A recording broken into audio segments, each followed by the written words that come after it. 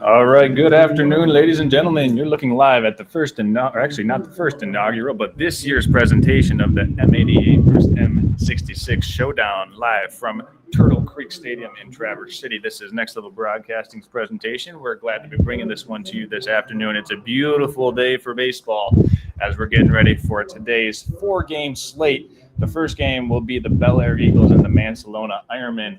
In the broadcast booth this afternoon will be myself, Charles Trail, along with Eric Huffman, Tom Clemetson, Shane Smith as our head of videography this afternoon, Jessica Alcorn, our producer, and the many others that are coming together to bring this one to you this afternoon. We thank you in advance for taking the time to make us part of your afternoon. And with that being said, I'm going to send it over to Tom and Eric as we get ready for our national anthem, starting lineups, and then a great day for baseball. Gentlemen. Thank you, Charles. Yeah, it's a gorgeous day for baseball. The field got plenty of water last night with the torrential downpour in Traverse City as the thunderstorms rolled through. And fortunate, too, that the rain we were expecting to see again tonight is kind of pushed off till later. So we should get all of our games in today. It's a beautiful sunny day. Looking for some cloud cover later. Nice brisk wind rolling out to left field. So yeah, I was just going to say, if you've got any pole hitters on your team, this is going to be a great day to possibly send one out over the fence. So getting ready to pay respects to the nation with the national anthem. And our first game, as Charles mentioned, Mancelona, Bellaire, two teams very familiar with each other, a friendly rivalry in Antrim County. And we've got some a friendly rivalry from Charlevoix County going to happen yeah, in the next exactly. game. So, and you're pretty familiar with them as well, because, well, that's your neck of the woods, isn't it, Eric? Yeah, absolutely. Yeah, being living in Charlevoix and owning the lake house, as a lot of the Charlevoix people listening from broadcasting know from football and basketball this year. So, yeah, nice to be able to don the mic again for the baseball season on a beautiful day down in Traverse City. I think we're rocking, 80, 81 degrees down here right now.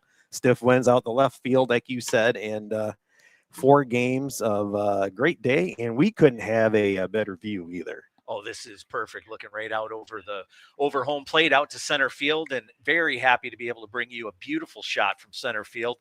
I mean, it's like this was scripted from network television, for crying out loud. Right. Yeah. And if you are out there listening or watching today and you're on the YouTube line, you can send us a chat. Let us know who you're watching or which team you're watching. We'll give you a shout out, and we appreciate you joining us on Next Level Broadcasting today. And it looks like we're going to get the teams out there and get this one started. So our first game today, again, featuring Mancelona and Bellaire. Second game will be East Jordan Charlevoix. The losers of the first 2 games will meet and play in the third game for third place. And then the champions should see the first pitch around 7 o'clock, I think is what we were talking about earlier. So championship will be decided later tonight. So that rivalry, M-66, M-77, is going to be it's going to be settled later tonight. Yeah, it'll be interesting to see. I know some of these teams have already played earlier this year too, and not to mention teams and scores. I know there's been a couple of lopsided games, but on a day like today, you never know. Anything could happen, and depending on time frames or whatever, you never know. We may have some shortened games too, to keep with the time frame and to stay away from the weather as well. So it looks like Mancelona won the coin toss. They're going to be playing the home team in this first game. As they get ready to go, they got a right-hander up on the mound, getting warm, getting loose. That's Ryan Naumchef. Yeah, Naumchef mentioned his name earlier throughout the seasons today, or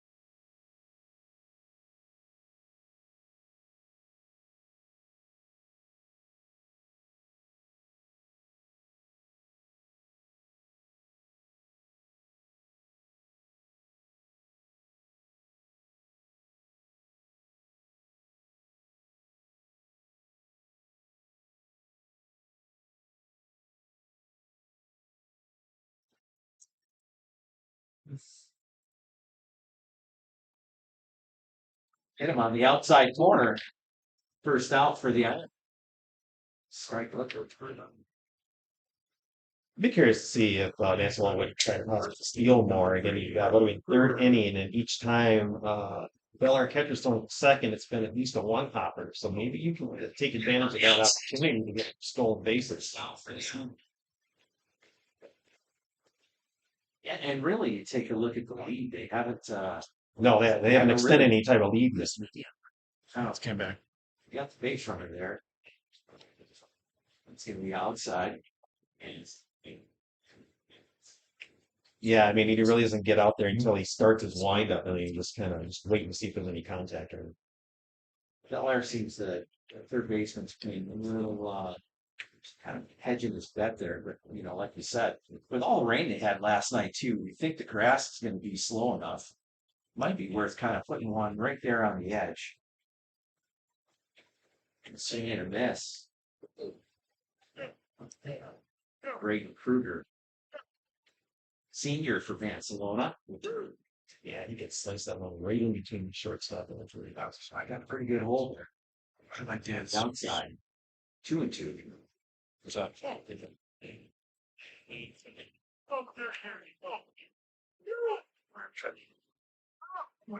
Here's third. Is your second baseman out too far to get any good play? That's just send them. As you see, you're talking about three basemen. He's on his parallel with the base, and shortstop's almost at a happy medium. I mean, you got the second baseman almost at the edge. They're playing the blue. Seems like they've had some balls hit in that spot. We've seen 2 or 3 twice down there. It's going to be inside. We're going to call that 12th third strike, and that's going to be the end of the inning. Bellaire now, nobody scored. One base runner left stranded. We're going to get into the 4th inning.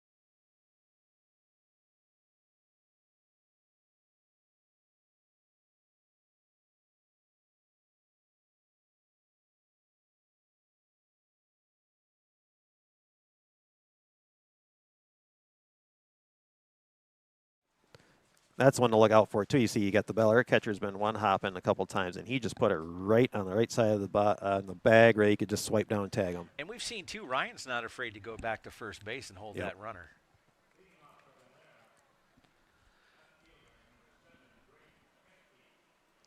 All right, so Drake Koepke going to try and get the Eagles going here in the 4th inning. So he can slam dunk this one right out into the outfield somewhere. If he can get it up over the pitcher's head, he's got plenty of space.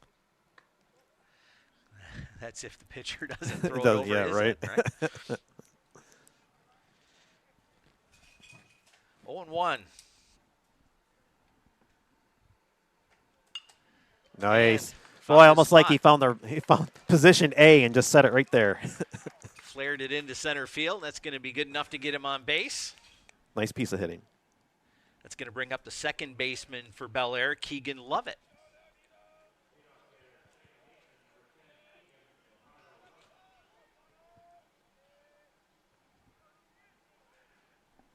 We're already seeing a little bit of a leadoff. He looks like he's ready to go. Yeah, that's called strike on the inside part. Definitely testing the edge there a little bit more than than Mancelona did there. He's just kind of coiled like he wants to go. But I'll tell you, Ryan's got a nice move to first. Yeah, if they get too cocky, there's a chance for a pickoff. And there we go, ground ball. And right there, will he run to it and throw it? Yep. Good decision. Nice play. Kept it for the double play. Nice run through, dragging the foot, and then releasing that ball right to the first baseman. 6-3. 2 down. That's going to bring up Braden Kruger for Bellaire. Or, sorry, that's going to bring up Dawson Dewey for Bellaire.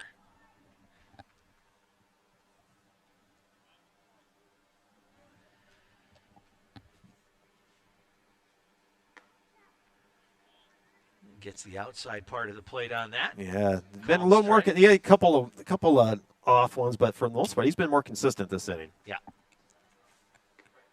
That one's going to be a little too far outside. 1-1. So all tied up, 1-1 here. Bottom of the fourth. Bellaire with 2 outs. That one's going to be high and out. 2 balls, 1 strike.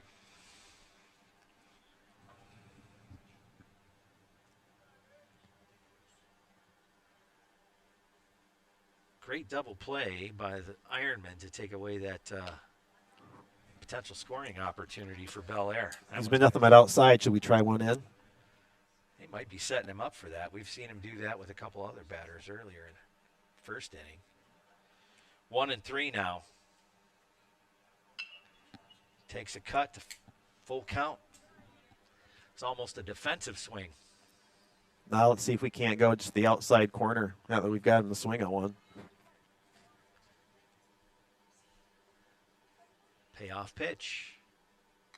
Takes a cut. That was outside.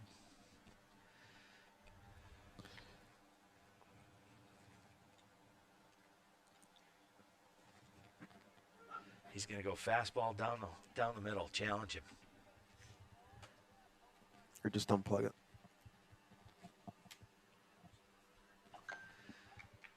And he's going to get him swinging. Nice. That's exactly what he did. Yeah, pipe. better piece pitching by him this inning. It seems to be a little better under control now. Here's we get to the bottom of the fourth. Still all tied up. Mancelona coming up to bat.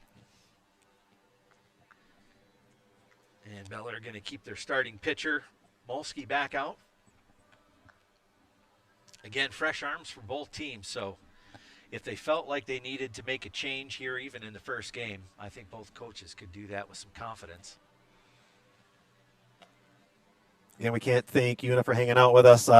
Working on a couple of video difficulties here, but we're working on some really good shots. We had some really nice shots when we were setting up earlier, and then just a little technical issues. So we're getting all that worked out. But I'm looking at behind home plate view, and that's not too bad right now.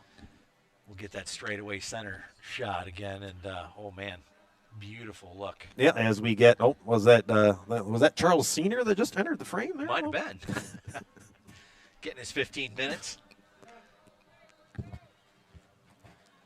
A little bit at a time. And we got the, looks like the Jessica Cam from up here in the press box.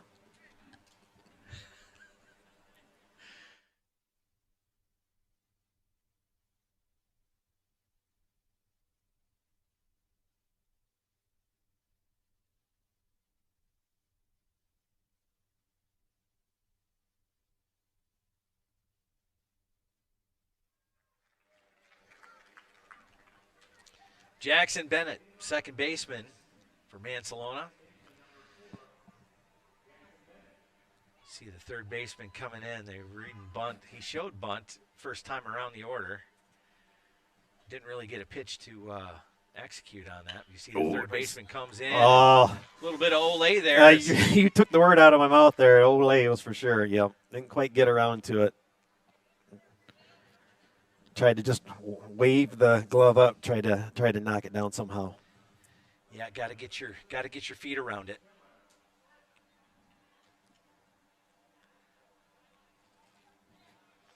Be like Roger Dorn, just step into it, take one for the team. That's right.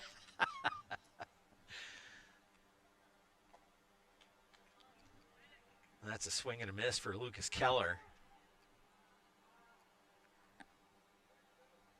Granted, he was batting in the movie, but still, sacrifices. Sacrifice your body, that's right. Ooh. He shows bunt. That one's going to go foul behind home plate. Had the hit and run going. That was never a good bunter. I always tried to swing at it instead of just placing it. Chop at it. Yeah. Yep. Yeah, you kind of got to let that Initially, where it just kind of jerks you back a little bit, knocks it down. Yeah, no, I tried to push it forward. problem. Direct it. Yeah, yeah. Yes. Try and direct. Yeah. Soft hands, that's the key. It's kind of a hockey approach. And that one's going to go second base. Thankfully, the first base runner had taken off earlier. That could have been potential double play ball. Absolutely. It was a good read by the second baseman too. He kind of Yep. had good situational awareness. Didn't really hesitate. Just No forcing on that. took that throw right to first base. That's going to be one down with the runner advancing. We got an issue with the home plate umpire, it looks like.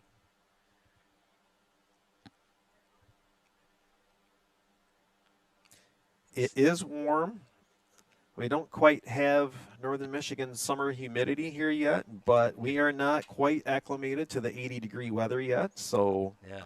I know if I were reffing a soccer game today, there might be water breaks built in. So it does not surprise me if we need to have potential low water or catch your breath or whatnot. Looks like he's okay. Just needed to catch his breath for a minute. That's going to bring up Jaden Lanning, shortstop. 76 out there today. Runner goes, and he's going to take third easily. Yeah, if you're anywhere out there where the breeze is hitting you, it obviously feels really good. As we love it here in the shaded press box, too. Catching a little bit of that breeze coming in. Yeah, well, thankfully, I mean, all the windows are open. We have a nice unit blowing air behind us in the back, too. So, yes, can't ask for a better position for a day of baseball. Lanning now looking at 1-1 with a runner on third.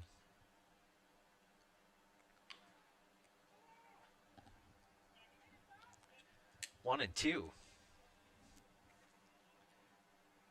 I feel like Molsky's letting it go a little bit more. He's got some velocity on these last couple of pitches, and they've been right down the pipe. Lanning just hasn't been able to catch up. He gets a hold of that one, though. It's by the third baseman, the shortstop not able to handle it.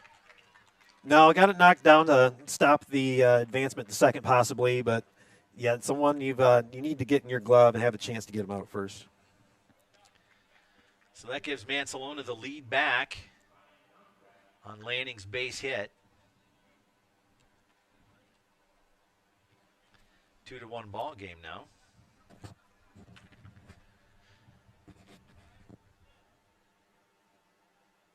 And he goes, runner goes. Pitch is outside, going to be no throw down. No, he had to kind of, he just kind of bobbled. but kind of was like shifting his weight coming up to get that ball. Wasn't able to get a good stance, and then obviously he bobbled it too. As I'm bobbling my cord here. Here we go. Takes a crack at that one.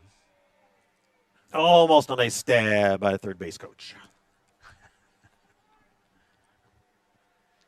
So Mancelona's pitcher up there, adding some pressure to his counterpart, Tucker Molsky. From the stretch, down to third Nice base. snag by the zinger. third baseman. Nice Gets it throw to over. first. Yeah. Runner's going to advance, brings up 2 outs.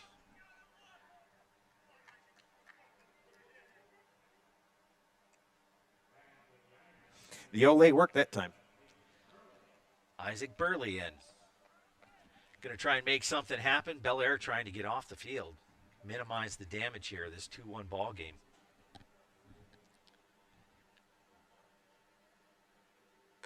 High and inside.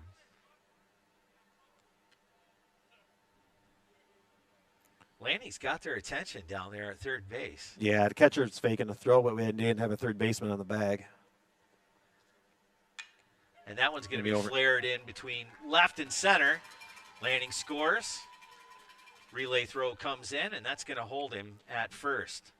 Burley with the RBI single. Nice piece of hitting, finding the gap there. 3-1 now your score.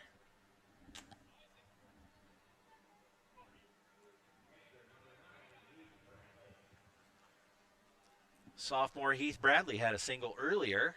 Little bloop right in between the infield and right side of the outfield. See if he can make contact again. Get the base runner advance with 2 outs. Looks like just a move to keep the runner honest.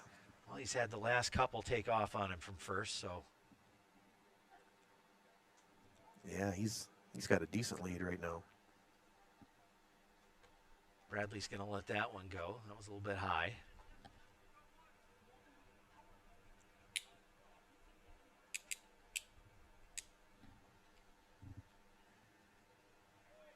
Runner goes, foul tip. 1-1. Would you turn around and send him right again, or would you wait? You've got 2 outs. If you know he's swinging, might as well. And we haven't seen a real good throw down to second yet from Bellaire. That one's outside. No, again, in their warm-ups between innings, he's been one-hopping them, like I said. So yeah, we haven't really had a scene in-game action them try to pick one off. Burley seems to have a little bit of speed. He's going to go. Another And foul again, tip. another foul tip. The hit and run was on. 2-2 now with 2 outs. Anything in the area with 2 strikes, you know he's going to have to swing. So his base runner's got to be pretty much just ready to go any moment now. He's going to watch that one. Oh, looked like he had. He must have got a piece of that corner. I don't know. That's it. So, There was no movement by the batter there. No, none at all. All right, well, that's going to get us into the 5th inning. Bellaire going to have to make up some of those runs. They trail 3-1 here as we get ready to start the 5th. Yeah, somebody should run out there and give Blue a nice bottle of water. Well, and he's got the protective gear on, too, so that just adds another layer of insulation, as it will. See that man down there behind home plate? Yeah, Shane? that's the guy. He'll Shane. take the water right Take there. that. That's right. Colin Bierup is going to be the first one up to bat for Bellaire as they try and mount a comeback here in the 5th, trailing 3-1. Nice to have a concession stand open here today for everyone for an all-day event. Oh, and they do Really cool. They do a great job with the concessions here too. It is high school concessions, just so you know. Oh, okay. Yeah. So no cutoff for the alcohol. There'll be no alcohol today, no extracurriculars or whatnot. Yes, this is high school baseball. Come and enjoy the games. And there's no BYOB. Yes, sir. Cannot bring your own Nothing containers in the building. No. No. My Yeti full of Prime is out in my truck on the way home. I'll see you after. Yeah, nothing like a good energy drink after a game, right? That's right. All right, just about wrapped up with the warm-ups. There's a one-hop. That's the first time we've seen Mancelona one-hop it in on that throw-in. Ben Landis on deck for Bellaire. He's got some speed. You want to try and get him on base. He can cause some problems for you. Put some pressure on the pitcher. Walking into our right are the Charlevoix Raiders, playing in the second game today. First pitch going to be high.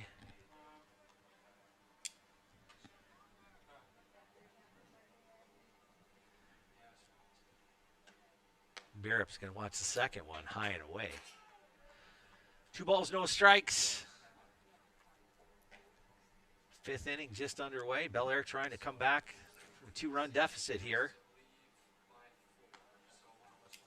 You're going to give him. Yeah, he's setting up. He's setting up on the outside corner. 2-1 now to Bierup. Take a crack at that. It's in the field of play. Shortstop calls him off, makes the catch. 1 away. And that's going to bring up Ben Landis for the Bellaire Eagles. He drew a walk first time around.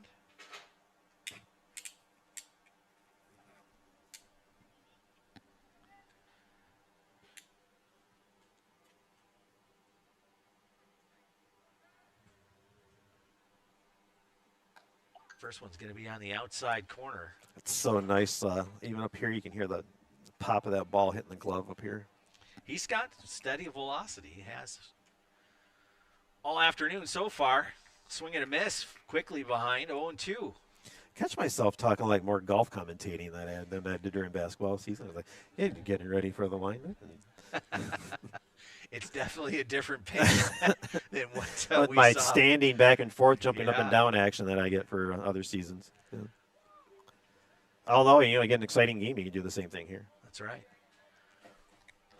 1 ball, 2 strikes to Landis. 1 away here in the 5th. Bellaire trying to come back from a 2-run deficit. Takes a swing at that one. Might have got a piece of it. Must have. Yeah, it's almost like a slower foul through, just trying to at least make contact with it. 1 ball, 2 strikes. Swing and a miss. 2 down for Mancelona. Yeah, and we'll throw around the horn.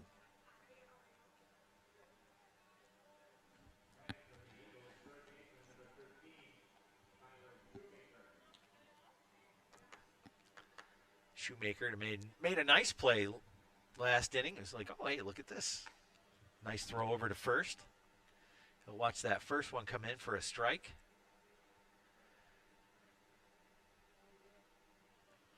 Oh, and 1.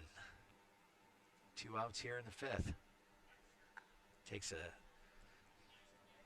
little bit of a reluctant swing at that one. Quickly behind now, 0-2.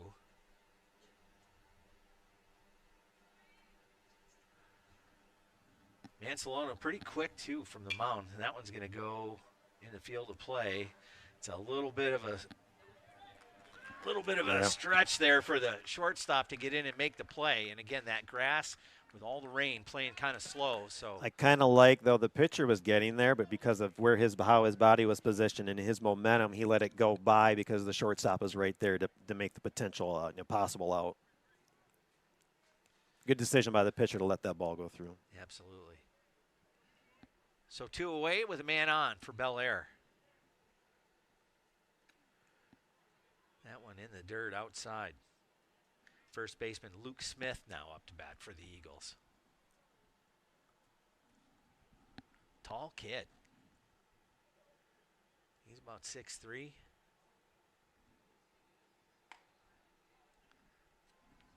Lets that one go outside. 0-2. Yeah, I've been 2-0. watching the catcher almost like he was coming out of his stance a little bit as that pitch was getting ready to come in. Expecting the runner to go. And he held that time. Inside. 3 balls, no strikes.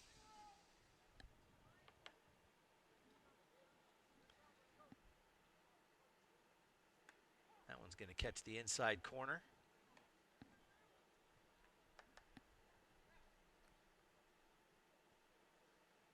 One and 3, or 3 and 1. Takes a swing. First baseman's got it. Make the easy play back to the bag, and that's going to do it. Good job working the 5th. Good job working the corners by him this inning. Yeah, a little more consistency too in the strike zone. All right, guys. Well, that's going to bring us to the bottom of the 5th inning. And as we transition to the bottom of the 5th inning, we want to give a shout out to our sponsor of the 5th inning stretch here in high school baseball, as they don't have the full 9-length duration. So the 5th inning stretch here tonight and this afternoon brought to you by Shelley Battershell at Century 21 Real Estate. See for yourself why Shelley Battershell has some of the most critically acclaimed properties listed all over northern Michigan, whether that's in Torch Lake, up in the chain of lakes, Lake Charlevoix, Central Lake, Intermediate Lake. Shelley Battershell has exactly the experience that you need to get that property listed here this summer as we come into the summer of 2025. And right now, as the population starts to swell, those people that are looking to purchase homes in northern Michigan, looking for summer and lakeside access, well, now's the time to sell. So if you got a property that you want to list, contact Shelley Battershell at Century 21 at 248-343-3438. Once again, Shelley Battershell with Century 21 Real Estate, our 5th inning stretch sponsor this afternoon. So, guys, sunny day like today, I'd imagine that probably show quite a few houses on a day like today, huh? Today be a beautiful day to go out and see some places. I'd be wanting to see some lakefront property today. Absolutely. View of the bay is half the pay. Just remember that when you're looking to purchase. Yeah, okay, okay. I like that. Well, and you've got some beautiful lakefront property out in Charlevoix. Oh, Yeah, not my goodness. house. Yeah. Well, and even No. here with Bellaire, you've got Torch Lake out there. I mean, we live in town and surrounded by both bodies of water. But the story is where my house sits. When it was built in the '70s, you could see Lake Charlevoix. But after all the condos and stuff came in, now you can't see anything. Oh, bummer. Yeah, it is what it is. Yeah. But again, I'm a down the hill walk from Ferry Beach, so I'm not complaining too much. Bottom of the fifth, Logan Marsh going to get it started for Mancelona. Third baseman, junior. He's going to look at one outside.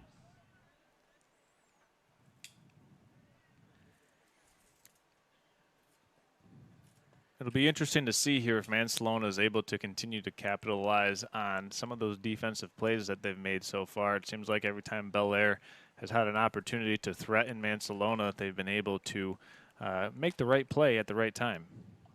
Well, double play helped a lot when they Yeah. walked two consecutive batters. As Marsh takes a strike. I'm going to give another shout. I know you mentioned Shelly Battershell, but a big thank you to her too. She is sponsored with us for more than one season, so really appreciate all the sponsors like to keep in line with the schools and keep pushing those sponsorships all school year long and not just season long. Yeah. Shelley was a part of us for that Bellaire basketball quarterfinal run. Swing and a miss. Nice little pitch there. Just got him with some high fastball, just elevated in the zone, and able to get that first out of the inning. If Bellaire wants to make a comeback here, they definitely need to keep the Ironmen off the base pass here. Another thing you see from the spectators here today, because of being down here at Turtle Creek Stadium, a lot of people going and getting certain photos, whether it's a son or a brother or whatnot, or just the atmosphere. Everybody taking advantage of getting some photo ops done today. Plenty of room to get around, too. Wamba takes a swing. Not able to catch up with that one. Look at one outside. You just look at some of the arsenal that Tucker Molsky has and working really fast. That's been a key, too, for Mancelona. Numchuff has been pretty good about just keeping the pace going. Yeah, just quick rock and fire. Yeah. Gets into a pretty good groove and get the batter on their heels pretty quick. And he's had some luck on the corners. That one's going to go straight away center. And they make the catch 2 away. So Bellaire going to try and Job parking underneath there. get themselves through the 6 unscathed if they can. One more opportunity here for them. Got to get the offense going, and well, Mancelona hasn't given them anything for free as Brandon Kruger comes up, the senior from Mancelona, first baseman.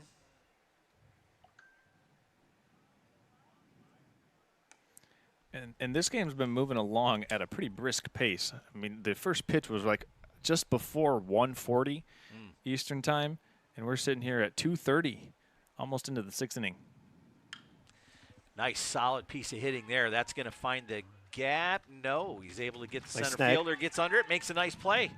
Nice inning. 1, 2, 3 for Bellaire. That's what they needed as they get ready to bat, and well, they're trailing 2, 3-2 Mancelona. Yeah, just an excellent job of pitching, fielding, right there for Bellaire. Probably the cleanest inning we've seen the Eagles put together so far from a defensive standpoint, Tom. And it really seems like Bellaire has found their groove right now. Molsky finding the zone, mixing his pitches up well there, and also making sure that he was able, I think he had 1 strikeout in that inning, and then just allowing his fielders to get behind his back and help him out. No, and I think you hit on it earlier, Charles. It's all about the pace. It starts with the pitcher, the catcher, that communication. If they've got smooth, quick communication, he's able to deliver quickly, and just a good brisk pace is generally nice for the defense. Keeps them on their toes. Does that have to go too also with the way they have it, especially with high school baseball too, where they have the catcher kind of help call the game. They have communication between those two and being able to catcher knows what the pitcher, what he needs to get out of the pitcher too, and it can help that speed up the process? I would think so. I mean, they're not obviously they're not using a lot of technology to call Right, the exactly, plays, but yeah. it's the old fingers, you know. Well, it's like us. We're not ESPN, but we do everything that we possibly can. That's right.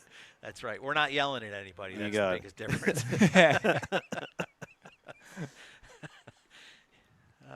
We'll get your Stephen A. impression later. Ooh.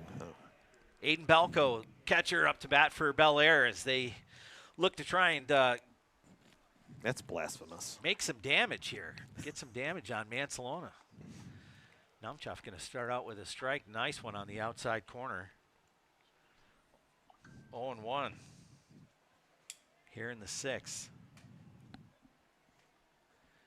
Molsky, speaking of, he's in the on-deck circle. Got that one on the outside corner again. No balls, 2 strikes to the leadoff hitter.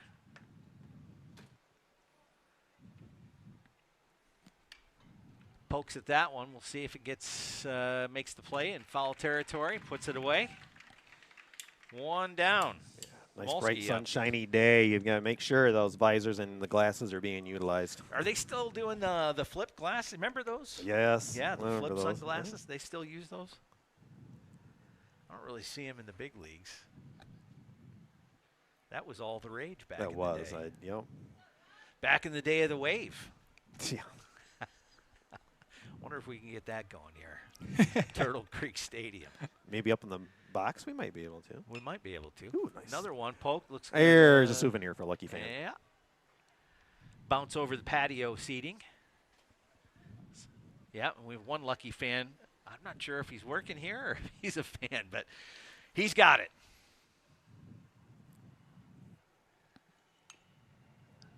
Got a piece of that one, too. 1 away. You gotta love Molsky's bat, too. I can't tell if it's a number 2. pencil Yeah, or is that a giant yeah, eraser it on the looks end like of that? it looks like a big pencil. That's right. Got the eraser on there. See if we can get a zoom in shot of that. That's pretty cool. That's very clever. Yeah, you like that. Sidearm delivery there as Molsky punches that one out to center field. Yeah. He's under it, makes the play. Eraser ball didn't quite make it. 2 away. I do got to give him an A for creativity, though. I mean, Oh, yeah. where do you go to find a bat like Wow. that? Number 2 pencil? Yeah, Or right? East Bay? I don't know. Maybe. I Trying don't- to see if I can't get the brand on that as he's walking by. I think that's more of a downtown purchase. Yeah. Yeah, I don't know. East Bay is a little blue collar compared to downtown. The creative types are, downtown Traverse City. Apparently it's a shared bat. I see Keegan Lovett warming up with it now. 1-1 to Kopke. 2 away here. Bellaire with 4 outs left to give is swing and a miss. 2-2. Oh, what a nice shot we've got going now. Right? Oh, that's beautiful. Look at that. Yes. See all the action right down the pipe. Got the outside corner? No? Nice. Nice No? shot by our lead camera guy, Shane. Putting in all the hard work out in the sunshine while I'm sitting here with a sunburnt bald head out here in the press up here in the press box. That's right. Next season we'll have the yellow box in the strike zone. Yeah, yeah, Swings right. at Uh-oh. that was a Javier Baez swing from last year. Nice recovery. Way outside. He's able to make the play, though, and that's it. 3 down. As we get ready to start the final frame, Mancelona up first with a 3-2 or 3-1 lead. Yeah, and going pretty good too. Going into the 6th, and we're what, about an hour into this game, a little over. Molsky really settled in last, like Yeah. Charles was saying, last inning. He was real sharp, nice pace, and sharp with his delivery. Got a strikeout and forced 2 other outs with some good pitching.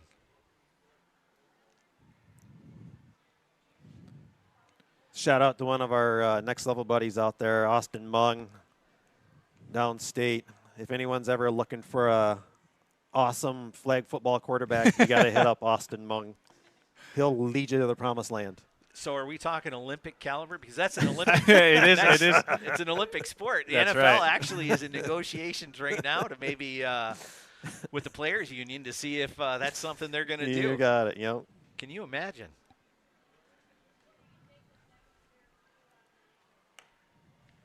Lions drew Christmas Day Yeah, away boy. game. We're the holiday team now.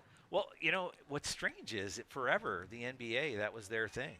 The NFL owned Thanksgiving, and the NBA had their big ball games on Christmas Day. Yep. So just want to remind everybody that after about 20 minutes from the conclusion of this game, we'll have the second game of today's tournament, and that'll be the Charlevoix Raiders versus the East Jordan Red Devils, making up the M-66 semifinal, whereas this is the M-88 semifinal right now. Antrim County versus Charlevoix County. How about that? Lots of bragging rights up for grabs today. You're going to get the outside corner on that one, too. No doubt. Yeah, again, last inning, and he was working corners really well.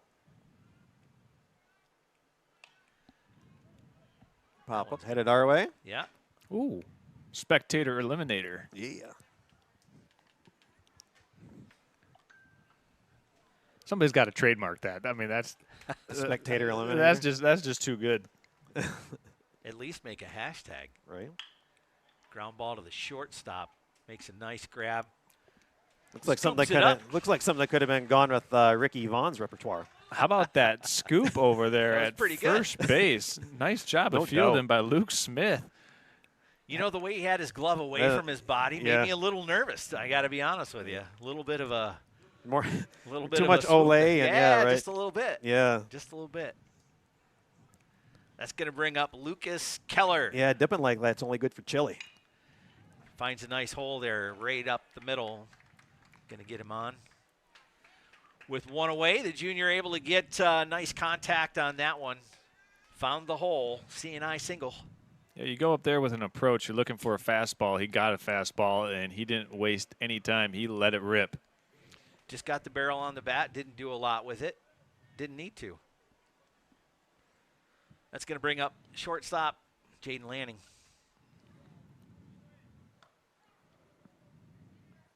Throw to second. Going to bounce into the outfield. You know, and again, I wasn't depending on how many base runners they've had. I was surprised they haven't taken advantage of trying to steal more with the one hoppers and whatnot from the Bellaire catcher. And we've only really seen Molsky take that step over to first base maybe once. Yeah, and again, just to make the runner honest. Yeah. Ooh, nice off-speed breaker there. Swing and a miss. Lanning's been a little bit of a thorn in the Eagles' side today. Takes a cut, strike three on that one. That hesitation again. He can't catch up to it. Well, and that's a fastball Yep. following that off-speed pitch. Nice fire. Not sure how I even feel about off-speed high school. That get him? Yeah, Yes, sure it did. Got him across the shoulder. And I'm not sure if that didn't ricochet and that get the ump too. Looks like it got the umpire as well. He's having himself a day. Whew. You think that they'll keep the same officiating, or not officiating crew, but umpire crew all I don't day, know. but they'll rotate, obviously? I would think that if they keep the same crew, it'd be a rotation for sure. Yeah. Well, I mean, I feel bad for the home plate umpire. I mean, he must have drew the short stick because he's got the home plate job in the sun, whereas later on this afternoon, the clouds are going to roll over and the breeze will continue to build. So about the 3 o'clock and 4 o'clock hour, it should be much more of a better climate to be a home plate umpire, but we'll see. If and when you get the shot in the video, that the flag out in center field is really pulling off that pole. So you got some brisk wind out there.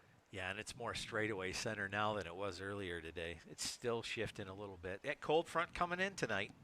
And you can actually see from our center field camera angle the amount or how strong the wind is blowing. Yeah. Because it's shaking that camera just a hair. And that's how strong that the wind is blowing out here this afternoon. Question is, do we have Shane strapped down? Is he we got him strapped anything, or the chance that he can? Well, I mean, the question is, where is Shane currently at? Is he climbing the foul pole? He might be adjusting the camera. He's coming back up to the press box, I believe. But yeah, fortunately, we have counterweight training against gravity to keep ourselves strapped down. There we go. All right, getting ready to get going again. With 2 runners on. Shows bunt. That's Isaac Burley, the senior. You can always hold him down with the next level sandbag. Oh, you were go. waiting to use that one. You were waiting for that. Shows bunt again. Gonna let that one go. Oh. Runner safely into third. And I don't know if it's Double just steal? I don't know if it's just scared to overthrow, because it seems like he's just kind of weak arming it out there instead of just letting that thing go, because he's maybe possibly worried about it going out in the outfield. But why not just try?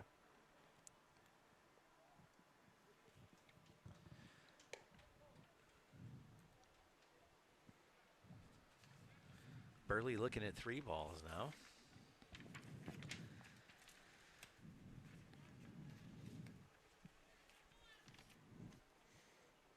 Ooh. That one inside just about got him.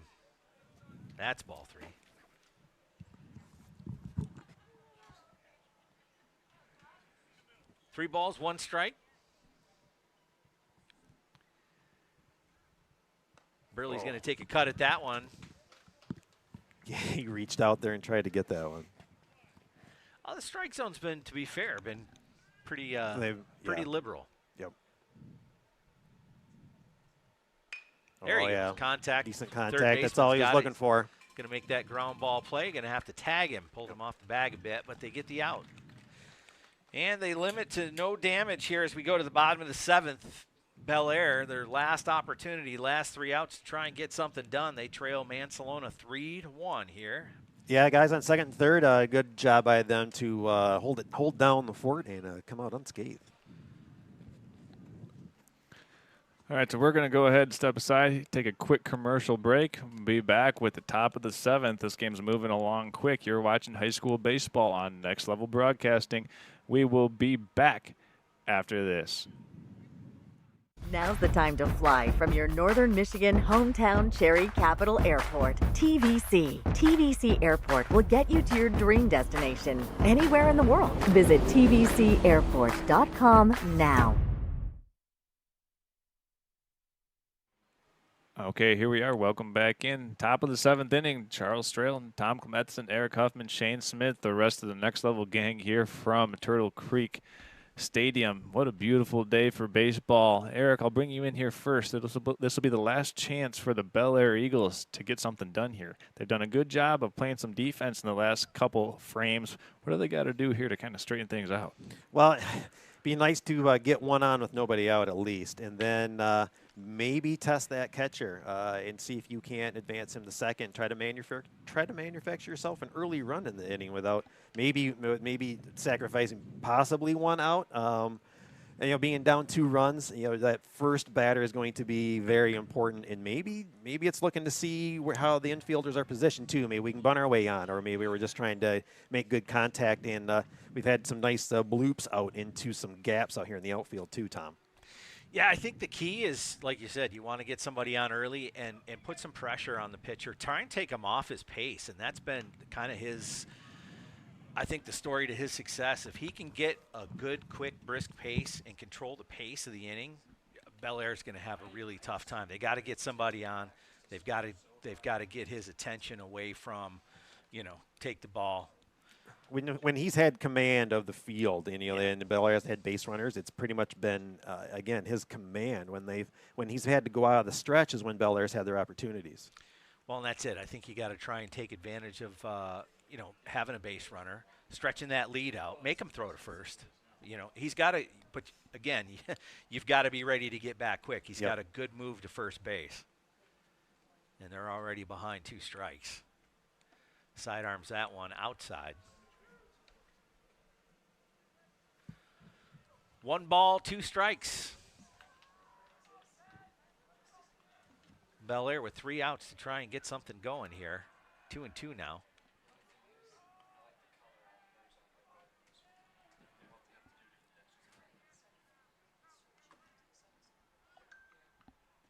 Astley up to bat. He's one of the reserve players to start the game. Inside pitch. That's going to put a base runner on. That's what they needed. There we go. Rather love it. A little guy like that, yeah, just lead and see what happens. Yep. Well, he's their second baseman, so I mean, he's got to have some quick twitch anyway, right? In my year, the years that I played in school, I was never caught stealing. Yeah. You know, fortunate. Yeah, well, in Little League, I was one of those guys in Little League. I had fun with the Little League home runs. I was one of those that never looked at the coaches and just if I had made contact or even on a pass ball, you'd just keep running the bases because a lot of times it could just keep throwing to the bases. I kept running by. We had a couple of guys like that. Oh, look at them run. Yeah, see, good job getting it out there. Decent contact might get you a run. And that's Dawson Dewey up to bat. Made some contact earlier. If he can find a gap, he can definitely get the runner in. I was going to say, Mancelona, they weren't really covering second very well. He could extend a bit. Oh, no, they're going to. He's got a they'll nice. keep him a little honest. Got a nice lead. Say if they don't keep him honest, any pass ball, and he's on third. I mean, he might even try and run for it if they. Thing with his stretch, though, he will look at him before he goes forward. Yep. Oh.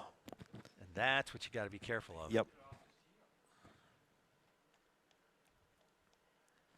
Yeah, that's never an easy. That's never an easy pitch out for a right-hander. No coverage, And and he there he goes. goes. Good throw down to third. Yeah, the only issue with that is that he had to clutch it once before he threw it. Yeah. The old Shadur Sanders ball pat. Oh, drives coaches nuts. Yeah, you want to get the ball out of your hands quick.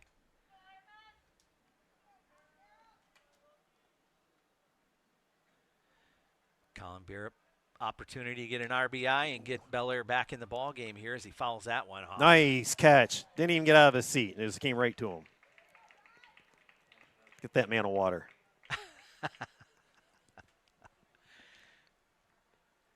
You know, and he kind of just flipped it back to He somebody did. else. It Like, just happened. I've been here. Yep, moving on. Next I'm pitch. I'm not new.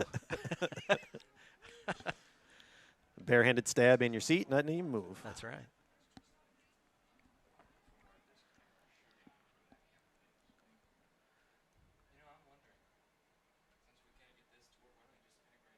That one's going to be outside. Barrett with You got 2 strikes on him. And paired up with a lefty batter, too. So if he has a decent swinger, can pull that anyway. And standing right inside, right on the line, too. Oh, got a full count now.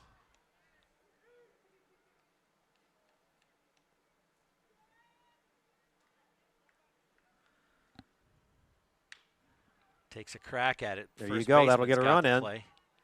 And struggled to get in there. We'll see what the he's going to give him the. That was that was close though. I think.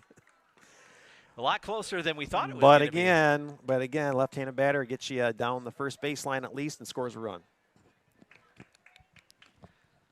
So they whittle away a little at that damage.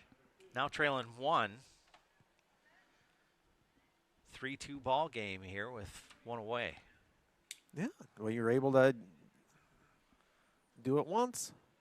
No reason why we can't do it again. Nice contact. Field gets up under it. Right fielder looked like he was going to come in and cause a little bit of trouble for him. And that is going to do it. 3-2 your final score. Mancelona holds him off. Bellaire with a late run to try and make things interesting, but that's going to do it. So sorry, go ahead. No, I was just going to say, so we'll see Bellaire after the Charlevoix EJ game, and Mancelona they'll be waiting for later tonight to see who wins that one and shot for the championship. Yeah, but what a great start for the day. Nice close game, competitive game, and a great atmosphere still. The sun's still shining. I know we've got clouds coming in later on, but no rain in the forecast to get these games in. Going to be a great day of baseball here at Turtle Creek Stadium. And there is a ton of seating too. So baseball fan, if you want to get up close to the action, I mean, we've got seating all the way around the field. Behind home plate, you can't find a bad seat in the house.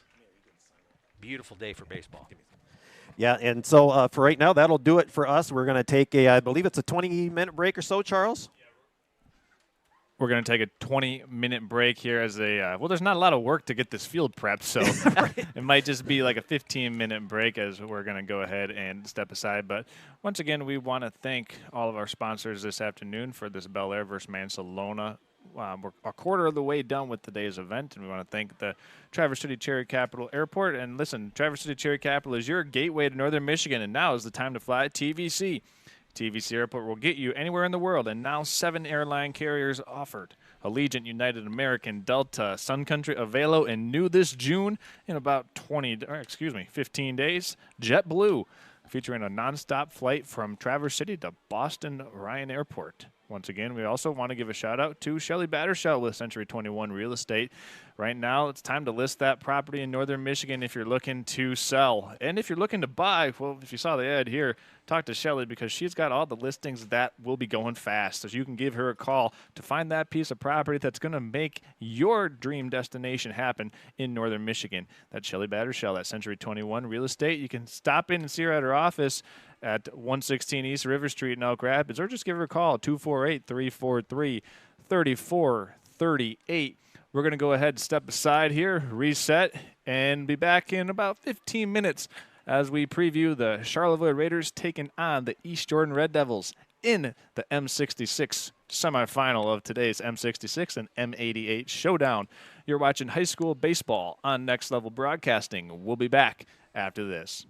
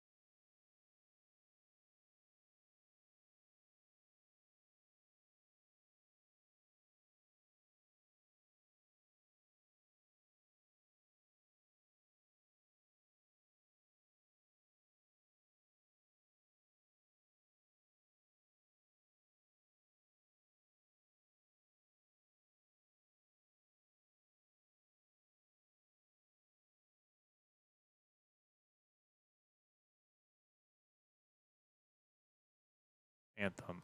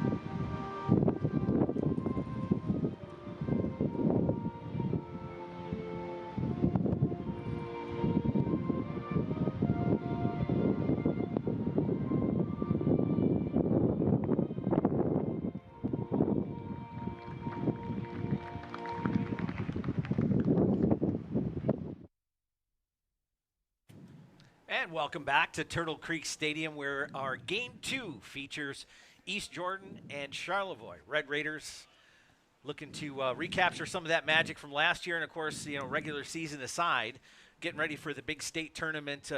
All bets are off. All you got to do is get in, and then it's, what can you do in those 7 innings? All those previous innings don't really matter a whole lot. So this is going to be a good warm-up game for them, and, bragging rights, too. Of course, Lake Charlevoix, rivalry, and of course, you've got your Antrim and Charlevoix County rivalry going to happen later tonight.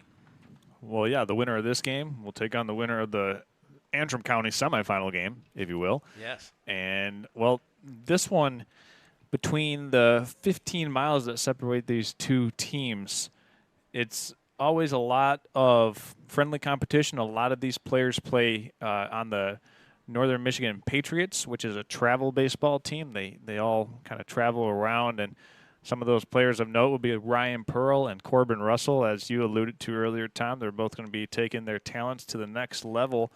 And, for both of these teams, it's an opportunity to get a leg up in the conference standings, and that's definitely something that they'll have, in their back pocket, because this race for the conference title always comes down to, at least in the last 2 to 3 years, these two teams on the field right here. And we are going to see Charlevoix's ace, Hunter Lemerand, towing the rubber this afternoon for the maroon and white Raiders. And Lemerand features a lot of different pitches, usually 3 to 4 pitches, and he'd like to set up that fastball right away so that way he can work off speed. And I talked to his father earlier this week. He said he's really just going to try to attack these hitters because he knows that the batting lineup that East Jordan presents, if you get down in the count, they will beat you, especially with runners in scoring position. No, and Lemerand looks really good there in warm-ups. He's got some nice velo you like to see from a high school pitcher, and I just wonder if those secondary pitches, we talk about them at the college level and in the professional level, how much really you want to see that, though, at the high school level. Boy, these guys, but some of these, some of these guys, you've seen them. If you go and watch them in their home fields or whatever, they can get that ball to talk and move quite a bit. Yeah. They've really put some time in, and Lemerand for sure. You can, if you stand on that plate, you can think it's coming at you, and it'll go away. Well, I just noticed he's got a good 2-seam fastball. It's got some nice late movement, and that's going to be really difficult for East Jordan hitters to try and catch up to that and just track that movement. Because he's got good velo. You can clearly see where he's a guy that is potentially looking at playing at the next level. Quick shout out to our YouTube watchers, our Next Level watchers. Again, thank you for joining us, and don't forget to use the chat line as well. Yoga with Chris says, "Go Mancelona." Thank you for chiming in. Anybody else go in there, get a shout out, or anyone you want us to shout out to, go ahead and chime in. Sophomore William Webb, leadoff hitter for East Jordan, fouled the first one away. And Will Webb is certainly a guy you want to keep off the base pass as a speed demon. Takes that one inside, 1-1. Yeah, it'll be interesting. If he wants to establish the fastball, how he works it in and out. That one a little bit outside. A little tighter strike zone. Yeah, that one looked like a strike in the first game, but again, we are not in line with the base, so don't take my word for it. That one's going to go out of play. 2-2 now, your count. You can take my word for it. That was a little bit outside. Charles is a little more lined up with home plate. Hey, we got a big press box here. I mean, I got a pretty good view of it. Yeah. 2-2 pitch. It's going to be high and outside. My view is about 10 feet up the base path here. Full count now to Will Webb. Takes another slap at that one. It's going to be nearly to the press box. I was getting ready to save you. Yeah, I appreciate his it. mid out there. Yeah, he's got some quick reflexes too. For That's why he was a coach for so long. that's right. Oh, no, don't get me started. I'm good at that. Yeah, you Payoff are. pitch outside, Ooh, draws a walk. Yeah. Nice patience by the hitter. So Webb draws a walk off the full count. Good discipline to stay off that pitch. Little tighter strike zone, at least from the outset here. That's going to bring up Corbin Russell. Yeah, and this is the starting position that the Red Devils would have wanted to have. You get Will Webb on first base with the leadoff walk, and now you bring in Russell for the lefty-righty matchup right away. See if he can do some damage. Lamorello from the stretch. That one's gets a piece of it. Another souvenir. Well, that one No. bounces back onto the field. Oh, that's a bummer. A lot of contact here from East Jordan early. Just not able to get anything out down the field. Yeah. Feeling Lemarand out. Shane, it's going to be fun to be able to check in with you from around the ballpark here in this game. Just feeling out the conditions as they continue to improve or deteriorate. Webb gave himself a little bit of a lead, already trying to put some pressure on the pitcher. And I'm wondering if that flag's going to make the day. Yeah, yeah. They might need a seamstress out there. Lemarand now delivers, runner Oh, goes hit and run. Pop That's up. into center field. He has to go back for it, and that's going to drop in. Webb round second, going to third. Yeah, that's just an example of the wind playing tricks and games out there. It was Matthew Drema at center field, and he initially came in, looked like he had a good track on it, and then from there, the wind just pushed it back over his head, and that's going to put runners on the corners now. What a crazy pop fly that looked relatively routine. It looked like Russell was looking to see where that ball was going to be thrown to. If they did try to go to the third baseline, he was setting up to go to second, but then they brought it back to second plate or second base and made him head back. And that flag, just to reiterate your point, Charles, that flag is really, really whipping as the runner goes now. Throw down to second, not going to get him. It was a smart play there by Ryan Pearl. He pumped the throw to second to see if Will Webb was going to move off of third base, and Webb stayed at home. And that allowed Pearl to throw it down to second. Oftentimes you see that steal when the catcher throws it down to second, and the guy from third comes home to steal home. You get sometime if you get a good pitcher-catcher combination and they trust each other, that catcher sometimes will throw a high ball really hard up above the pitcher's head to make it look like it's going to second, and that pitcher just catches it and is able to fire it right back. 0-1 pitch. Ground ball to the shortstop. They're going to take the first base option, and run scores for East Jordan. They advance the runner from second, and nice piece of hitting. Yeah, Max Reynolds over there playing shortstop just decided to take the fielder's choice, get the guaranteed out. Didn't have a play or a force out anywhere else outside of first base, so just taking the medicine, if you will. Also, good piece of hitting there by East Jordan, making contact. That's all you want. You don't want to do too much. You get the run across the plate, move the runner up to third. You set yourself up to potentially pop in another one here. That's Brayton Anus in the batter's box. Right now, viewers enjoying that shot from center field. Man, that's a great shot. Good job, Shane. Thanks. Appreciate it. That was Charles there picking out this camera. I was just the ding-dong out there putting it up on the field. Well, somebody's got to do it. Looks like Lemerin right now just trying to settle in. That was a curveball that almost plunked Brendan Ennis up top, and Ennis ahead in the count on Lemoran. Let's see what he's got here. For the Gave him the high and tight. Another one. You know, you can see the banners there along the outfield there rippling with the wind blowing too. I wonder what it's like closer in. I know you got the buildings in here kind of shading it a little bit, but I wonder if we're getting a little bit of action closer in. That one's going to be outside. Ball 4. So the tell is, if you watch the umpire's pants, Yeah. you know, they've got the wide pant legs or whatever, so you can see. Well, the guy from the last game had wide pants on. Yeah, you can kind of see. There's not a lot of wind actually on the field. The wide pants are coming back into style. Dude, I got That's what baggy I've jeans on heard. today. They're comfy. And that's why my wife's got me out there walking a little more now that the weather's nice. Oh, you meant the at the bottom. Yeah, at the bottom. Gotcha. Deborah Spence chiming in saying, "Go EJ." Thanks for tuning in. Appreciate it. East Jordan with a golden opportunity here to seize some serious momentum. That one's going to go foul. Got a nice piece of it, though. Into what have been one of the nice-looking table kind of dining areas, if you want to call it, here at the park. Yeah, Ryder Malpa's got a golden opportunity here with 1 out, runners on the corners. Now, the double play is in line, so let's see if Charlevoix wants to try to set that up. I think that was headed for a next-level camera, if I'm not mistaken. I'm almost looking to see if he's going to try and make a move, steal second, but no, he's not this time. Flare into center field. That's going to get through, score a run, and hold the runners now at first and second. Didn't do much with the ball. He didn't need to. All he did was get it right. Was he patient with that bat and just held it and then just kind of threw it out there to get that ball over the top of him? Just slapped it out there Yeah. and just put the barrel on it. That's all you needed to do. Good job putting that ball right in the perfect spot.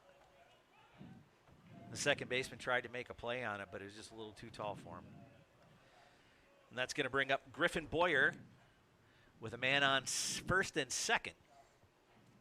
East Jordan now with a 2-run lead here to start the first inning.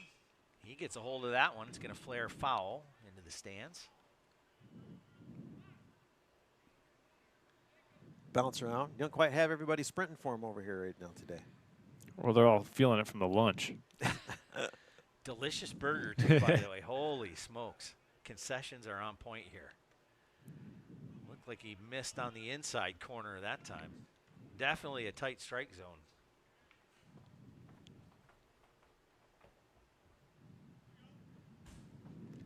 One and one pitch now. Lemoran delivers. That one's going to be flared just down the line, foul. He missed the paint by about 12 or maybe 10 inches there, and I tell you, if that gets down, it might score 2. Yeah. Well, Enos is definitely going to score from second. I mean, he had a really nice jump on contact, so. So 1 ball, 2 strikes now for Griffin Boyer. Takes another crack at it, back to the pitcher. He's going to take the easy out at first. Runners advance to second and third, now 2 down. East Jordan with 2 runners in scoring position and 1 more out to give. Smart play by Lemoran there. He could have forced it, went to second, tried to get the double play, but just kind of knowing the nature of playing good complementary baseball, I think that's a wise decision there just to go get the sure thing. Senior Eli Burns steps into the box. That one's a little outside. Bounced a little bit, I think that one did. Yeah, sure did. A little cricket match going on here. You a cricket guy, Eric? No. Okay. Unless I'm exterminating them. They can be annoying, right? Yes. Oh, there's a nice pitch. 2 pitch is in for a strike. I think it'd be a big thing right now for East Jordan just to get out of this inning, or Charlevoix, excuse me. And that one's going to be a little dribbler foul. Although I tell you, there's some Ocho sports I wouldn't mind trying out. Yeah, I hear you. When am I getting in that kickball league? Yeah. There you go, huh? Pickleball's a thing for folks our age. Well, not Charles. What are you but saying? Yeah, exactly. Actually, a little self-promotion here. I actually do have a prepare to pickleball strength and conditioning class, as I'm a licensed personal trainer in the summer, and that'll be offered at the Charlevoix Fitness Center at the Bay Nice. Harbor Yacht Club all summer Holy long. smokes. Look at you. Get yourself in shape to pickle. I love it. That one's going to be popped up. See if it stays in the field of play. It looks like it. Third baseman not able to make a play on it. That was Jack Terryberry trying to get up under that. The senior not able to make the play. And again, with that wind, just kind of swirling all over the place. It's going to be really tough on any of those high hit balls. Yeah, it certainly played tricks on people, and it really played a trick on Matthew Drama out there on that shallow fly ball hit to center. That kind of the play that sort of got everything going here as he looks at a ball outside. Yeah, Full count. if they can get away with stranding these 2 runners, then just giving up 2 runs with how this has started out would be a good thing. 3-2 the count. Payoff pitch coming. Outside. It's going to load the bases. Well, I guess if you're going to find a bright spot, you've got an out pretty much anywhere now. You got Brady Wilson now, the sophomore, stepping up.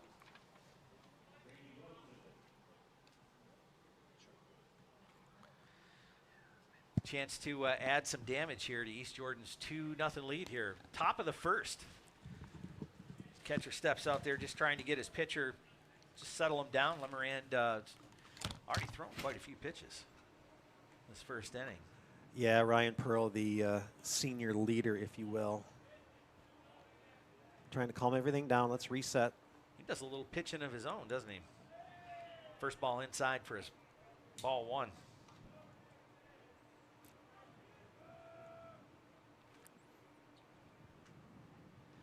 Gets a swing on that outside. Yeah, got him. Really nice Got him to go off-speed. fishing for that one on the outside.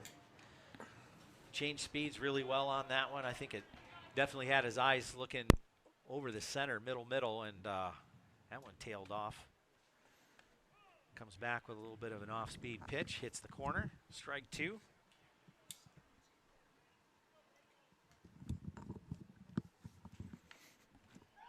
That one's tapped, fair. Oh.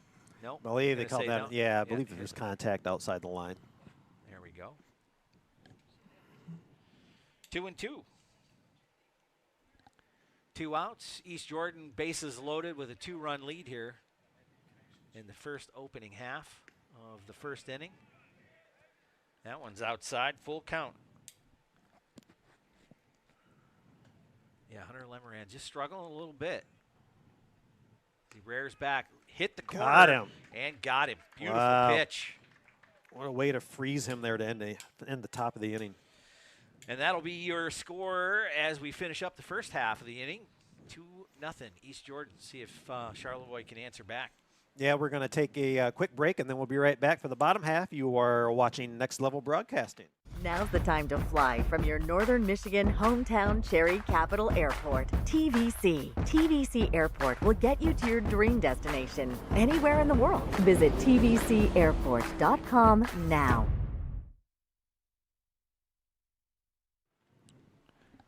All right, welcome back in. The bottom of the first now on deck as the East Jordan Red Devils have taken a 2-0 advantage as we head to the bottom of the first inning. It'll be the Raiders coming up for their crack at the plate. And, well, taking the mound for the East Jordan Red Devils this afternoon will be Ryder Malpus. And he'll be working in tandem behind the plate with Brendan Ennis. So these two, both seniors, played a lot of baseball together. And Brendan Ennis, I believe, has been a 3-year starter at catcher for the Red Devils. So a lot of experience behind the plate and behind the dish for East Jordan.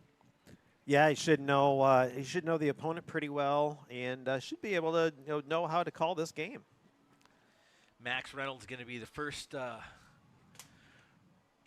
batter up for Charlevoix. Getting a chance to kind of see what he's up against here with warm-ups just about wrapping up here. Yeah, it's going to be important for Charlevoix to try and answer back here, even though they surrendered 2 runs in that first inning. East Jordan certainly had an opportunity for more as they left the inning with runners on every single base. So that's 3 runners left stranded so far for East Jordan Red Devils. And Charlevoix now is going to have an opportunity to see if they can make right. And also, if they can put the ball in the air, I think that gives them a prohibitive advantage by making the fielders play the ball with these extreme wind conditions out there today.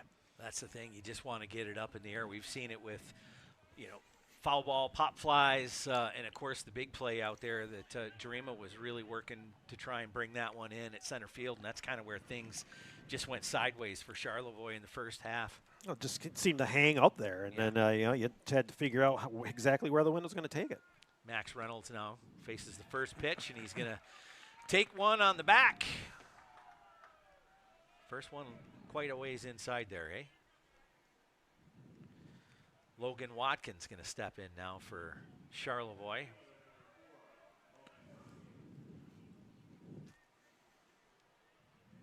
Little first pitch jitters, apparently. Yeah, we think we saw them in the early part of the first game, too, and they settled down. First inning of this game. We'll see how things come around as we get to the second and third inning. Reynolds with a pretty good lead there from first base.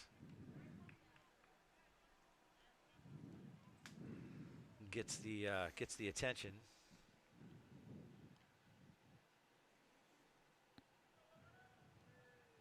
First pitch. Yep. Swing and a miss. Nice velo on that. Yeah, it looks like he pulled his head a little bit with the bat. Well, we've seen both teams now get the leadoff hitter on base, so let's see if Charlevoix can turn that into a good omen. Runner goes. Throw down to second. He's not going to be in time. Nice accurate throw, but just runner had a couple of nice beats slide on him. too. Yeah, the slide was good. The throw was good. Just good baseball play altogether. Takes away the double play now. Changes your approach a little bit for Watkins as he steps in.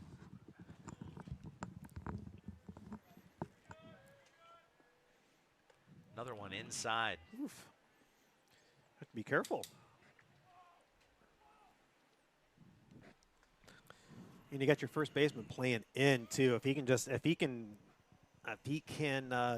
send it to the right, probably scoring a run as he gets frozen for. Yeah, that's a big time. It looked like, I don't know if it was a curveball or a changeup, but certainly off speed, and it froze the hitter. Yeah. And there's the first punch out of the game for Malpas. Well, it was a good delivery too. You look at the arm slot, the arm speed. It looked fastball from up here, and yeah, it took its time getting across the plate. That was a beautiful pitch. Another one on the inside.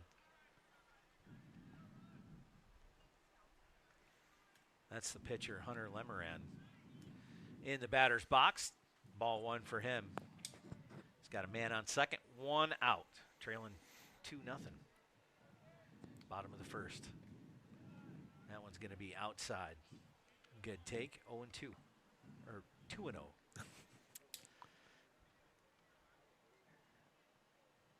Wind right now blowing to left center field with some serious ferociousness. It changes every hour. It's got a lot of velocity.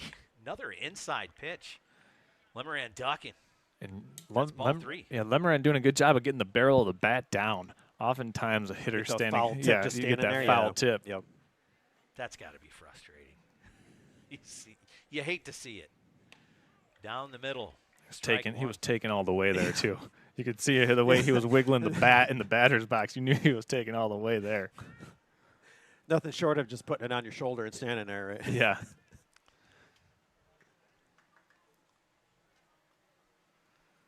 All right, quick equipment adjustment, and we're back underway. 3 balls, 1 strike to Lemoran. Delivers inside, gets him. So now 2 on as Lemoran draws the walk. That's going to bring up Ryan Pearl, catcher. So then, Tom, you got him thinking, is that a certain pitch that he's just not able to hit right now, or is it the location that he just can't get because looks like it's been on the inside? The issue so far. Yeah, his outside. Could it be a certain pitch that he isn't able to get in there right now because of the being on the the right-handed batter, or is he just not able to hit that corner right now? I just don't think he's able to hit the corner. So we saw the strikeout come on a breaking ball, and against Lemoran, it looked like it was with a fastball that was missing high. So just trying to dial in the accuracy of that fastball here, it's going to be pretty critical. Well, we've seen up until now, we've seen him do really well on the outside part of the plate to those right-handed hitters. It's going to bring up 0-2. Sporadic start again early on. Yeah. Both teams kind of just feel each other out a little bit as they get settled in. That one's going to be good for a strike. 1-2, or 2-1 rather. That time he found the inside corner. That's the pitch that he was been trying to locate against Lemoran, and he found it here against Pearl. Looked like he took a little bit off of that one too. He might be just trying to force that overthrow a little bit on that inside pitch as he throws this one for a ball. I think it's an interesting tactic, though. I mean, these kids are all juiced up to play here on this big field, and you got to be patient at the plate.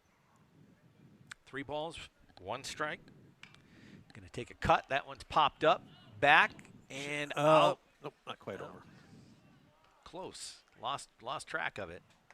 I think we've got what? That could have been hard for the catcher to see. I think the direction of the sun is behind the stadium right now, so he might have been looking almost into it. And you've got that wind to play with too, so especially once it's up that high. Full count now for Pearl. Runners will be on the move here on this pitch.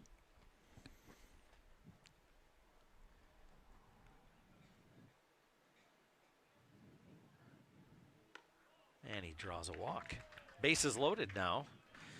Sets up Matthew Jarima, the center fielder.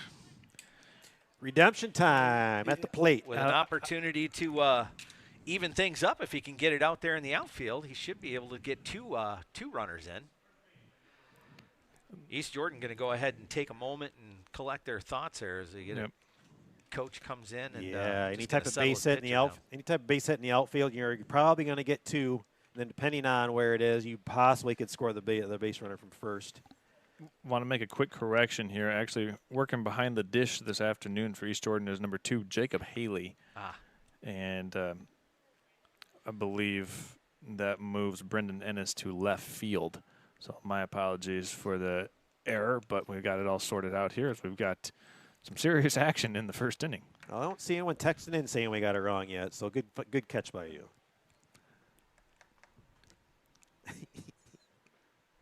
That's because we took the text-in line number off the broadcast.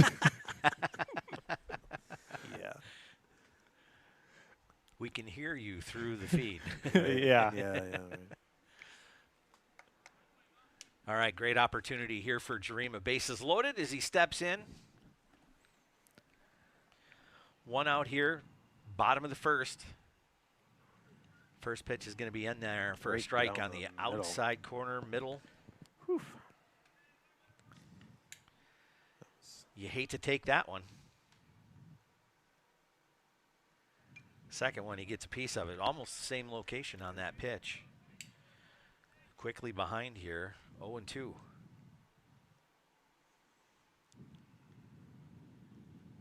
He's got Jack Terryberry in the on-deck circle for Charlevoix.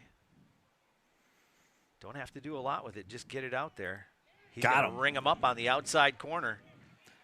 And that's the same called third that the umpire gave to Hunter Lemoran on his strikeout on the outside part of the plate. So as a pitcher, when you see one pitcher get that called strikeout, you kind of keep that in the back of your mind and say, okay, if I paint it right on the black, umpire is going to give me that call.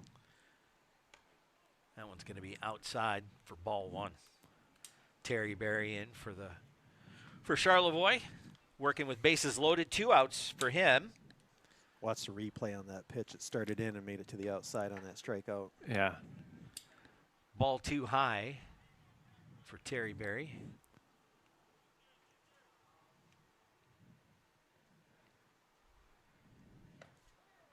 That one's going to be Up the top part of the strike zone. Good for a strike, though.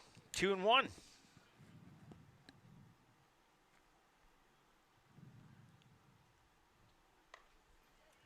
Couldn't hold off of that one.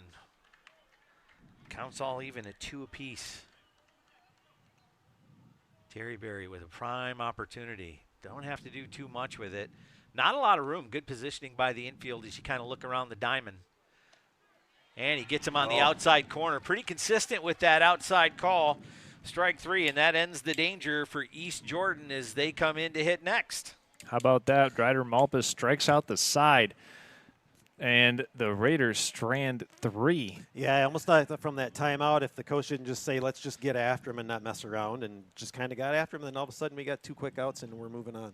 A lot better control, too, after that timeout from the pitcher. And it was just one of those things every time you go out there and kind of chat with the pitcher about, just settling things down, being able to command and control your fastball.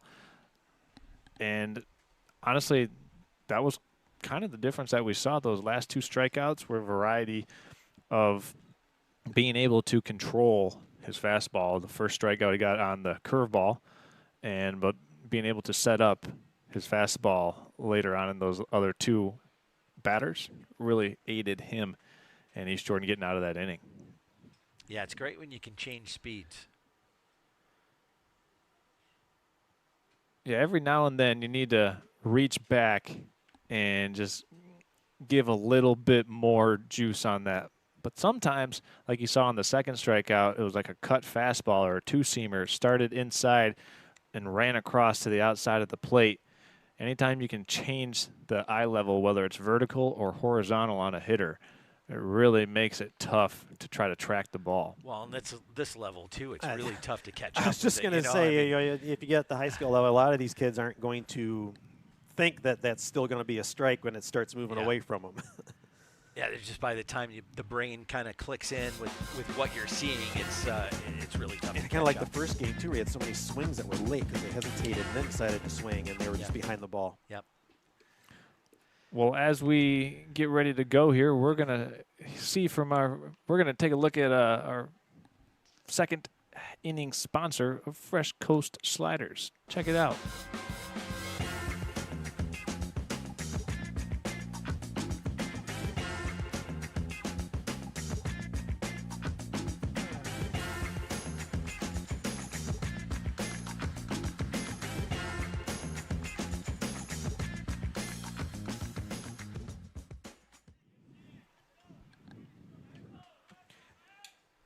And Max Beal in there for East Jordan. First pitch strike, outside corner. Strike 2. Lemoran gets right down to business real quick. 2 really good pitches, too. He's working that outside part of the plate. Rears back. Man, that was a nice looking pitch. You could see that when it left his hand, it just kind of slowly made its way there, and he swung right in front. Oh, man, that was a beautiful pitch. That's the key to a good changeup, too. You gotta sell it with the arm action. So a quick one down. Lemoran gets in there, delivers. Going to be a little bit low and outside. Ball 1. A little more assertive coming out start this inning. That time in the dugout or in between, really reset his mind on how he wants to attack. Back to the top of the order now. That's Webb in there for East Jordan. Little tapper to third. Should be able to make the play on that. No. Little too much speed. Yep. Webb legs it out. Yeah, Webb a little too fast. Terryberry, just that little, again, you get those slight hesitations here at this level, and you just don't have enough to catch back up. And I said earlier, Webb's got speed to burn. And he showed it. Well, and from a coach's perspective, that's what you preach. You got to run them all out. Yeah. That's going to bring up Corbin Russell. Almost fell when he took off, too. I wonder if that'll. The throw made it close and got him. Close enough. I thought he might have got under the tag, but second.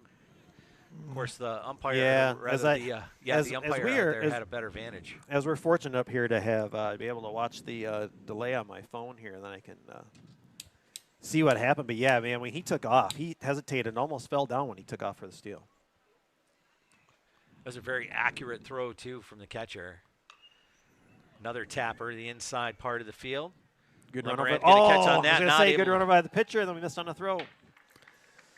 Good job by the catcher to backstop that and prevent any extra bases on that mishap. I was just about to say, one of the things that I just noticed on that ball that was hit to the first baseman there, did you notice the hop? When the ball hit the turf, it bounced up about 4 feet. Yep. A very unusual hop because of the turf that they're playing on here. So something that's these players are going to have to adjust We to. were talking about that on the phone this morning, weren't we? Yep. Swing away, it's going to be a bloop inside, and it's going to drop fair. It's going to be a fair, yeah. So one error and then a seeing eye single. Actually, I think that'll go in the book as 2 errors for Charlevoix. I think Ryan Pearl was trying to argue that it hit him in foul territory and then went fair. Let's see what the Potentially replay. that it hit the runner too. What are you seeing there, Eric? Oh, we may have to zoom in and take another look at that one. As the umpires are going to come to A meeting of the minds here now? yeah, they're going to come to discern what they think was going on, and they might call like runner interference. Yeah, Yeah. and Looked so like the ball got him. So that's going to end the inning. The Raiders behind Hunter Lemerand and Ryan Pearl with the throw down to second, get out of the inning, and the assist on the runner interference.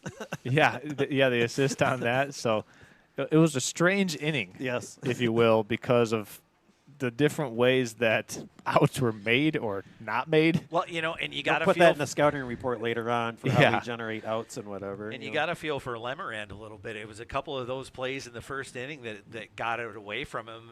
They were able to sort of reel it back in, though, here in the second. So Yeah, that I just go back to anything hitting the outfield today. We've only seen, I think, 1 or 2 balls hit in the outfield today, Tom. But anything hit up in the air is going to be one heck of a challenge to try and stay underneath it until it's in your glove because of how this wind is swirling around the ballpark. it is no sure thing, and especially those foul balls back behind the plate, like Eric was saying. I mean, you look at the sun, position of the sun, we don't have to deal with it, but it's over our shoulders. So. Yeah, well, and speaking of conditions outside, Shane just came back in from doing a lap outside. Shane, what are the conditions like out there that we've been talking about all day but been stuck in here? Well, the winds are just as strong, if not stronger, than they've been all afternoon. In fact, I would be willing to bet they've picked up, actually. And they're blowing a little bit across from right field, across the field in that direction. As I was also taking a look at our center field camera out there, making sure all the batteries and whatnot were good. Everything was blowing around out there, some probably close to 40-mile-per-hour wind gusts. So if a player can hit the ball hard, and we've seen a couple of pop flies so far today, the wind would really help push it out there towards the warning track. Well, even if it's blowing that bad to you, and then obviously your throws are going to be altered Well, too. that's true, yeah. Yeah. And maybe that's why Lemerand's let a couple get away from him so far in this game. This is probably stronger than most players are used to seeing. I mean, again, close to 40-mile-an-hour wind gusts, not that typical for spring weather. So question for you, Eric, is this the type of day you want to be out there doing some windsurfing, or are you going to pack it up and look for maybe a calmer day? If you're a windsurfer, if I'm a windsurfer, don't talk to me like that. I mean, if I'm not out there already, then I shouldn't be windsurfing. All righty, here we You go. should see on windy days or on storm days what happens down at Michigan Beach in Charlevoix. I mean, they are out there trying to crash them waves. Nothing like it here in the summer, I'll tell you what. Windsurfing, parasailing, beautiful place for all those kind of activities. As the first pitch is in for a strike on the outside corner. Don't forget pickleballing. Yeah. Should I drop another shameless The pickleball plug? Absolutely. Ambassador of pickleball. That one's potentially going to get in now, right to the right fielder. Looked like he might have been able to drop that one in, but you know the outfielder's playing pretty shallow today. Yeah, I believe that's Max Beal out there in right field. And he just had to take about 3 steps right in on that in order to cleanly glove it. So one down here in the top of the second. You can tell Blazik really wanted to get a little bit bigger of a piece of that one as he walked off. Again, beautiful day down here. They're saying it is currently 82 degrees here in Traverse City. Casey Vondran in there. We'll have to see if we can hurry up the pace of these a little bit and get that championship game done before 9 p.m. They've moved up the forecast of the storms a little bit. They'll be arriving, at least as right now, just a little bit after 9 o'clock. Yeah, as you were saying, I was checking my weather app, and yep, you're looking the clouds rolling in around 8 and about 9:30 or so. Possible chance. That one in there, inside part of the plate for a strike. I have faith. We'll be all right. I'm in a building. Swing and a miss. Malpas mixing in a nice off-speed pitch there. Just a little change up to keep Vondran off balance. And Malpas, after striking out the side in the first inning, looking to get another punch out here. 1-2 pitch. Light contact. That one's going to go foul.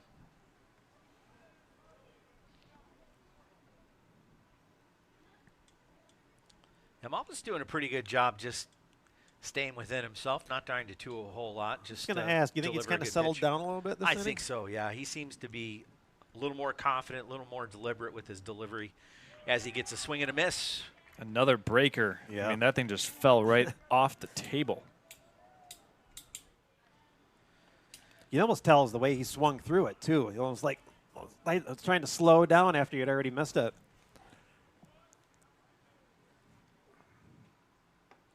He's got a swing and strike. First pitch there to David Gray. Bases MI, and Charlevoix has everything. That's going to be a called strike off the catcher. Just lost track of the pitch. Yeah. No balls, 2 strikes.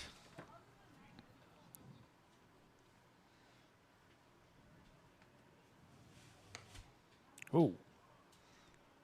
Just inside. Yeah, about letter high, maybe a little lower.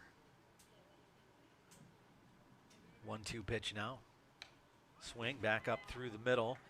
Shortstop's Can he dig it out? Can he dig it out? Got him. Yeah. Nice play made over there by first. Punch out goes 6-3. And that ends the Raiders' chances here in the bottom of the second. We're going to go ahead and hear from our friends at Bases, Michigan, and be back with the top of the third between Charlevoix and East Jordan. You're watching high school baseball on Next Level Broadcasting. Bases MI, and Charlevoix has everything you need for a successful recovery journey from any type of substance abuse. With a unique blend of clinical expertise and compassionate care, they are ready to serve you and anyone you know with in-person or telehealth appointments. That's Bases MI at the corner of M-66 and US 31, or visit them at basesmi.com.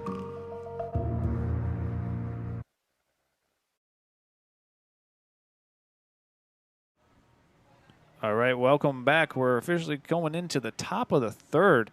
This game is cruising along just like the first one did. Charles Strail, Eric Huffman, Tom Clementson, Shane Smith, and the rest of our production team here at Turtle Creek Field down in Traverse City. Game 2 of the M-66 and M-88 showdown. This is the M-66 semifinal game.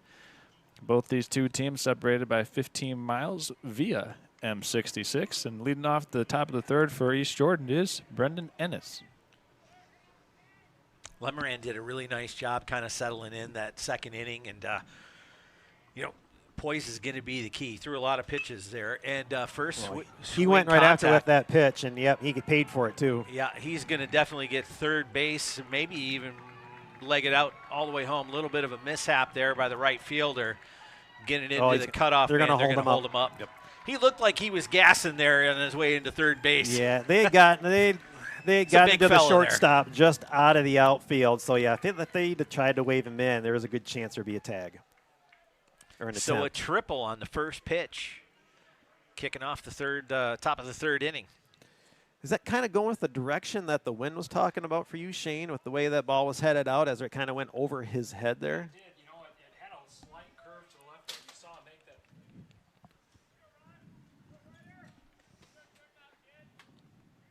Here we are. Test one. There we are. So to answer your question, Eric, 'cause we get the mic back on. Yeah, it kind of had a little bit of a curve right to left there, and that's where the outfielder had to make that adjustment as it sailed over his head, made it all the way to the warning track. It was definitely a good push by the wind there as we get another one there to Lemoran. Nice knockdown. Oh, he came off the bag. Oh, He's going to call that they're gonna out. they are going to. I'm not sure what they're going to call for this, but it looked like he pulled his foot from the bag from here, and the ref was out of position to make that call. Yeah, so the home plate umpire is going to have a little conference here with the first base coach. Yeah, but it was clear the foot came off the bag. And again, you got to look at where the official definitely not in position to make that close of a call there. Yeah. You'd like to see the home plate umpire make that one. Or even the way he was stepping out was towards the official too, so you might have seen the foot behind him. So now there, all right. Okay. What about if baseball ever implemented like first base coaches and third base coaches for high school ranks, that the first base and third base coaches made the call? You know, could we ever get by that bias? Could we ever get to that point? I mean, they have the best line of sight of anybody. To be honest with you. Honesty is such a lonely word. Yeah, I don't know if you could do that even in Little League. That first one inside corner for a strike. Griffin Boyer, who's responsible for some of the damage done in the first inning, as Lemoran Good chance of losing that one too. He's got a quick move over to first. If you're East Jordan, the formula for success is pressure. But every time he's seemed like, I'm going to call it over-quicked, is when it's been hitting the ground ahead of his target. Yeah, if I'm East Jordan, I want to get and stretch that lead just a little bit more, Just keep putting pressure on Lemoran as that one pops up to the infield. Going to be a little trouble playing that. And off the glove, third baseman not able to make the play, but he gets the force at second. Yeah, that was Jack Terryberry there, and the wind, I think, played with him as well. And fortunately, Charlevoix in a position where the runner for East Jordan was just kind of stuck in no man's land, and they were able to get the force out. Yeah, you're kind of stuck there between bases, kind of waiting to see what happens.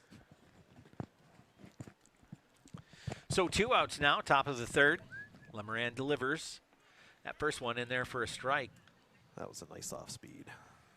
Yeah, anytime you can mix an off-speed pitch and a fastball count like that, definitely have an advantage. That one's going to go down the line, but foul. You had nice action to it. It looked like it was going to be high inside, and it just broke in right over the plate. Beautiful, beautiful pitch. So quickly behind on the count now. No balls, 2 strikes.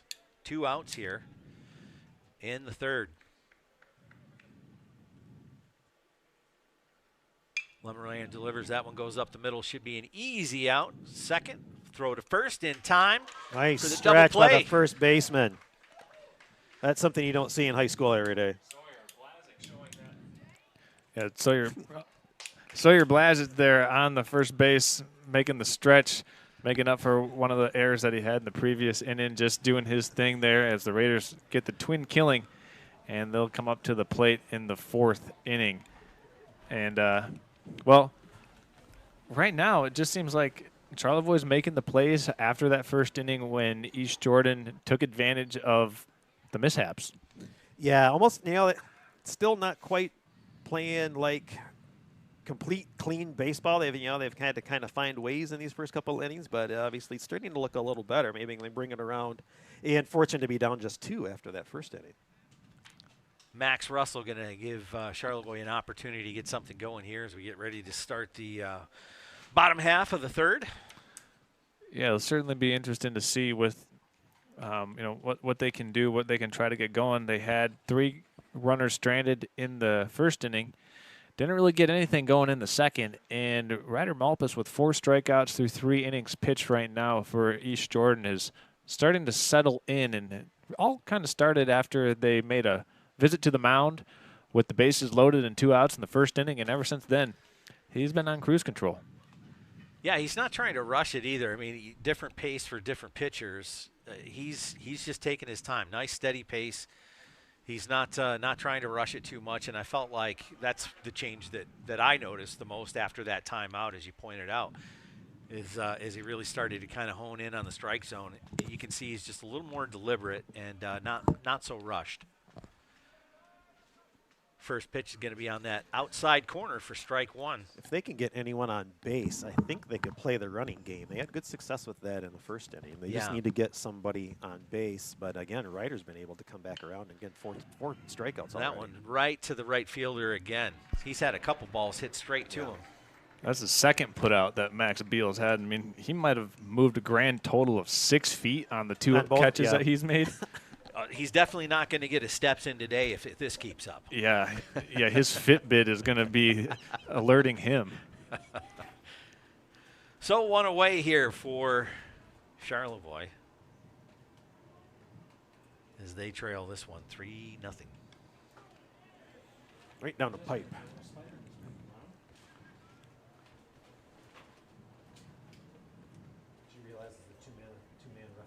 Yeah. Yeah, there's a fast. Sorry, Tom. No, I was just going to say that one's high and outside, but yeah, you got it.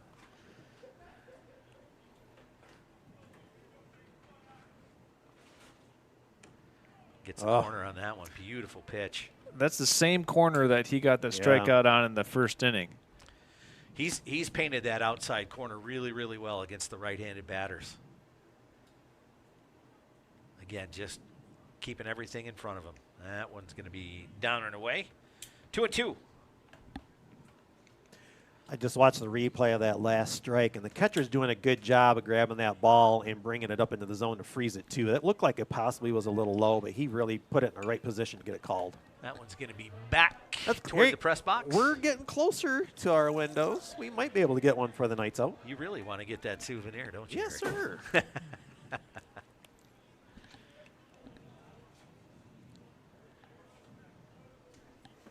2-2. One away here. Bottom of the third. That one's going to be outside. Full count. Yeah, tried to mix in an off-speed breaking ball there, and it started in the middle of the plate and then just broke outside of the strike zone. That one's going to be in for a base hit. Nice over to the right field again, but this time drops in. Yeah, that time Watkins just pushed it into right field on the full count and just took what the pitcher was giving him. They were pitching Watkins on the outside part of the plate, and he just said, hey, you're going to give me the outside fastball, I'll just push it in the right field.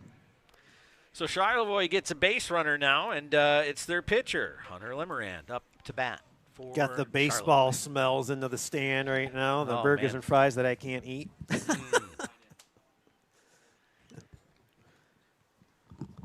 Nothing like a steamed dog. I tell you what, with 4 games here today, as Watkins gets away. He may go for it. Ooh, if he's. I was going to say, they're going to wave him now. The hesitation might catch him, though. Yep. We'll see what the call is. Now, if we would have had communication from one of the coaches while he was running to second, there would have been no slowdown, and he didn't look back either. And then there was a stop and a hesitation by basically the team, and that's basically what got them the out. And Watkins does have great speed. He does. And I will say this, Corbin Russell, the first baseman for East Jordan, put that throw right on the money and gunned Watkins down. That's the kind of arm you see out of a shortstop or a third baseman. Not generally what you'll see on your first baseman. It's a really good throw. That one's going to hit the base, I thought. Off the plate, I thought. And they're going to say no. I swore it hit the base and bounced right up, and he stepped in front and caught it in play. It's going to be my assumption from way up here. So that's going to end the inning. I watched the replay. A strange end to this inning for the Charlevoix Raiders. Watkins gets thrown out at third. And you can see the official kind of pointed as it was in play, and he stepped in and got the ball. Well, I think they're trying to say that it was off the plate. It sounded like it. I mean, the ball made just kind of that sound. It sounded like it hit the plate. So we're going to go ahead and step aside and be back top of the 4th inning. Brought to you by Bates' MI. We'll be back after this.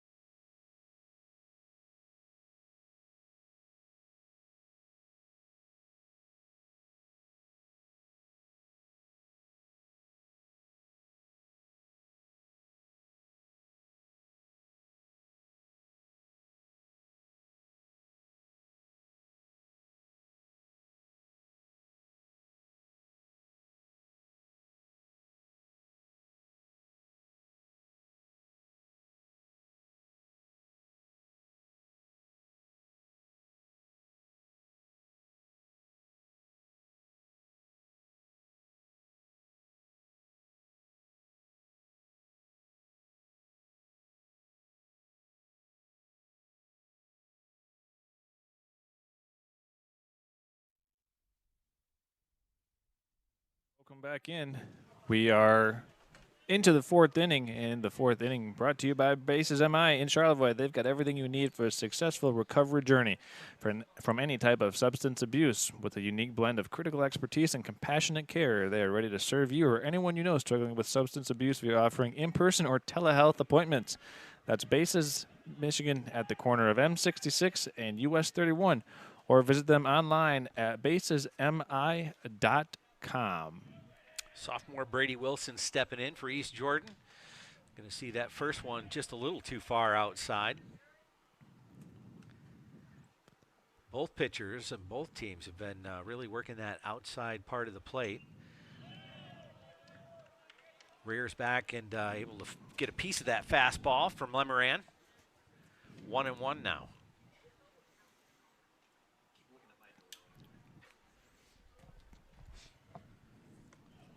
Little off-speed pitch, high for ball 2. 2 balls, 1 strike to Brady Wilson. Leading off for East Jordan here. That one's going to be down to third base. Nice throw and catch for the first one. Away. Throw from Mr. Terryberry over the first base.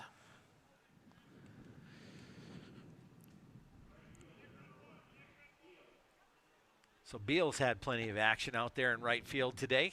See if he can get his steps in with some contacts on this first pitch from Lemoran. Nobody on, 1 out. First one outside for ball 1.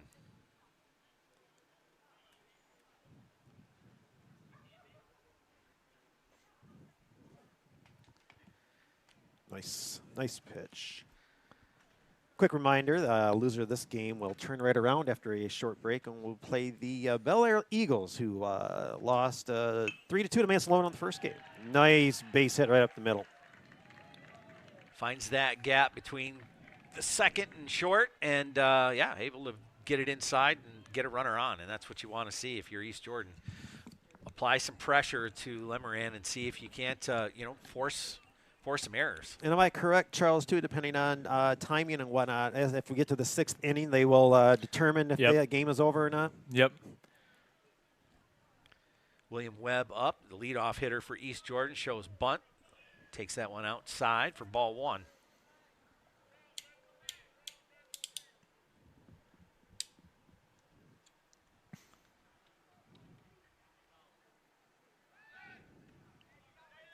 It's not a bad move there. Yeah, it's quick. Yeah. It's quick. Yeah.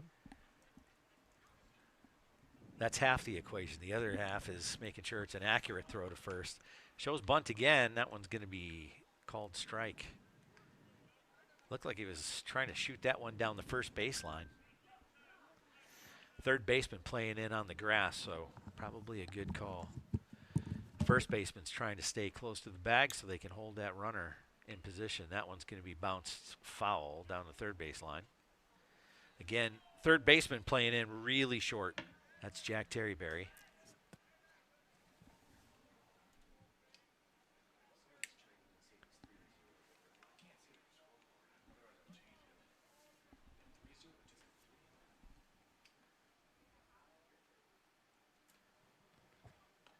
Swing and a miss, strike 3.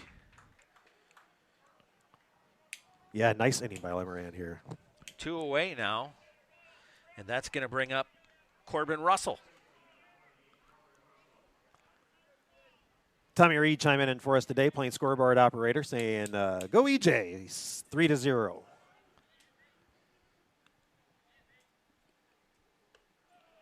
That one's going to be high and away.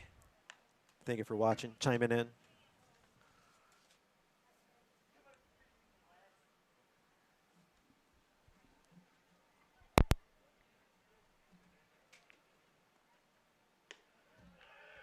So Lemoran trying to work Russell, left-handed hitter, trying to work him on the outside corner. So a little bit of a different sort of scheme. He's just not, obviously not as effective on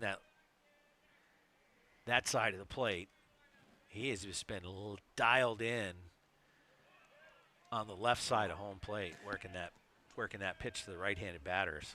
Yeah, is he trying to work away, possibly to work into a double play ball, maybe? Be a smart play. He's going to drop all 4. Yeah, it looks like he was going to make him have to go high for that ball. He wasn't going to give him anything in the wheelhouse.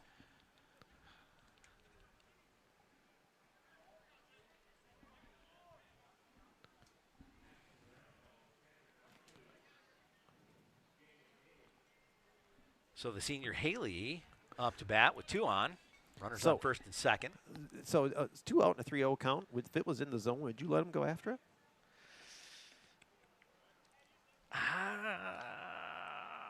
Nope. Okay. No, I don't think so. All you had to do was pause, and I knew what you were. Yeah, okay. Yeah, nope. It's all right.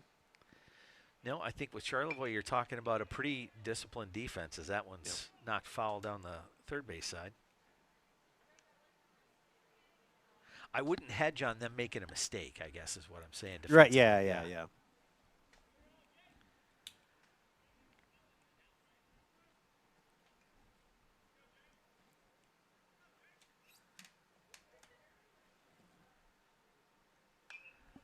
Haley takes a slap at that one. Another foul ball. One made the roof. So no fan making a play on that one. Then is No, what it you're, what you're gently rolled its way back down onto the common horse. saying. Lemoran delivers that one inside. If he were taller, Haley would have probably gotten a base. Had to duck out of the way for that one. Another one inside. That got him and on the the next hand, pitch. too. That is No, I believe that might have foul tipped off the off the bat. butt of the bat. The way he shook his hand, it looked like it might have been the vibration then from, yeah, got the knob of the bat is what he's saying. He shook his hand initially. the way I it hit it, yeah. thought he got it. Yeah, is just- replay, yep. Hit him right at the end of the bat. that's just painful. Even that vibration, just painful. Little off-speed pitch. Right He's up able the to middle. do something with it up the middle. It's going to Gonna wave score him a in. run. As he comes across the plate, throw not in time. RBI single. Yeah, good job by the East Jordan runner to stay on second as Ryan Pearl was waiting to see if he was going to go to third and walking up or coming up to get that catch. No, and that's a smart play too. With Charlevoix, you don't want to hedge on a defensive error. It Well, just and you've got isn't the gonna lead happen. too, so why not just stay on base and see if we can't just keep generating more runs? That's right. So a 2-out single scores one, makes the score 4-1. Rather 4-0 here. Still in the top of the fourth. Nick With Brett Wenzel Nick. chiming in today. How we doing, buddy? Another one. That one's going to go straight away center. Gets up under it, makes the Nice play. catch. Finish off the inning. Limit the damage with runners on. They're going to be left stranded as we go to the bottom of the fourth. East Jordan 4. Charlevoix still looking to get on the board. With unique gifts, home accessories, wedding items, and so much more. The Lake House on Bridge Street offers so many things to make your home or even your visit to Charlevoix that much more special. When you want beautiful items that reflect Charlevoix the beautiful, stop in or visit them online at thelakehousecharlevoix.com for your own keepsake and your own personal memory of Charlevoix.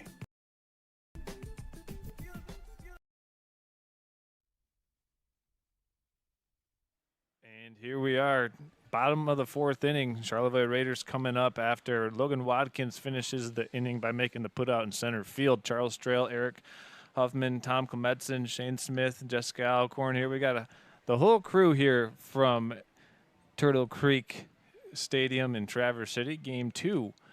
And so far, East Jordan, it was 3-0 going into that top of the fourth, and they were able to add one more to their total. And, gentlemen, the Charlevoix Raider offense has been just kind of getting a victim of self-inflicted errors. Yeah, part of it, though, you got to give credit to the East Jordan pitcher. Like he, again, we go back to a very timely timeout. The manager goes out to talk to him, and ever since then, he's just been really kind of dialed in. He's not tried to rush the pace of the game at all. He's just kind of staying, on top of a nice, even pace and just staying on top of things. Not trying to do too much, just delivering a good ball, especially the right-handers. I think if you saw more left-handed bats for Charlevoix, we might be looking at a little bit of a different situation. Yeah, and I would call like he was, early on he was playing with his food instead of just getting down to business. And so, that little timeout, whatever, he got back down and just doing some eating. That's right. So our first batter up here as we get ready for the bottom of the fourth. Going to take a ball.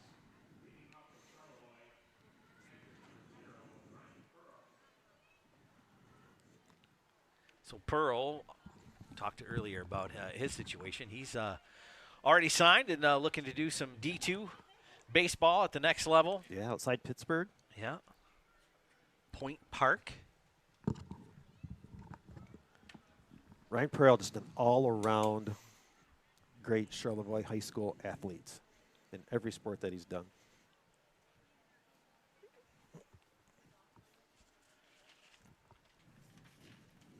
I think if you're Charlevoix, you just want to get a runner on base as he takes a strike there.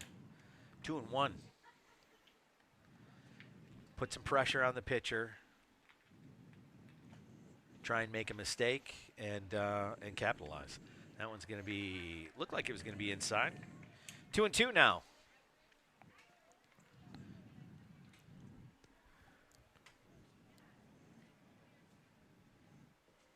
Ooh.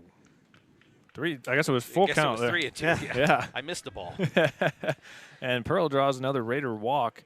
Second time the Raiders have had the leadoff man on in the game so far. They had the leadoff man on in the bottom of the first inning as well. Bases loaded. Bases loaded in the bottom of the first inning. And, this game looks a lot different if Charlotte is able to score or play, one, maybe just 2 of those runs. Senior Matthew Jarima, the center fielder, in. Try and advance that runner, get something going here for Charlevoix. Offense has been kind of quiet. But it starts with that base runner. Can he apply some pressure and is it going to have any effect on the pitcher? So far, it hasn't. He's going to deliver inside. Something to be careful of. Yeah, Ryan's starting to try to test the grounds out there outside of first base. And the catcher's starting to keep a close eye as he did the quick pitch out first after that pitch. If I'm Charlevoix, I want to kind of try and do that, create a situation Here we just go. like that. So Well, Pearl's going to advance on the wild throw. Gets himself to second base. That takes away the double play.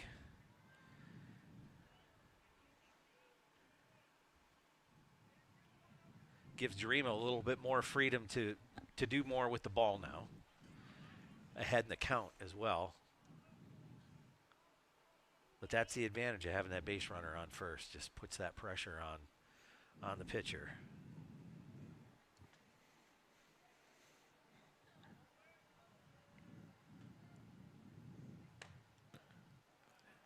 Well, in that time, they leaked the shortstop over, too. So if there's any contact with a right-handed batter, I mean, that thing's going up the gap and easily scoring a run. Just want to get it outside of that third baseman's range and should be good to go. That one's in for a strike. No? Looks like missed inside. That's going to bring up ball 3. You think you're taking here? You're going to swing it away. Take it. Yeah, Ryan needs to bait that shortstop into going. There we go.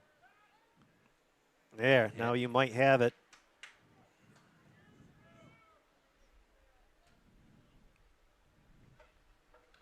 Yeah, and exactly what you said, Eric. He baited the throw, and the throw actually hit Pearl, and then he got up quickly. And you notice here, he started that slide about 15 feet outside of third base, and you slide on this turf much better than you do dirt. And he's going to give himself quite the lead. As he gets ball 4, and that had the effect he was looking for. He wasn't going to steal home, but he definitely got in the pitcher's head, and that's what that base runner can do. And now we'll see if there's any games in between what the base runner on first will do with a guy on third and what the pitcher and catcher might do on a potential steal. Jack Terryberry up to bat now for Charlevoix. He's got a man on first and third. Nobody out.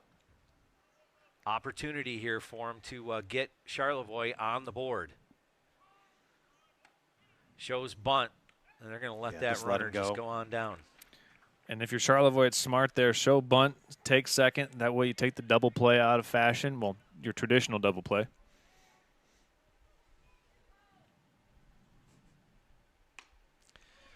Swing on a pitch that, that was going to be on the outside corner Yeah. anyway. It was a pretty good swing. You got to swing at that pitch, especially so far today. That's been called a strike all day long. Yep. No balls, 2 strikes. Swing and a miss. Strike 3, first out now for Charlevoix. That's going to bring up. Should be Sawyer Blazic coming in, and that's the 5th unofficial strikeout for Ryder Malpas today. Just looking at who was on deck, too. Okay. So Blazic coming up and Vondran on deck. Charlevoix with another golden opportunity here. Fouls that one back into the net.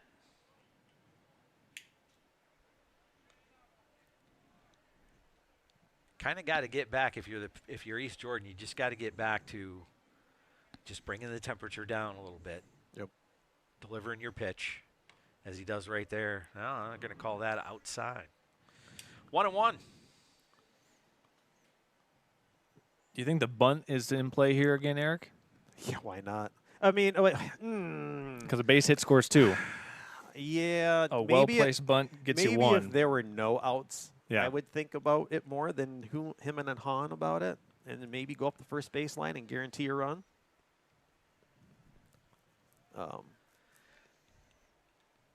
If I've got a Or if I go up the third baseline and get that third baseman to commit, then I can advance the runner to the third too if that shortstop doesn't help out.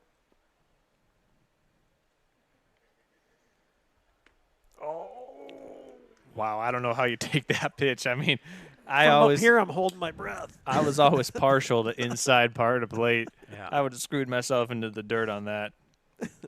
Yeah, that goes back to Jeff Weaver back in the day. He was notorious for that inside, always challenging the inside part of the plate.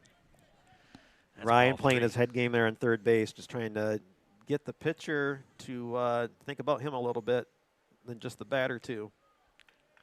That one's going to be low for ball 4. Bases loaded now for Charlevoix. To check that. I'll have to check that last pitch out on the delay on my phone. Yeah, just a little low, I think, is what the umpire said. We were getting a nice shot from center field too. One away. It is Charlevoix low, in- definitely. Yeah, Charlevoix in great position here as they foul this one back into the stands. So we haven't seen too many ground balls fielded by East Jordan in the infield so far in this game. To my account, maybe 2 or 3. If they get something right now, the way that their third baseman and second baseman are playing, they might be able to turn 2. But with Russell at first base in on the grass, it would be pretty easy for 3 out of their 4 infielders to try to make the relay. Yep. Well, you've had, what, half of their outs have been strikeouts so far? Yeah. That one's going to be high and away. I think you don't want to be stingy, though. I think at this point, if you can just make some contact, get it through the infield, make them play first base, take the easy out. At least you get a runner across. You got to score. Was that a gust of wind that made him step back off the mound? Yeah, it's that windy out there. Yeah, that flag, I'm surprised it's still on the staff. Nice off-speed pitch. Swing and a pitch, 2-2. You could see he wanted that because his head went down the third baseline when he swung. Yeah. He gave him a good pitch to hit. Hits that outside corner for strike 3. 2 outs now. Charlevoix again with bases loaded. And You that's got to get something done. that's strikeout number 6 now. But For when Malpas. it's been needed, he has shown up. And it's been the outside part of the plate, too, to a right-handed hitter. Now, Gray coming in as a lefty. He doesn't get that same pitch right there. That was pretty close to the same exact spot. Yeah. Yeah, inside, Now- too, and he sold it. Now, we had a batter in the first game that was basically standing on that line. Well, as they hit the batter anyway. And I was just going to say, maybe if he inched in, he might be able to take one, and he just took one. Literally took one for the team there as Charlevoix gets their first run of the game. And so we get a run, and now we've got bases loaded again. Can they generate something off of this, too? It's going to be Max Reynolds Jr. with an opportunity here, 2 away, bases loaded to get Charlevoix roaring back into this ball game. 4-1 right now as he throws a strike 1 to Reynolds.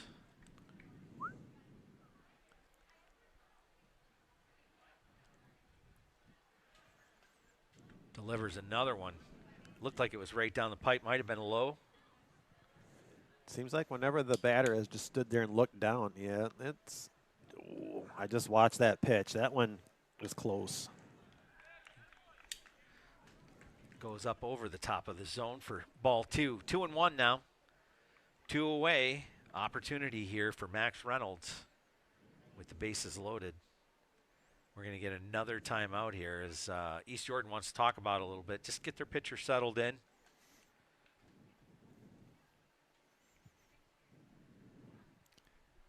Yeah, it could be. I mean, it's 2 outs, but it is a big moment. You know, base hit probably scores 2, and then it's a whole new ball game. And the last time they had this timeout, Malpas was able to get them out of the inning, so we'll see what happens. Yeah, I got those strikeouts in the first inning. He struck out the side in the first inning, and he just got a strikeout here. And now if he can get one more punch out, he can pitch himself out of another jam. 2 balls, 1 strike. And I think if you're Reynolds, you really need to defend against the outside part of the plate. Malpas has had a tendency to go there and get that called strike when he needs it most. So you can't do much with it, just foul it off, but you just got to try to get away and make the pitcher burn a pitcher's pitch. Just flare one out there to right field. Step out there, get the bat on it, flare it out to right field. It's going to get you a run or 2. Yeah, you can hear the volume from the Charlevoix dugout is cranked up for this at-bat. Reynolds takes a swing. That was his pitch, too, and he missed it. I mean, that was belt buckle high, middle third of the plate on a 3-1 count. And you'll see it here, Eric, on our replay, but man, that was his. Runners all going. Takes a swing at that one. It's going to be popped up out of play. Yeah, that pitch was just up, just above the belt, but it's here where if he swings through, it's probably headed out to right field. Full count here. Pressure's on. Bases loaded, 2 outs. Reynolds has had a couple of nice pitches to swing at. Just hasn't been able to barrel up on it. Payoff pitch coming. Runner's moving. And that one's going to go in for ball 4. So they score a run on the walk. Bases continue to be loaded, and that's going to set things up for Logan Watkins. We almost had the runner standing there with the batter watching the pitch come in. Yeah, that's one of the things. You know, it was a full count, yeah. So runners were on the move, and the ball skipped in. And by the time the catcher had it in his glove, I mean, here's the runner coming into frame. Yeah. Solid contact. Nice run over by second baseman. Right to the second baseman. Looked like it was going to drop in there, at least get 1 run in. It was shallow enough. The Raiders will take 2, though. Yeah, nice play by Braden Russell to be in the proper positioning there, because oftentimes as a second baseman, you might want to drift to back up the shortstop if you're covering a quick turn and throw to second. But good fielding by the Red Devils to end that inning there. And, I would have to say from here going forward, as you're going, into the 5th now, I'd say the cleanest team, which means the one with the least amount of errors, one's going to win this game now. So we're going to go ahead, step aside, head to the top of the 5th inning between the Red Devils and the Raiders after the Raiders cut the score in half. It's 4-2 East Jordan going into the 5th. We'll be back after this. If you're a parent enjoying a day out on the water with your family, you've heard these words before. I'm hungry, Mother. I really am. It's time to act swiftly and think on your feet, because you only have a couple of minutes to save the day. I'm so hungry I could eat a whole elephant. So combine leisure and heroics with dining out on the water with Dingy Dash. Serving Round Lake and Western Lake Charlevoix with takeout food, groceries, and whatever floats your boat. Keep your puppies fed with Dingy Dash.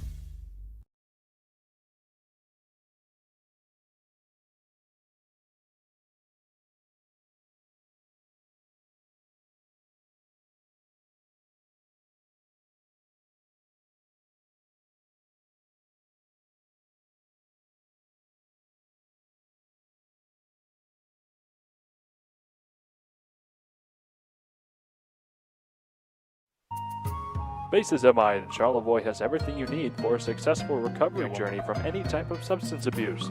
With a unique blend of clinical expertise and compassionate care, they are ready to serve you and anyone you know with in-person or telehealth appointments. That's Bases MI at the corner of M-66 and US 31, or visit them at basesmi.com.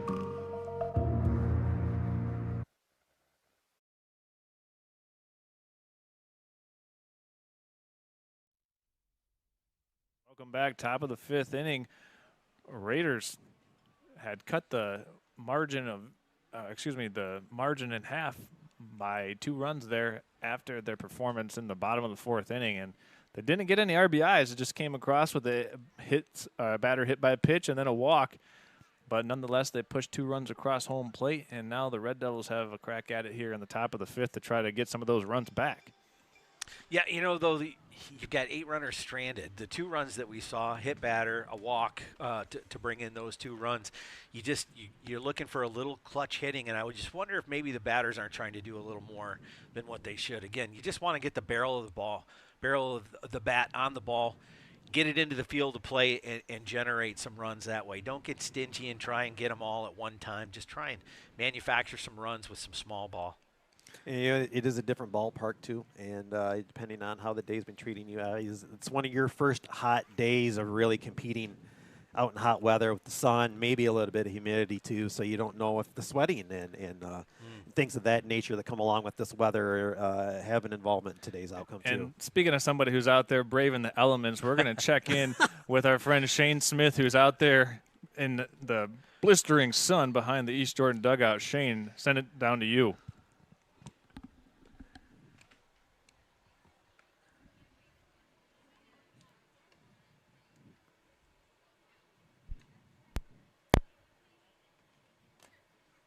Go ahead, Shane.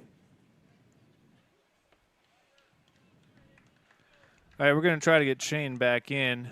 The heat might be getting to him. So we'll check on his information and get an update from him when we can. But for now, it'll be the Red Devils in the batter's box. So that's a pitch of Ryder Malpas with Should the be first routine. one. Yep. Right to the shortstop. Good to see him make contact, though, on that first pitch. Key for East Jordan, you just want to get a runner on. Yeah, and if you're Charlevoix, you're just hoping for a quick half of this inning. Griffin Boyer up to bat now for Charlevoix, or for East Jordan, with 1 away. Going to take ball 1 on the outside part of the plate. Lemoran, just you can see he's already. No matter how you scored 2 runs, you still scored 2 runs, and if you have a 1-2-3 inning, you know, generate some momentum and maybe your confidence a little bit for going into the rest of this. Yeah, Lemoran getting right down to business. Hits that outside corner there for strike 1. That's been there for him all day long. Waiting for the hitters to adjust on that as he takes a swing on another pitch on that outside corner. Strike 2. All evened up 2 apiece for Griffin Boyer. Takes a swing. Throw down to first is nice and clean. 2 away. And that is going to bring up Eli Burns for East. Yeah, again, 2 quick outs. Again, a nice quick half of this inning for the Raiders. Get back up there on base, see if you can't generate some more runs. This could be a whole new ball game now. Yeah, if you're Charlevoix, you want to keep the runners off the bases. And the one thing another X factor for today is the timeline and the amount of innings we'll be able to play too. So that could also be a factor.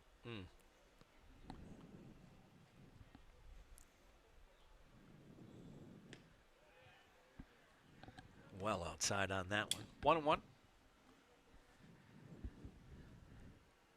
Eli Burns working with nobody on 2 outs. Top of the 5th. That one's going to hit the outside he's corner. hit that spot. Every time he hits that spot, it has been a strike. Catcher's Pearl sets in that spot, and his glove doesn't move. That one should be outside.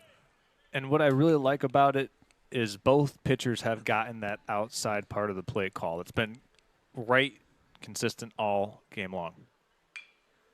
This one's going to be a little hopper over to third. Makes the throw down the line to the first, and that's going to end the inning. 1-2-3 for Charlevoix as they come back to bat, looking to try and cut into some more of that lead, 4-2, as we get ready for the bottom of the fifth. And as we get ready for the bottom of the fifth, we will take another quick break. You are watching high school baseball on Next Level Broadcasting. With unique gifts, home accessories, wedding items, and so much more. The Lake House on Bridge Street offers so many things to make your home or even your visit to Charlevoix that much more special.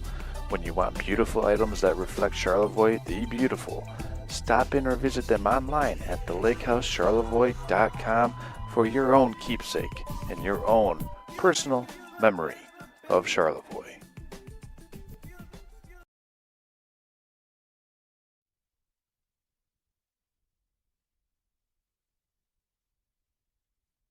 High school baseball on Next Level Broadcasting. Bottom of the fifth here, presented by the Lake House in Charlevoix.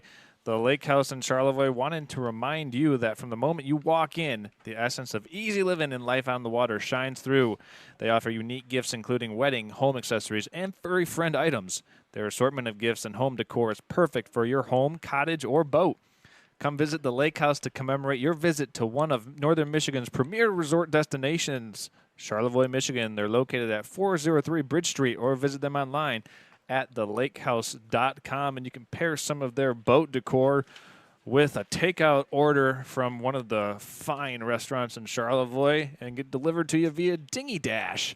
Whether you're out on the water on Lake Charlevoix, hanging out in Oyster Bay, or just, rafted off at Ferry Beach, hey, Dinghy Dash will bring it right to you. So if you need a cold beverage or you need some ice or a nice warm sandwich, Dinghy Dash has got you covered all summer long as we get ready for the bottom of the fifth. That was a segue sermon. How is it that Charlevoix isn't the top tourist destination in northern Michigan?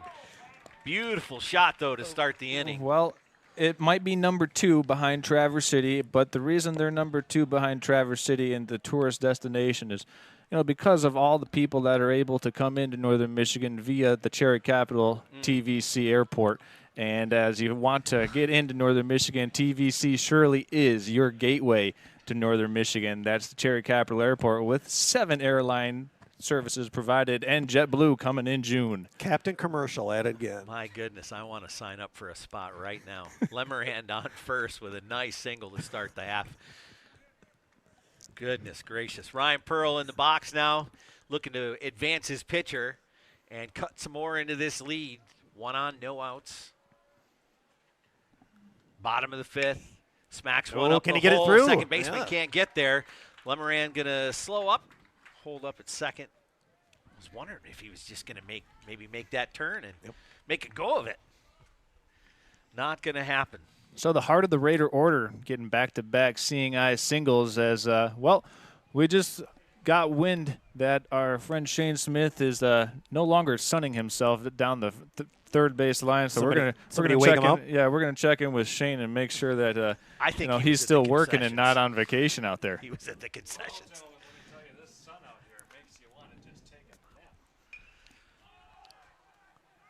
Got another bloop here. Action continues. That one caught by the center fielder. Oh, nice Those rub pop in. flies have been just wreaking havoc on everybody. He's able to put that one away and hold the runners. 1 away here, bottom of the fifth. Got 2 on. It's definitely Charlevoix's opportunity here with 1 away. You want to try and get those runners moving. Terry Berry, the senior, steps in to try and make that happen. Takes a swing, pitch on that outside corner. Just didn't look like he had his head in that one. No balls, 1 strike here. Terry Berry looks on, shows bunt, gets that one in. They're going to get the force at third, but that line. Errant throw. Had a little bit of a line on that throw up over the third baseman's head. I don't know. We'll check that on the replay. I wasn't sure if he could even get to that one. It looked like it was pretty high. Looked like the runner was going to be dead to rights if it was just a decent throw. But, yeah, the errant throw obviously keeps him. Well, that's going to do exactly what you needed to do and get those runners moved to second and third. But now bases loaded with 1 away. Prime opportunity here for Charlevoix to cut into that lead and maybe change things around a little bit in the context of this ball game here as he looks to hit that outside corner. He's going to be just shy. Ball 1. Gentlemen, can you guys hear me? Shane, are you okay? Have you reached the amount of UV that you can take in a whole day down there on the third base line? Well, I haven't quite turned into a lobster yet. It looks like my signal's finally coming in, so that's good. Raider bats, another good thing. Raider bats have kind of seemed to wake up a little bit here just when they needed it. They have been timely here. Of course, you know, again, we were talking before. They've stranded 8 runners, and they've got bases loaded now as we get a swing and a miss for strike 2. Oh, he knew it too. He was mad at himself after he missed that one. He kind of stepped away from that as he was swinging rather than stepping into the ball. And he's going to go ahead and this is just beautiful gamesmanship here as he steps out. You want to take that pitcher out of his rhythm, and that's been the key for them. Ooh, Tries just to hit missed. that outside corner. Looked like it might have been a little low on that one. That's going to be 2-2 now. Now, does it seem like that wind is shifting a little bit again? It almost feels like it's coming in here a little bit now. That should be Trying low. to paint the outside corner again, but that's low for ball 3. Full count now with the bases loaded, 1 away. Do either of you gentlemen remember in this game the first pitch was? Because we might run into a situation as the run comes around on this walk where this game doesn't get 7 innings in because of the Like I timing had mentioned, constraints. Yeah. Do not. I think it was right around 3:30. It was right on 3, yes, because we originally had thought it was going to be about a 15, 20-minute break, and it ended up the way they were warming up, that was going to end about 3:30 for the first pitch. So Charlevoix plates another runner via the base on balls, and it's now 4-3. And an interesting game, and you know, baseball is certainly an interesting game, gentlemen, because all 3 of the Raider runs have come on very different ways to score a run. They still don't have an RBI. Charlevoix brings in a pinch runner. Don't have his name on the rosters we were given, but looking to get a little speed on the base paths here. They don't take parts of points away for how you score them. And I do want to make the correction there. The base on balls you still get the RBI for. So Freudian slip there for me. He's going to take ball 1 high and away. Okay, our UV junkie is back. Shane, are you alive out there in the sun? I haven't quite turned into a lobster yet, but I am alive. Okay. And it looks like we've got good reception. And another good thing for the Raiders, the bats are starting to come alive here, as we've seen. We'll just have to see how this continues to go with the bases loaded. That one goes low and away. Send it back to you guys upstairs. So you're seeing more gamesmanship. Pearl is just all in that pitcher's head as he came racing toward the plate on delivery of that pitch. And that ball outside again. So he just creating a situation there where the pitcher for East Jordan has just got to settle down, and he's just got to focus on delivering his pitch. If you're Ryder Malpas right now, he's struggling with the command. I think he's got to go back to trying to paint the outside fastball. That's been his pitch. And there he puts one right down the middle. But whenever it seems like he's needed to get an out, you know, he got a couple strikeouts with an off-speed breaker, but he's been locating the fastball well for swing and miss. And you can see Pearl is really working that psychological warfare with him right now as he hits that outside corner. Oh, right there. I want to see this because I'm going to watch this one because the catcher, like I said earlier, he can pick that ball up and bring it into the zone and freeze it really quick. And that's the pitch that I was talking about right there. That makes 7 strikeouts now for Malpas. David Gray stepping in now, left-handed batter for Charlevoix. As he makes some contact, that one going to drop into the glove of the second baseman. What a play by Russell. That leaves the runners stranded again, bases loaded, and East Jordan able to get out of harm's way with the lead intact. 4-3 though, a little tighter game than what we saw. So Charlotte able to get some, and that they're going to call this game. Yeah, right there because of that timing constraint. Yep. Yeah, and that play by Russell is the game sealer for East Jordan because as the two teams are going to shake hands because it is 5:15, they want this next game to start at 5:30. So Braden Russell making 2 inning-ending plays, and right there the game clinching play to seal the deal for East Jordan and advance to the championship game in the M-66 versus M-88 showdown. East Jordan taking the M-66 semifinal game and will take on Mancelona, the winner of the M-88 semifinal game, in the championship at about 7:15 tonight. And we'll have about, I think, 15 to 20 minutes before Charlevoix takes on Bellaire in the third place game of today's showdown. While we have an opportunity, we want to thank all of our sponsors once again for this game, bringing this to you live on a beautiful Friday afternoon. We want to thank one more time Dingy Dash and the Charlevoix Radio Shack. So listen, Charlevoix Radio Shack is the official technical sponsor of Next Level Broadcasting. And whether it's a question of how to use a new device or getting a new screen put on your teenager's phone, Charlevoix Radio Shack has everything you need and more right in Charlevoix, located in the Family Fair Plaza. That is Charlevoix Radio Shack, bringing technical experience to us and to you when you need it most. Yeah. The Lake House gets all their tech stuff from Radio Shack. So do we. It's a good spot to get your technical fix, whether it's fixing your son or daughter's phone because they dropped it again. And you can go right on into Charlevoix Radio Shack, and they're a proud sponsor and supporter and provide very good technical advice. You see how that center field camera looks out there? Well, that's because of Charlevoix Radio Shack as well. So we're going to go ahead and step aside, and when we come back, we'll prep for Game 3 of the M-66 and M-88 showdown. You're watching high school baseball on Next Level Broadcasting. We'll be back.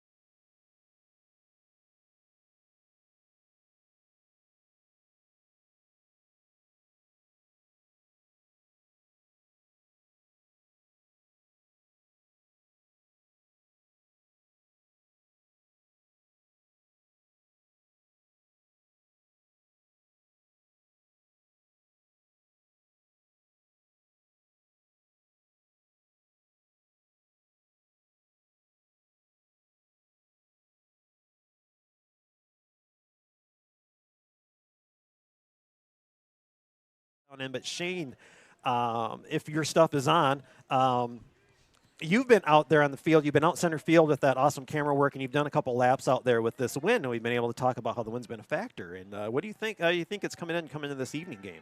Well, as I look out at the flag there in center field, it seems to be not quite as torn off the pole as it used to be. It's a little more lackadaisical as that one gets past Watkins there in the opening base hit, opening pitch of the game. So it'll be interesting to see. Bellaire had some struggles there offensively throughout most of the game. Charlevoix did until the end. See if they can carry that momentum over here to the second one. But we'll see. It's anybody's game. It'll be a good matchup between these two teams. And I'll let it back over to you guys. Well, thank you. And we'll be checking in with you throughout the rest of the evening. And as we just had the first batter, as Shane was alluding to and doing a good job of here, we got a run around first and getting ready for a second batter. And again, Logan Waggins toe-in the rubber for the second game for the Charlevoix Raiders. Dawson Dewey in there as the runner goes. Throw going to be down to second. Mostly on target, just timing issue with getting the shortstop over to try and make the play. Runner's in there safely at second. Dawson Dewey with ball one and a runner on second now. If you're Bellaire, you want to strike early. Try and get a couple of runs on the board, put the pressure on Charlevoix to respond. That one's going to be outside. As I get Charles Strela in here for a second. Charles, I know as we were getting started up here, you were just coming in from right field. Yeah. And what does it feel like out there right now? So it actually felt like the wind had subsided because where we were at, you know, we have the grandstands here and the overall infrastructure as there's a swing and a missed foul tip into the glove. But the infrastructure here at Turtle Creek Stadium, all the wind, like inside of home plate to first base, is being blocked right now by the grandstand. So the wind doesn't really pick up until you get into the outfield. You got a pass ball, almost hit the batter as the runner advances the third. So got out of the way. He's lucky he wasn't hit. Yeah, I was just going to say, luckily that one didn't skip into the shin of the hitter. But like I said, it's coming from right to left, and a lot of the grandstands here blocking it within the middle infield. It just picks up once you get to the outfield. Quite a bit, actually. Those pop flies, too, we've seen Yep. have been kind of problematic for fielders trying to make a play as he throws one outside. Full count, no, check that. That's a walk. So we've got him now on the corners for Bellaire. Nobody out. You missed it, Charles, as you get ready for the next batter. I was talking about never giving up on your dreams, as I Okay. saw an update come across the ESPN wire of Brock Purdy signing a $265 million extension today. Good for Brock, just a farm kid from Iowa. Oh, goodness. From Mr. Irrelevant to top of the world. Huh? Where's that Well- rank, I wonder, in quarterback salaries? I don't know if they said in the article. He's got to be up there in the top 10. Well, if anything, it sets a precedent because of where he came from, too. Sure, sure. And as we get back to baseball, nice bumblebee in our area here trying to come in and join the conversation. Get him a mic. He just buzzing the tower. Yeah, Shane, get him mic'd up. They're going to go ahead and try and challenge that runner there. He's going to take second, gets up under the tag. He was just pulling a Maverick, buzzing the tower. 2 balls, no strikes. As long as that's all he does. Colin Bierup. Early chance to score for Bellaire. Watkins letting a few of these get away from him. Been chin high on a number of pitches so far. Yeah, it'll be interesting to see how and if he settles down, as it seems to be 1 to 1.5 to 2 innings for these pitchers to really settle into their games today. That one's right to the first baseman. He's going to score a run, but he'll make the force at first. Runner advances over to third. So 1 away, but Bellaire able to get on the board first. Yeah, you can give the RBI there to, let's see, make sure we get it right. Coming around to score. Oh, man, we'll figure it out with this pitch.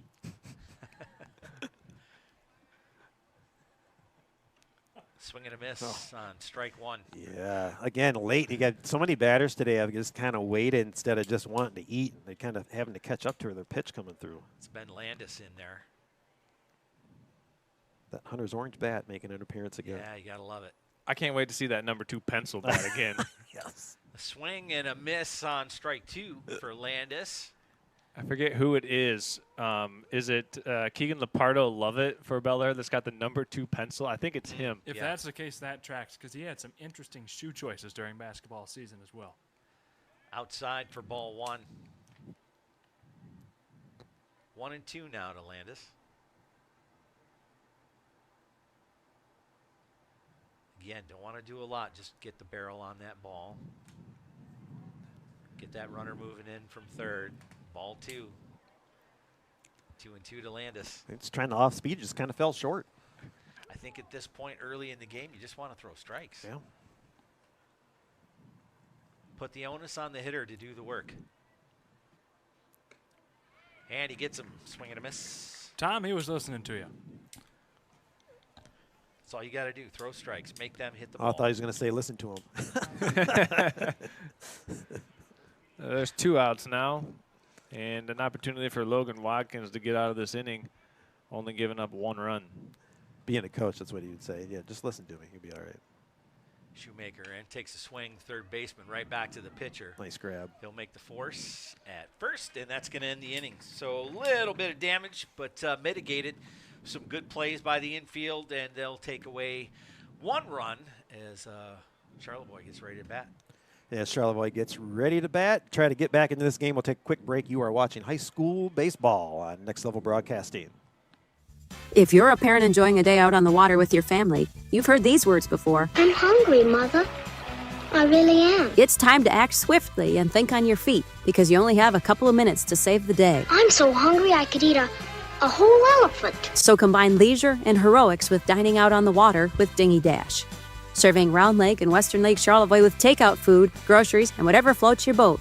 Keep your puppies fed with Dingy Dash.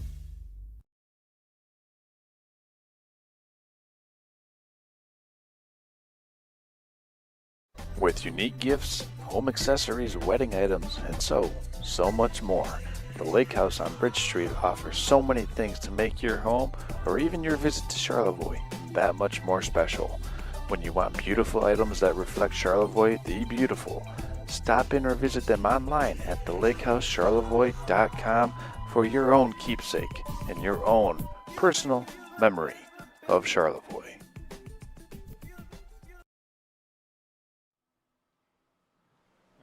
And welcome back in, officially into the bottom of the first. I'll get the scoreboard updated.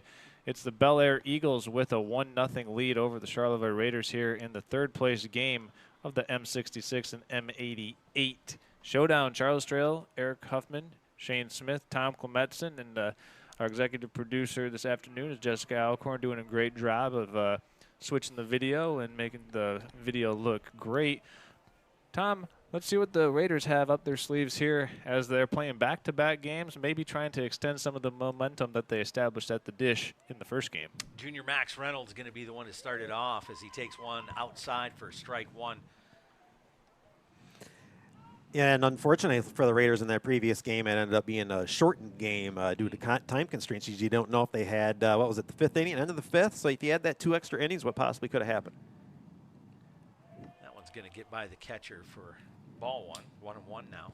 Yeah, you're looking at 12 runners stranded in 3 consecutive innings. It's got to be frustrating if you're Charlotte. You're on the cusp of blowing that one wide open 3 different times. Just couldn't get it done. Made a close game of it, though, and you wonder if they'd have had one more shot because they scored a couple runs in each of those last 2 frames. If they'd had just one more shot, whether or not they could have knotted it up and maybe even gone ahead. They were a base hit from blowing that game wide open. Absolutely.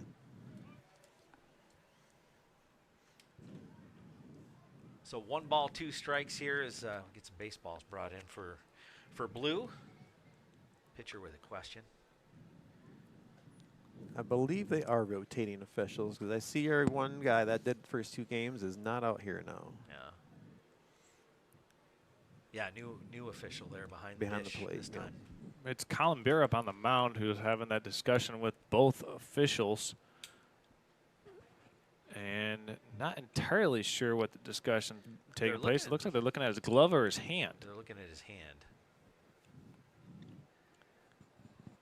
And it's the glove hand, too, is what it looks Start like. checking his glove coming off again? Yeah. He was kind of flexing. I don't know if he was, maybe concerned about injury Gotcha. or what you Yeah. have there. So 1 ball, 2 strikes to Max Reynolds. Charlevoix looking to try and get on the board early. Nobody out here, bottom of the first. Pitches, that one's going to be outside for ball 2. So a little bit of a lengthy layoff for the Bellaire Eagles. They played the first game at 1:30. Had to kind of sit and wait around for 3 hours. Let's see if it's got an impact on how they play out here. So then what do you think, Charles? Do you think it's better just to play back-to-back or have that little break, get a little meal, get a little snack in you and replenish yourself, a little Gatorade, possibly go out there fresh? He's going to hit that one up to the short, makes the catch. Throw in time, but no, not on the hop. We had a good little camera switch there. You saw it live, and it looked like the foot might have come off the base. Ah, gotcha. It was close. Yeah, and the Either throw was in time. I just think the foot might have come off the base a little bit there. So Reynolds on board, leadoff hitter on in the bottom of the first inning for the Raiders again. Eric, I'll answer your question for you. Appreciate it. So, so Charlevoix, they've got the fire. They've got the energy coming off of a close loss there. They're going to want to try and make something of this game and at least go away with 1 win. Bellaire, they had 4 hours to sit around, get fat and happy with some snacks and relax for a little while. If I were them right now, I know I'd be kind of just chilled out, relaxed out there in the field while Charlevoix's pumped up and trying to make some change here in this afternoon. Well, they had momentum too going out of that last game. Exactly, yeah. Probably looking for the momentum as far as more than the break right now. You didn't know that if you're exasperating Coney Dog, it adds 5 miles per hour in your fastball. Yeah. Right There there. is that. Painting it on the black, powered by a Coney Dog. That outside corner has been just brutal. It's been killer for everybody today. Right-handed batters. Nothing that a large Mountain Dew can't help out. Nobody out here at the bottom of the first. That one's going to skip in. They're going to let the runner go. Reynolds able to get to second base, standing up. No balls, 2 strikes. Yeah, want to remind everybody that we'll have the championship game later on tonight, right about 7:15, 7:30, I think. High and away for ball 1. The Tigers will be first pitch right around 7:05 tonight. That's right. They got the Nice. Blue Jays. Yeah, I need Green and Carpenter to show up tonight and tomorrow and Sunday. Pretty much every day they're on your roster, right? Well, yeah, they are. Well, I mean, I've got some bench guys.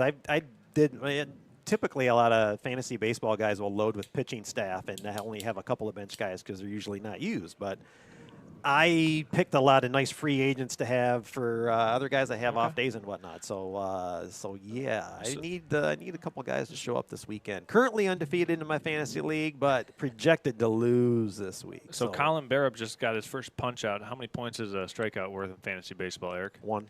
Okay. That's it. Well, while we're on this fantasy stuff, Terry Eric, I've Scooble's got got to be just great for you. Oh whoever's my got it. gosh, I guess so. Eric, I have a question. Yeah, but for I was you. like 9th in the order to pick. So like Ohtani and all these big, they were already gone before I could get there. So I picked all my success has been through free agency. I was wondering, what is your thoughts? You know, that's been a hot topic lately. What are your thoughts? I don't know if you have him on your fantasy team or not, but about Javi Baez. Is he going to continue this throughout the season? Javi Baez, yeah. I mean, it's one of those interesting things. It was one of those. I'm assuming he'd already be on a roster, but he's not to the point where I'd want to propose a trade for him. So unlike my UPS driver, tried to trade me for Tatis Jr., and I just kind of chuckled at him. So it really, yeah, it kind of depends. I mean, everybody's got different strategies for it. So that one's going to drop in fair and put the runners on the corners. That bloop single. We'll see how they score that, whether they scored in error. That's another one of those high pop flies that just the wind taking it all different kind of directions. It's slowing down a bit, but it's been intermittent. So those things as injuries too. I mean, you've got I've got Blake Snell on injury. He hasn't even pitched a game this year. It's like I expect to get 10, 12 points from him every week. Well, I'm getting 0 right now, so it's. So one away with runners on the corners. They're going to send that one. Ooh, that might score a run. And he'll come in standing up. Pass ball on that.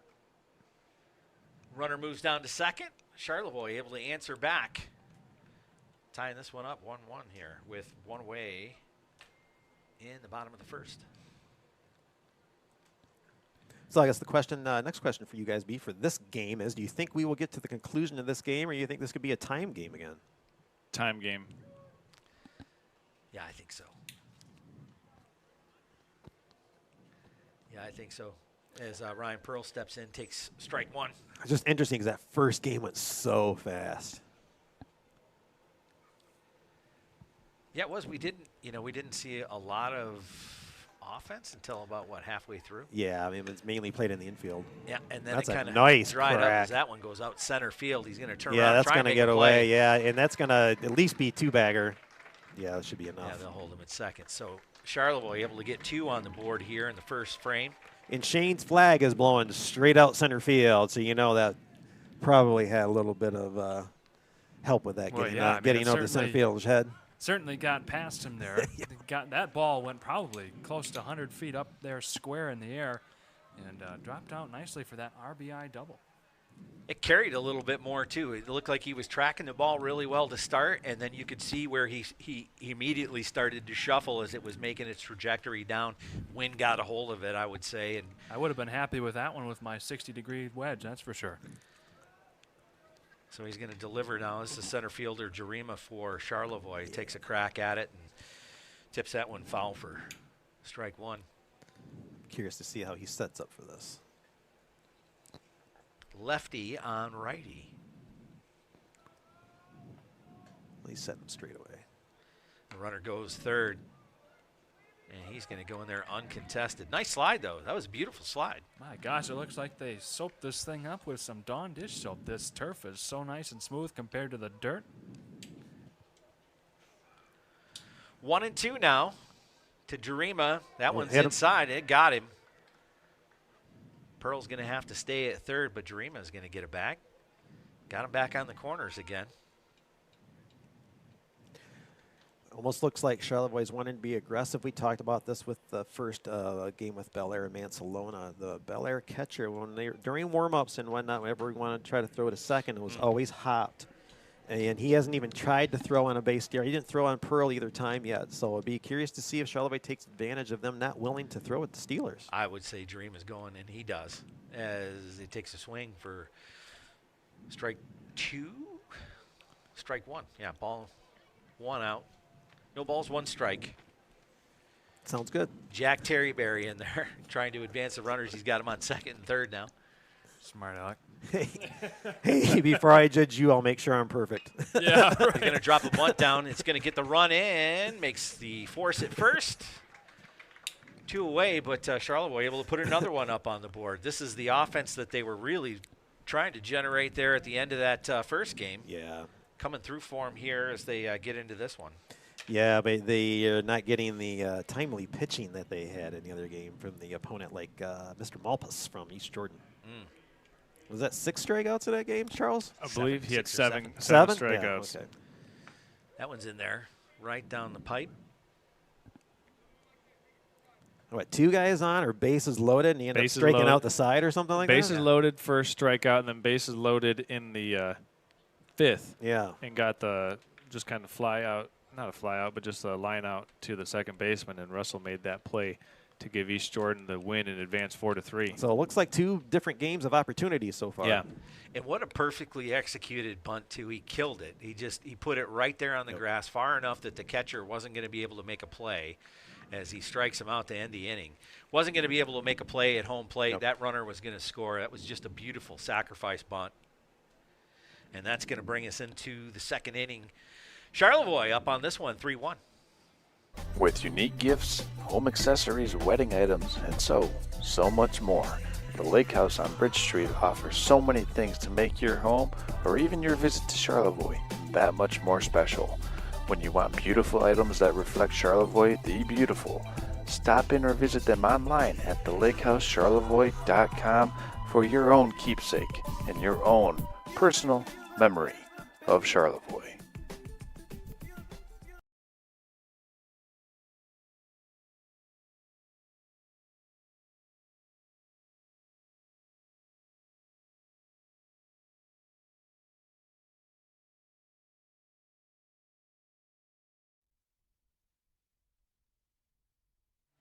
Okay, here we are. Welcome back in as we transition into the top of the the top of the second inning.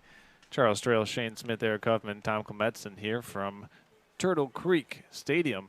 And, well, we want to show a lot of love to our second inning sponsor, the Charlevoix Radio Shack.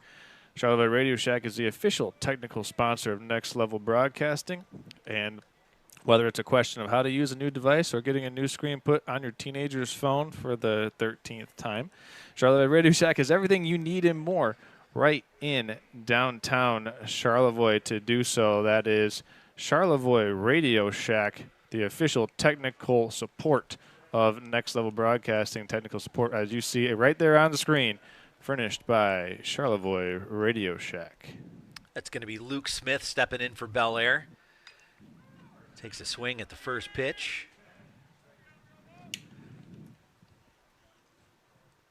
Big strike zone on this one. Tall kid. Got a lot of room to work if you're pitching. Yeah. Logan Watkins on the mound for Charlevoix as he throws a little off-speed pitch. For sure. Yeah. Yeah, we feel kind of spoiled, don't we, Charles, to have a Radio Shack so close to us. Yeah, it's really nice. Let me tell you what, the guys there, Mike, Brian, Larry, slide on into Charlevoix Radio Shack, tell them Next Level Broadcasting sent you, and they'll hook you up with the best deal in town. Yeah, let me tell you, we're one of their best customers. We're in there almost every other day. Well, like I said earlier, the Lake House, whenever we need tech stuff or any type of wire or anything like that, we always go to Radio Shack. Another off-speed pitch. He's able to barrel up on this one, drop it into center field. Good for a base hit. He served him up a platter on that one. Luke Smith, he was waiting for that pitch to come in. He finally got the barrel on it and able to get himself a nice single. Yeah, he wasn't trying to kill it either. Just a nice hit right up there. Put it in nicely between the outfielders and the infield. Just dropped it in. Good to see again some contact there for Bellaire down 3-1. That's going to bring Aiden Balco.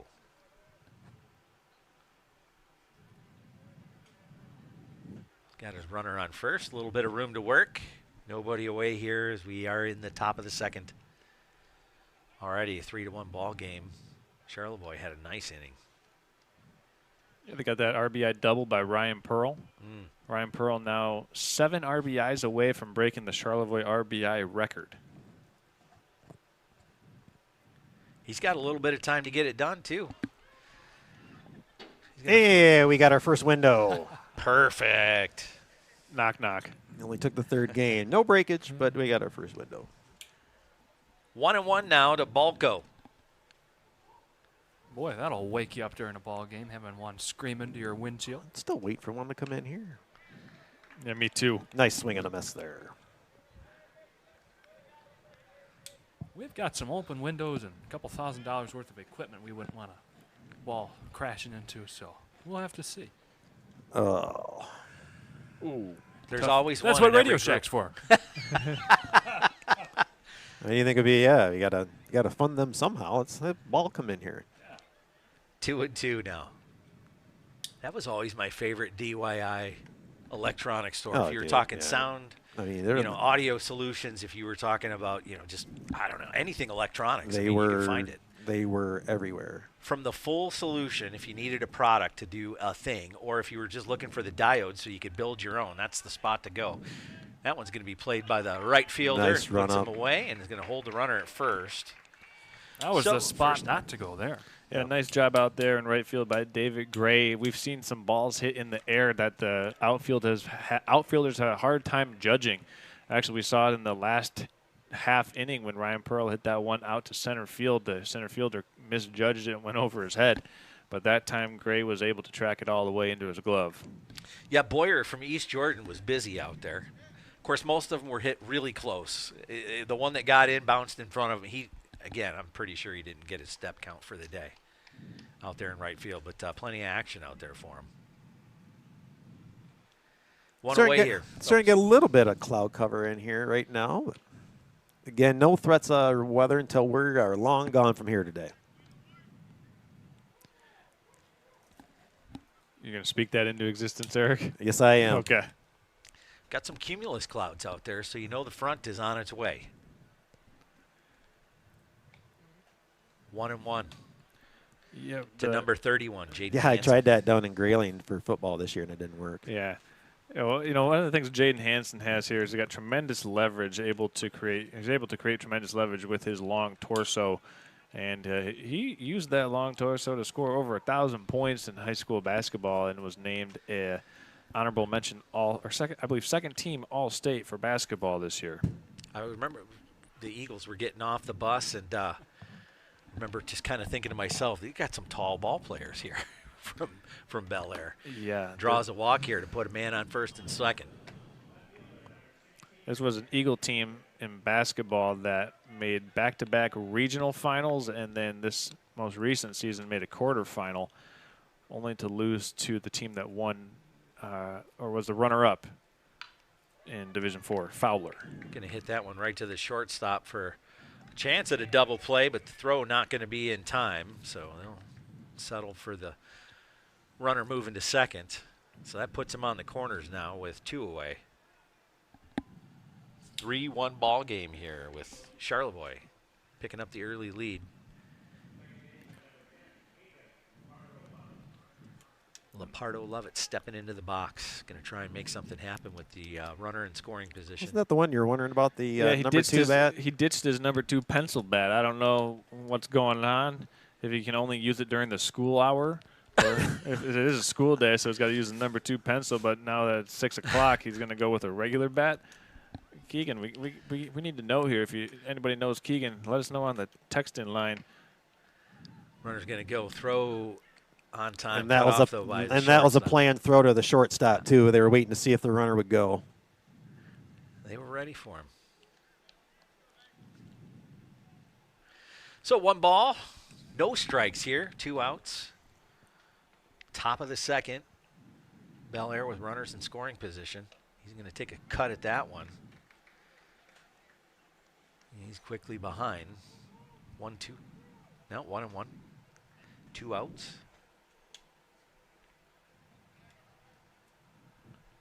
Yeah, with the clouds coming in, you can now see the numbers on the scoreboard from here.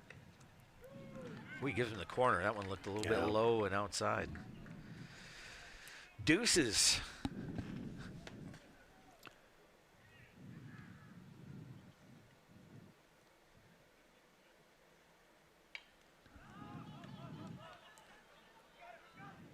And he makes the play. Good catch. Made it look easy compared to some of those pop flies in the infield all day today. Have been problematic, but he's going to finish off the inning. Yeah, that was Watkins there with the off-speed breaker, getting the pop-up and doing it all himself, making the pitch, making the out. We're going to step aside and be back in 30 seconds. You're watching high school baseball on Next Level Broadcast. Bases MI in Charlevoix has everything you need for a successful recovery journey from any type of substance abuse. With a unique blend of clinical expertise and compassionate care, they are ready to serve you and anyone you know with in-person or telehealth appointments. That's Bases MI at the corner of M-66 and US 31, or visit them at basesmi.com.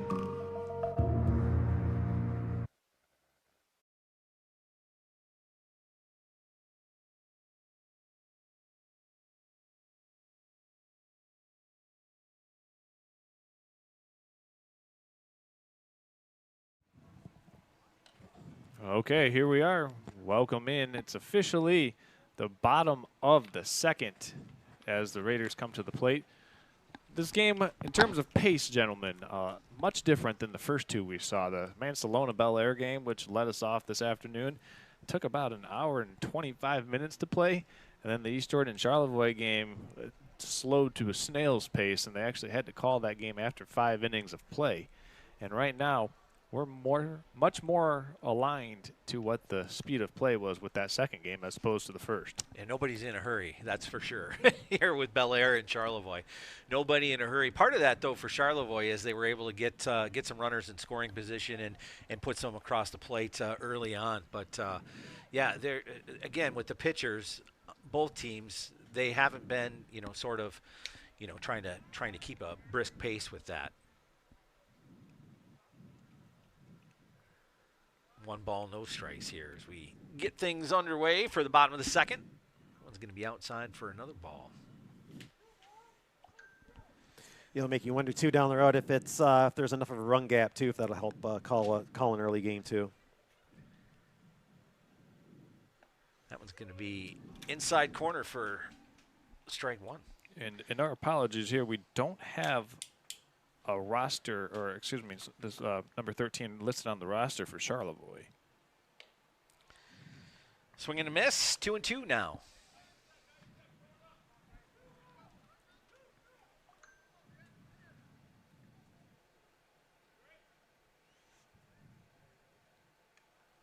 That one's going to be high and away. Gets by the catcher. Full count now. Charlevoix, I guess the formula they're looking for, get a runner in there early, create some pressure, and just put it back into your lineup. Just give them the opportunity to make a play. Well, and another thing you may want to think about today is it looks like that Nick the batter is, do you play the time strategy with the lead too? Right. If you're in the lead, why be in a big hurry? If you know the game could possibly be called. I think you're early enough in the game, though. I don't know if I'd want to hedge on that just yet. Although Bellaire didn't generate a lot of runs in that first game. That was what, 3-2? I think was the first game. Yeah, they're going to show bunt here on the first pitch to David Gray. Yeah, if he'd have pulled that back, I don't know. It might have been a ball. I think it does go to show the close amount of competitiveness and competition. You know, both these games so far, a total of 2 runs separating both games in terms of the winning margin. So you got to like it so far just from an overall quality of play perspective. Yeah. Another thing to look out for with the lefty pitcher now, that first step goes right to first base, and that is a nice quick pickoff move. Almost got him. If you don't balk. Yes. That's an easy balk if you're not careful.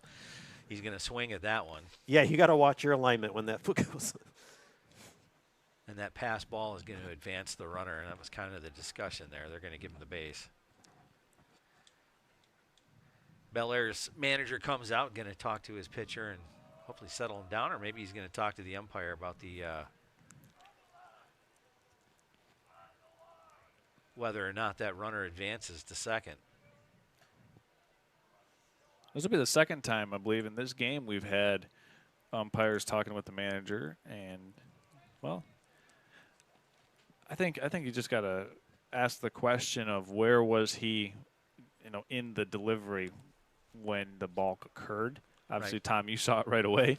It was pretty clear and obvious from what it looked like up here in the press box, at least. So maybe the discussion's about something else. Now, I think this was more of was it a pass ball? Do you give the runner the base? Right. Without the play. The umpire kind of stepped in, maybe a little too early. There you go. No pitch. It was a balk, so the runner moves to second. Okay, so they did call the balk. I think either way he was going to be at second base. Yeah.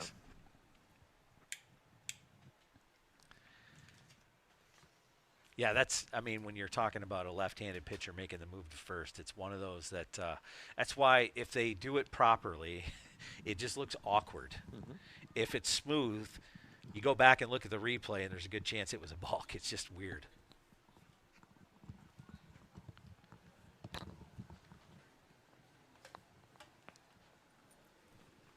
But I don't think Charlevoix is going to complain. No, and so with the no pitch, they're calling out, what was that, no ball, 1 strike now? Yep. Yep. 0-1 to David Gray as he steps in to take that pitch. He's going to skip in. Good job by the catcher to block that one. Could have easily gotten away, and that's going to put him on third. Yeah. I makes you wonder, will they be more aggressive and try to, manufacture this run in? Takes a swing at that one. Yeah, aggressive base running, particularly, we haven't seen any reason not to challenge that catcher. It's one of those things like, and this as a basketball coach, right? Like, you make them beat you with the thing that they're not doing particularly well. Yeah, it's the thing, you got to make them uncomfortable, Yeah. and then once you got them uncomfortable, you just got to turn the screws on them, and then hopefully they just fold on you. Yeah, run the bases until they show you that you shouldn't. Going to foul tip that one back. 2-2 now to Gray. What do they say? All gas, no brakes. That's right. All go, no quit. Mr. All go, no quit, Harry Stamper. That one's going to be high. Full count now to David Gray.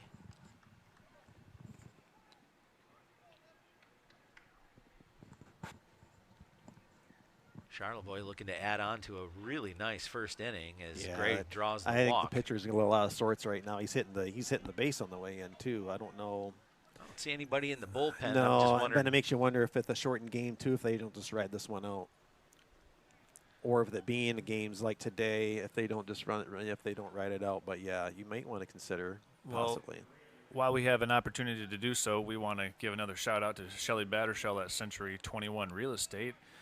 And we'll get to this after this pitch here, but Shelly Battershell is our official third inning sponsor as we're still in the bottom of the second. But we're going to get to that in a little bit because Shelly wants you to know that if you're looking to list a property here in northern Michigan to sell this summer, Shelly Battershell has got you covered with all of your real estate needs in northern Michigan.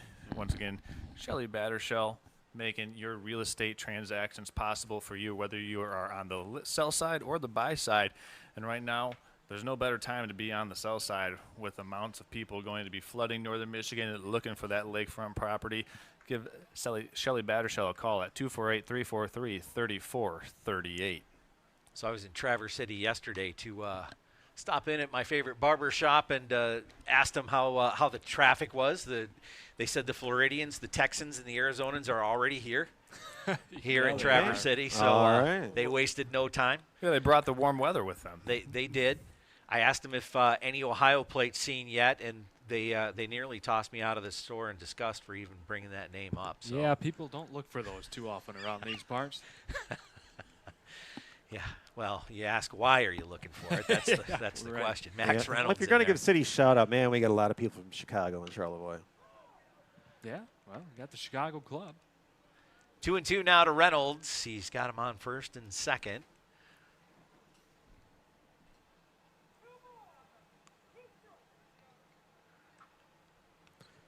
About to hit 6:15 p.m. and we talk about time constraints. We don't know exactly what they will do and how long this game will go. Obviously, only in the second inning, so you're hoping they're going to get to at least the fifth. Reynolds able to get a piece of that one, so he'll stay alive. 2-2. 3-1 here. Wind now switching to left field again. Yeah, this pace has really kind of crawled to a halt. Oh, there's a nice hit. One. I get over his head. Yeah, he had turned his back. Ooh. That's going to score at least 2. 2 hops to hit the fence. He's still trying to pick it up. He's they're going to wave him. So that's going to be a triple. No, he's going for the whole thing. Throw is in and not on target. Reynolds able to hit himself a little inside the park home run. Little league home run. That's right. Man after my own heart. Got the whole enchilada on that one. He got a nice sound off the bat on that one. You knew he hit it really, really well. Barreled up on it, drove through it, good drive through his hips, and played it up over that left fielder. And as I just talked about the wind switch in the left field, too, I mean, obviously that helped carry it over his head. I think the left fielder was seeing line drive, and that ball just carried a little more than what initially it was looking like. So Charlevoix able to put 3 up on the board. And good heads up, you got first and third base coaches keeping an eye on the trail runner, the person that hit it, and making sure that he's aware of where the ball is and getting all the way around the bases. Got an illegal pitch call here from the first base umpire. They're going to bring the manager out again. No. Yeah, a lot of frustration, too, for the Bellaire pitcher. That's you kind of want to just settle him in there.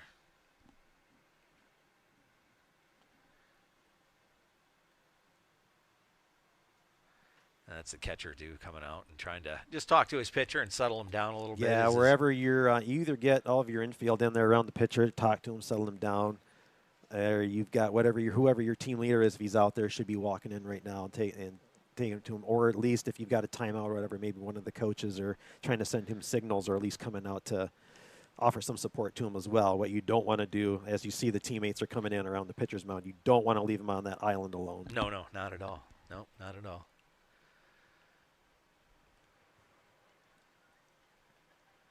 Like a little bit of a lengthy discussion here with Coach Bira.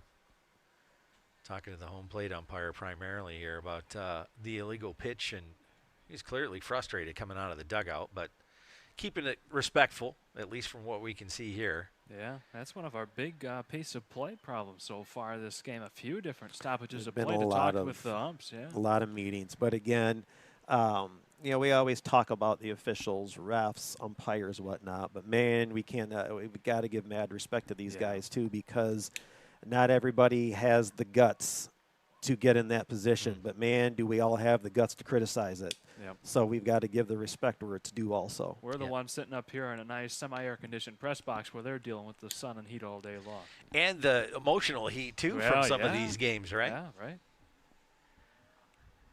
Yeah, it was interesting. I reffed hockey back in the late 80s or late 90s into the 2000s. nice knock to left. Oh, Might make it out of the infield. Ooh. Nice Good catch man, by the yeah. third baseman. It looked like he, again, having trouble reading the wind It and how it's is. going to play on that ball. Yep. But yeah, refereeing back in the day, you know, early 2000s, late 90s, completely different situation coming back 20 years later, and just to see what some of my peers, Yep.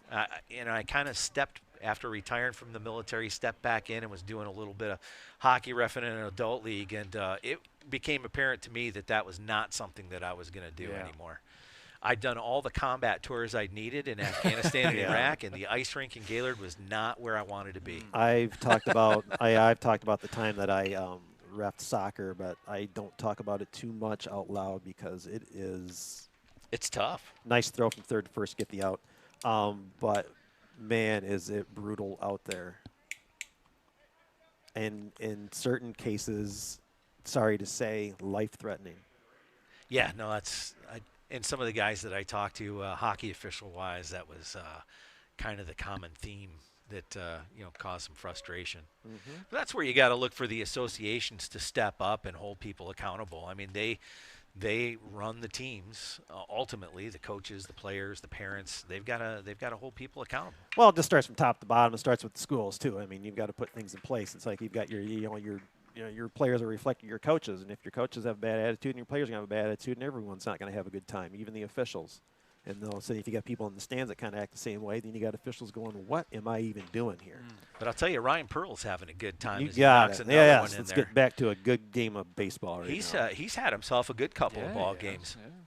You can see why you got a D2 school interested in his services next year. And Pearl is going to take off running on the hit and run. That one's going to go straight away center, dropping it. Nice.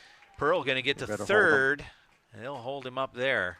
Nice piece of hitting. Good coaching, too, on that one. I'll be curious to see games that Ryan might play with a guy on first. They'll probably just think they'll automatically send him to second. But, you know, we've talked about how Ryan was playing earlier today. I think it was in the East Jordan game, too, when he was on third. Well, Charlevoix, it was interesting, too, because Charlevoix played that. They let that runner go, and they had the shortstop come in, cut it off. They were definitely keen. Yeah, I'm waiting for the guy to go. To prevent that third base runner from scoring, and they're going to go ahead and let him go, and he'll hold Pearl on third. Arms up in celebration as he gets to second base. Yep. You got to love it. Kids being kids, having a good time. Stolen base, get your name in the paper. That's right. Hey. That one's in the outside corner there. Beautiful pitch. Yep. Jack Terryberry, the senior, in there with no balls, 2 strikes, 2 outs, 2 runners on. And a big lead as he takes that one out to the outfield. And it's in that no man's land. It's going to drop in, score the run, and advance the runner. So Pearl's going to come across the dish again. And Charlevoix just really taking care of that ball game.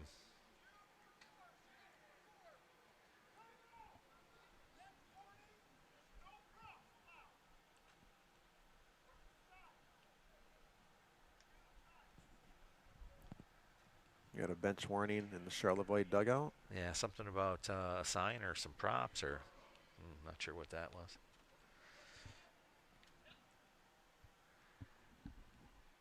Thumbs up by coach, and away we go. 7-1 now your score as the runner goes. And they'll give him second base again just to hold the runner at third. Yeah, you just exacerbate your problems trying to make a play on that.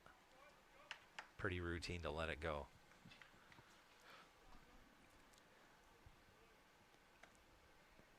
Swing and a miss now.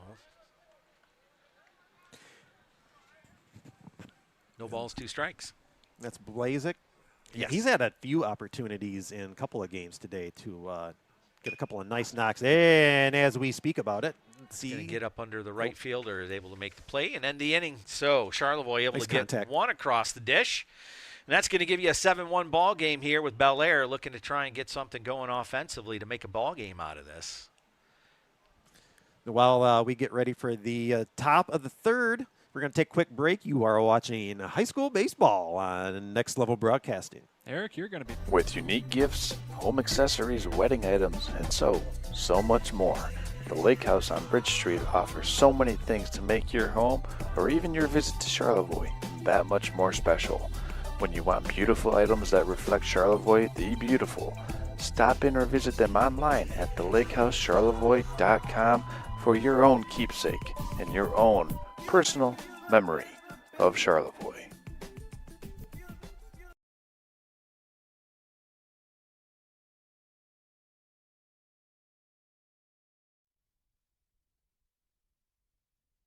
And we're back. Turtle Creek Stadium here. We've got a kind of a lopsided score. The games have all been pretty tight. Charlevoix, though, the runs they weren't able to generate there in that early game, they've definitely found their pace offensively, able to create some opportunities with base runners on there and take advantage of them. Stranded 12 in the last 3 innings of the first game, or the second game today. And today, now in this ball game here for third place, they've been able to get those bats going and creating some nice offense. So, Eric, I wanted to reserve the right to ask or answer a question that you asked me earlier, I think in the first inning, and you asked, would you rather have to wait or would you rather... Boy, we sure waited. and my answer is officially, you want to play right after. So, judging by the way, and this is not an answer based off of results. I got totally forgot to answer and partially thought it was a rhetorical question on your part. Oh, so, good. It's not results-driven or anything. I just think that you want to keep playing. And that's worked out for you, Charles, to hold off on the response that, you know. But the same thing goes with me as Watkins threw it behind the runner, and so he's going to go to first. Yeah, I would rather just play right away too. If I sit down, I'm ready for a nap after 20 minutes. Exactly, So. and you know, when the pitcher's out there exasperating chicken fingers, Yes. it's tough. Yep. Here's your pitcher, Colin Bearup for Bellaire, as he gets some contact on that one. Flares foul out of play, left side of the field. took a whack in a seat there. My goodness. Yeah. Got a piece of that one. And for having Friday games with school still in session too, you've got a nice support. You know, obviously you're at a bigger stadium, so you're not going to sell it out or have any of the lower the lower stands filled or whatever. Right. But you've got a nice little crowd here today, and you know, in between games, the concession line is long. So you know, thanks to the people that are coming out, thanks to the people that are watching with us today. If you were to catch any of my high school teachers from Inland Lakes, they would tell you that today is the day I would be at a baseball game, for sure. Nice Friday afternoon. Get down with all the Rugrats in school and come watch a ball game. Opportunity not to be in class. Tom is jumping all over that. Speaking of opportunities, there he goes. Nice little flare out there in between center and left field. And a little bit of trouble with that one. It's going to be an extra base or two as they signal him home. Throw coming to the plate, and it's in time, but he wasn't able to hold the ball. Wow. What a sequence of events there. So it was a good, clean slide, but the catcher just not able to hang on to it there, and that's going to cost them a run there as Bellaire gets one on the board here in the bottom of the third. Boy, did they need that to give a little juice to their team right now. Well, even just one, well, it's still, even with two bobbles of the ball, he still got the ball in time. You just got to be able to hang on to it. And you got to appreciate the guy that made this happen, too, is the pitcher who struggled, you know, in the last half of the frame there with for Bellaire. Bearup, he was just, you know, just not not having a good outing there. That's on a good way to that take a inning. deep breath and a nice swing and just move on. Yep, get a little retribution here and keep the ball game going as he swings and misses. Ben Landis in there with 1-1. Nobody out yet either, so Bellaire with an opportunity to do some damage. And he barrels up on that one. It's out to right field. He's under it, makes the catch. They're going to hold the runner right there at second. Not going to challenge that arm.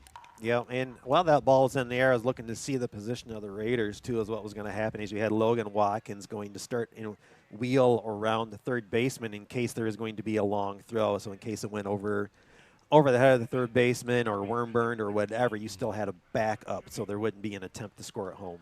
Well, and that's the thing too. Like just how they've played that runner at first scenario too, with a runner also on third to hold them.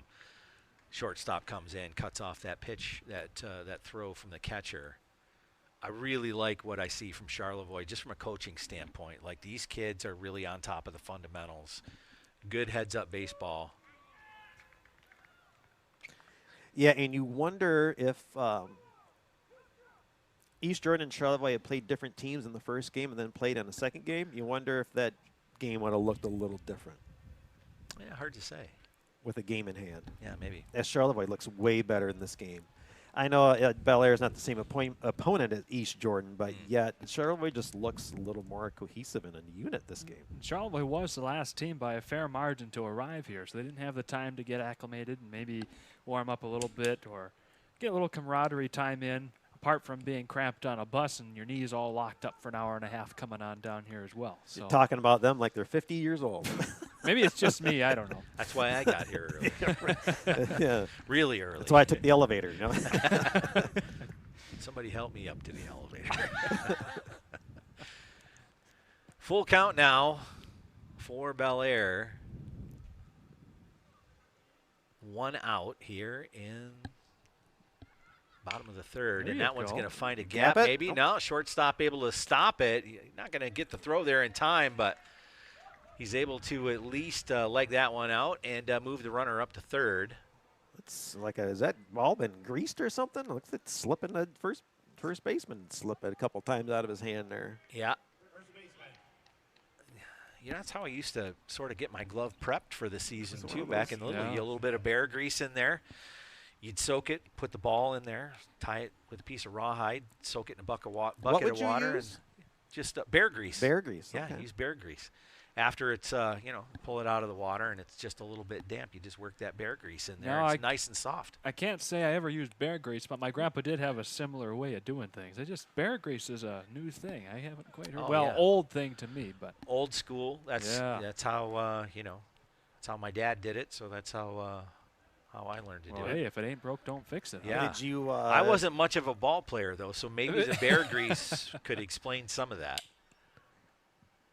0-1 to the batter. Did you see if he's got the I think tag they got on him that time. They did. But the runner is in and safe. They sacrificing a run for an out? Yeah. If you're Bellaire right now, as much as they need to catch up, you'll take it, right? So that's going to shorten that gap just a little bit more down to a 4-run differential. Now, did you do the old wrap a big rubber band around your hat? No. Okay. You get all curved in like that? No, it was all about the cosmetic stuff for us, the players. That wasn't really a big deal for most of us. I mean, we didn't really get into all that. Although when the flip up sunglasses for the outfielders came into play, that was something. Although most of us couldn't afford that sort of apparel as he ends the inning on a 3-pitch strikeout. We've gone from bacon like a toasted cheeser out there to a little bit of cloud cover waiting for the ring to come in later tonight. Yeah, speaking of the cloud cover, guys, I'm down here on the first base line. That's a phantom signal. You can start to see some of those rain clouds approaching, and hopefully not approaching in time to get here for the first pitch of the championship game. But, well, it's definitely going to be a timing metric here to see what goes on, if the weather wants to cooperate or if they decide to maybe expedite this game here with a timing constraint to make sure that we can get the final and championship game in before weather might impact it. We're going to have to check in with Shane on that one. So he doubles as a meteorologist. I found out. I'm learning more about this team. Well, I've been predicting that we're going to be good, but he keeps showing me the radar, so we'll just let him deal with it. I mean, that's the radar. It's not me making a forecast here. I do a little of everything here. I've Meteorology, noticed, yeah. photography, I try and do a bit. But Mother Nature, take it away. It's I don't know. It's looking like by 9:15 to 9:30 we could be seeing some rain. But if it's thunderstorms, now if you hear thunder, they'll cancel the game before that, and that could be a half hour, 40 minutes before the rain even gets here. So No, anything of lightning or whatever in the area, that's an automatic 30 minutes for every sight or sound. Yeah. So it's like that's one of those. If it's going to happen, you might as well just call it a day. Yeah, so we've got a game and a half to get in here with probably right around 3-hour time window. You know, we almost thought it maybe around 7:15 for the first pitch of the championship game, and we're close to being on time for that. Yeah, right around there. But you never know. With it was 7 to 3, you get to maybe get through the fourth inning and maybe see what the score is at.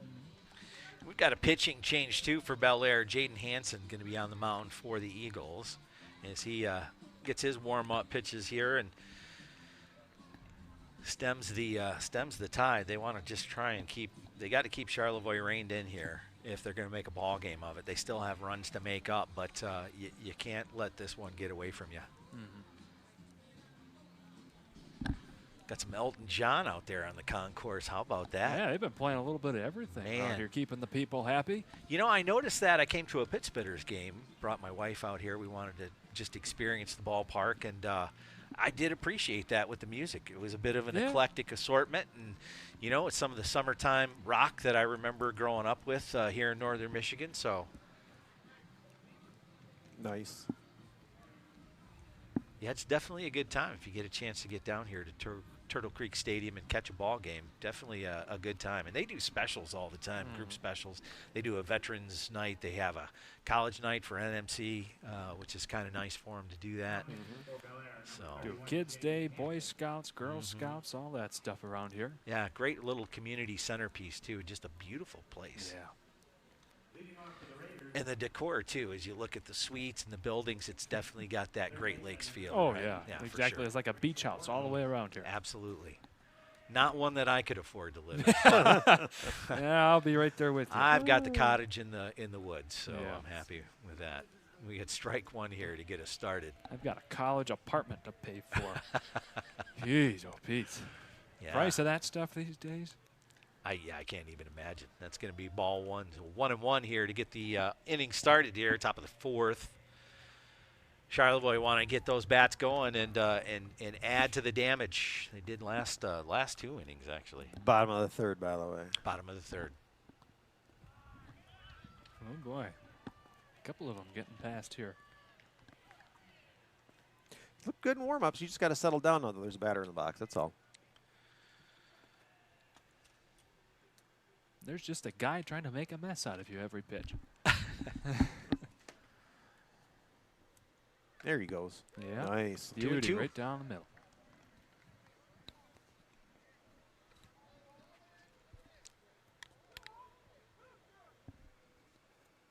Good piece of camera work out there in center field. Charles Strail really, that camera's awesome. Yeah, put up the big bucks there to get that. And we've got one of the best views we've had at Next Level Broadcasting with that camera there. I'm telling you, that's something you'd expect to see on a regional sports network. Yeah, that was really nice. We just need the box in there, and we're all good to go. Radio Shack helping out with all that business. So yeah, that's right. He held that one up, and it's going to serve him well as he takes ball 4. Wanted to take a cut at that one, but he'll take the base instead, and that's going to bring up another number not in our roster today. So getting the reserve players some action here for Charlevoix. You like to see that. Generally, that means underclassmen. Yeah. So yeah, with the new pitcher, though, too, it makes you wonder if they'll test him. I think with the runner, I would love to. Not much of a lead. There he goes. Yep, takes a couple of steps. That secondary lead as the throw goes down to second. He's going to get under that tag. Throw was accurate. Yeah, but again, it took that one hop before it got there. Charlevoix was one of the top teams in the area for stolen bases last year, and they're keeping right up with that so far from what we've seen. And, guys, I just do want to make a quick update. Number 12 for Charlevoix, Caden Titus. Okay. All right. Titus takes a big cut at that one. We've got Charles out on the field investigating what's going on out there with the weather, the people. Titus, only a freshman, making some state rankings in wrestling this year. He knocks that one right to second base, and he's going to get the double play. Runner had to hit. They had the hit and run going, and that's one of the dangers. Yeah. Well, and that's a youth error there, as the coach is trying to explain it to him as he's like, oh, shouldn't have taken off. So there's 2 away with Max Reynolds coming in to get things going, hopefully, for Charlevoix. He's had himself a pretty good day today.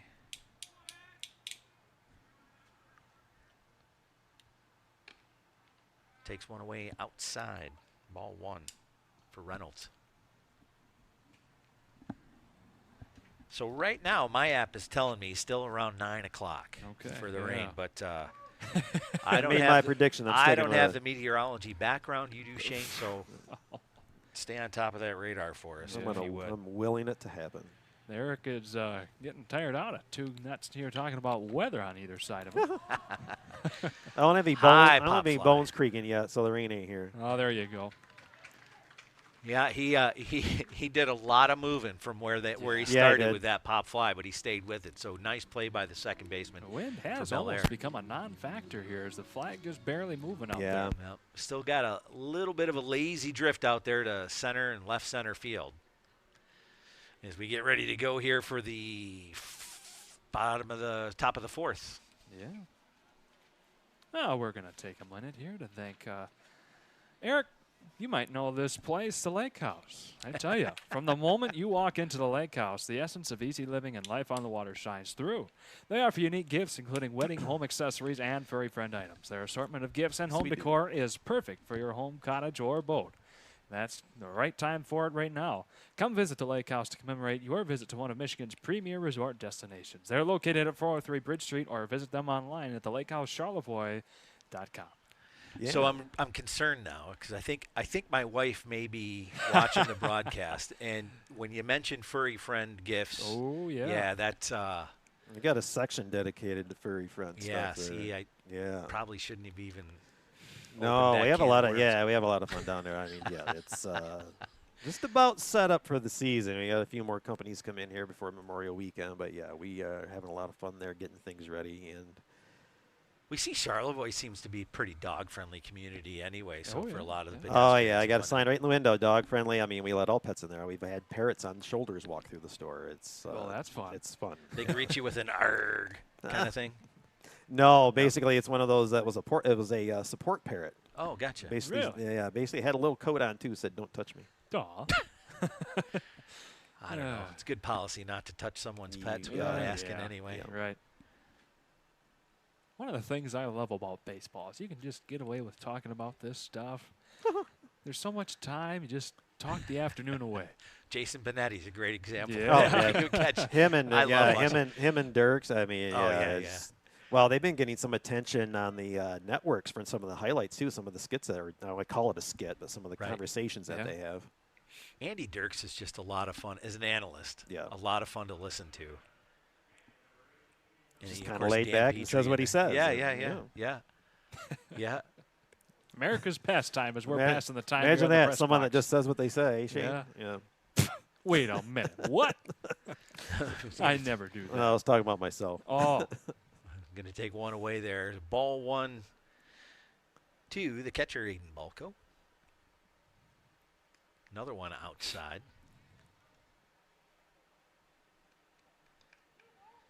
Logan Watkins got the pitching duties here for the second game, Charlevoix.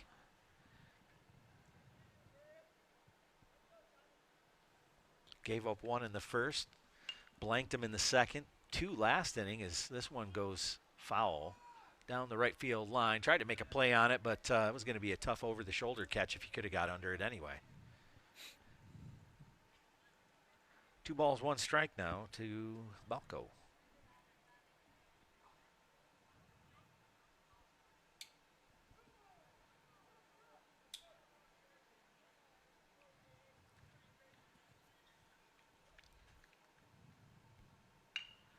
That one's down to the third baseman. Yeah, heard Gonna that take crack. that one off Can a he stretch? hop. And the first baseman able to Yeah. stretch and keep that foot on the bag. Boy, we Nice play. saw- He's had a couple of really nice stretches for plays today. Got a full-on splits earlier. Yeah. Somehow he's able to keep his foot on the bag as he dives for that one.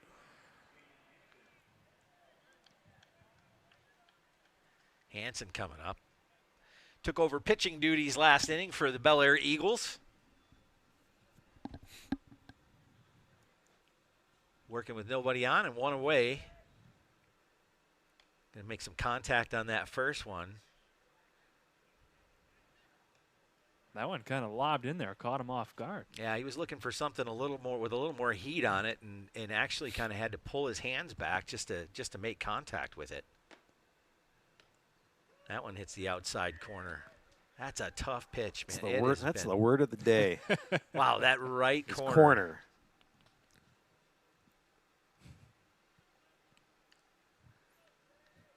Yeah, they've worked it really, really well. Another off-speed pitch. He's able to get that one by the shortstop. Hansen with a base hit. Found eyes. Just out of the range.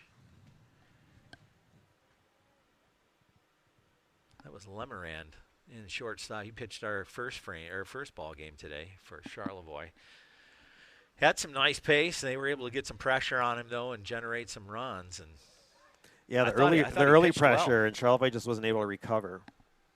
After he found himself, they were pretty much kind of an even matchup for the most part, it seemed. Looks like they got a pinch runner coming in. You do that with your pitchers, I guess, huh? Suppose so. Yeah, Hansen came in relief. So he's the pitcher of record for Bellaire. They're going to bring in a pinch runner, and that's Damon Fox. He's listed as a reserve player for Bellaire.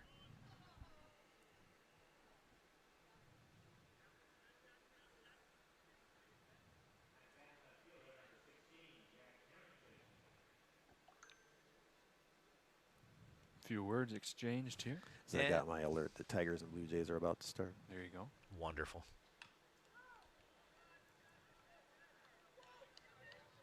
Makes you proud to be a Michigander when you see the Tigers playing the way they are. Yeah. So, but that also means obviously they've a little bit of a rebuild. Are you a bandwagoner or are you a lifer? Oh no, I've been following the Tigers my entire life, especially since I was telling you guys that World Series story that I was telling you back when I was just a an 8-year-old in 2012. That was one of my earlier sports memories. Riding in the back of my car as Dan Dickerson called the Tigers. We're going to the World Series. My dad teared up a little bit, and I thought, man, this is something cool. And here I am ever since. Yeah, I remember the emotions of my dad in '84. Yeah. Oh, yeah, for sure. Yeah. That was such a The big year. the Bless You Boys year. Yeah, I mean that was emotional watching. Even as a kid, being able to see him, an old, a grown man, tear up like that. Yeah, my dad got me a signed ball from that team. Really? And there's just something romantic about baseball that'll get those emotions going every now and then. Well, and you look to, I mean, you had George Kell and Al Kaline doing the television coverage, but Ernie Harwell and Paul Carey, nobody did it like Ernie Harwell. Stood there like a house on the side of the road and watched that one go by. Man, and he knew everybody in the state of Michigan. Yeah. That one's going to be very inside. Yeah, Tom, you were telling a cool story about your dad meeting, and you were meeting Ernie Harwell. So earlier. my dad would take a summer trip down and watch the Tigers. I mean, going back to when he could first drive. Probably set some speed records getting from Indian River down to Detroit. I think most folks that knew him would probably his nickname in high school was Speed. So yeah, mine was Leadfoot. Yeah, so he went down there from the time he was a kid, and he'd always talk to the older guys and try and meet some of the older players, autographs and stuff. But Ernie Harwell was one of those guys that made an impression on him. And so when I went down for my first baseball game in the 80s, it was probably around 84. He's like, hey, we're going to go meet Ernie Harwell. I'm like, what? So he stalked him at the elevator where Ernie would take the elevator up to the press box. And so Ernie Harwell comes walking down the concourse, and he's wearing his blue beret. And he says, Mr. Harwell, I wanted my son to meet you or whatever. He goes, Tom, how's the golf course up in Indian River? Yeah. So my dad worked at the golf course. And Pass he ball, that. runner advance to second. But what stuck me was that Ernie Harwell remembered not only his name, but what he did and where he was from, and think about the thousands of people he meets. So the joke was always that Ernie Harwell would bring, and there's Bertha from Holland, Michigan, here with her family. After that, I believed that Ernie Harwell was telling the truth. Yeah. He probably knew them. What a man. And, of course, his opening day story, the tortoise, just, still gives me chills whenever It's I hear always them. cool to see. You get we just call them famous people or whatever, Sure. Michigan icons like that. Yeah. That you see up in northern Michigan for a while. Either they visit up here or they have a house that you didn't know about up here. Yeah. Figures like that. Seeing George Perlis from Michigan State golf on Harbor Point Golf Course was so cool when I worked there. Seeing Bill Ambier and Isaiah Thomas at the bar in Harbor Springs, or seeing the Stanley Cup at Teddy Griffin's. It was just some of those things are just really cool to see. My dad met Bo Schembler. Who? My God, Bo Schembechler. There we go, up on Drummond Island playing. Nice. Yeah. Going to strand 2 there for Bellaire. They were looking to get some runs going, but they leave 2 stranded as we end that half of the 4th inning. No damage, so Charlevoix are going to hold on to that 7-3 lead. Yeah, we're going to step aside here for a quick commercial break and come back in about 30 seconds after this. With unique gifts, Faces home MI in accessories, Charlevoix has wedding everything items, you need and for so, a successful so much recovery more. journey from any The type Lake of House on substance Bridge abuse. Street offers With so unique many blend things of to make clinical your home expertise and or compassionate even your care. visit to They're ready to Charlevoix serve you that and much anyone more you know special. with in-person When you or want telehealth beautiful items that reflect That's Faces Charlevoix MI being at the corner of beautiful, M-66 stop in or US visit them 31, online or at visit them at lakehouscharlevoix.com for your own keepsake and your own personal memory of Charlevoix.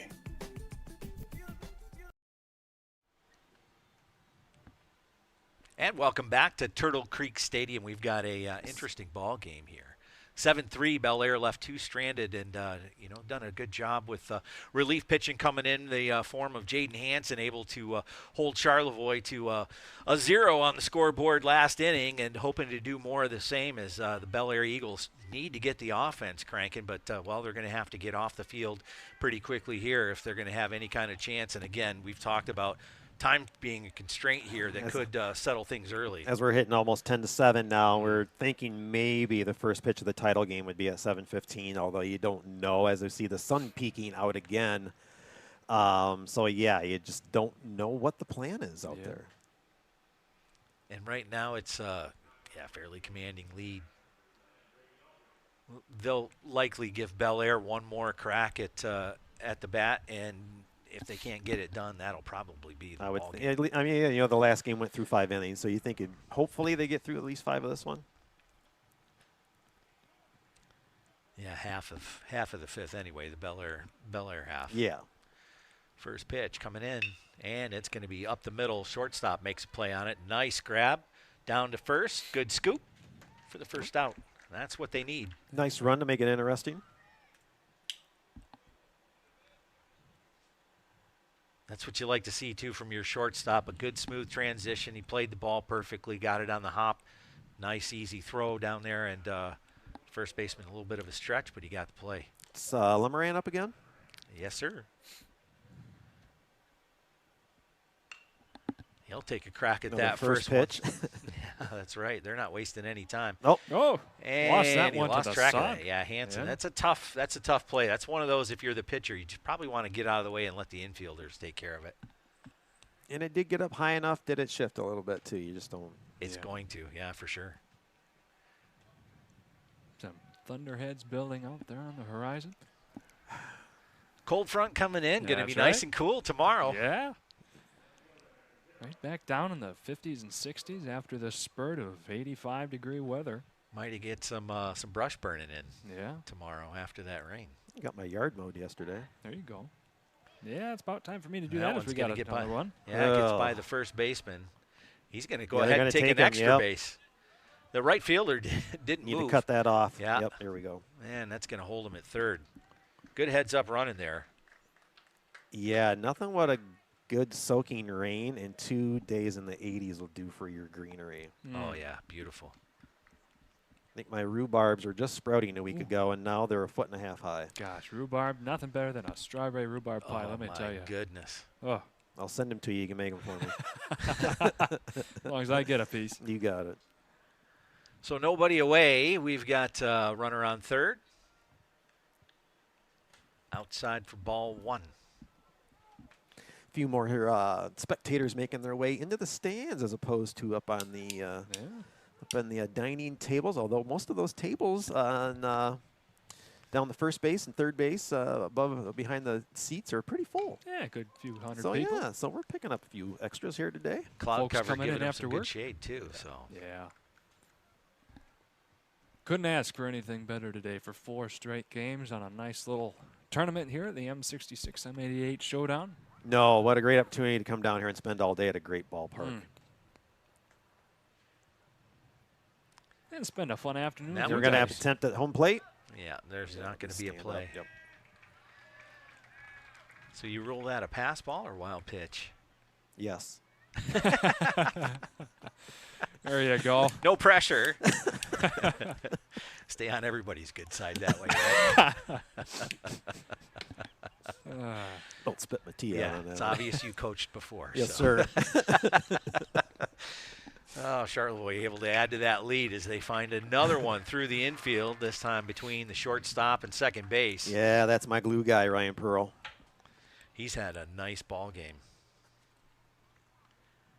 Working with 1 out now. Pearl on, and that's going to make room for the center fielder, Matthew Jarima. Back for the Raiders.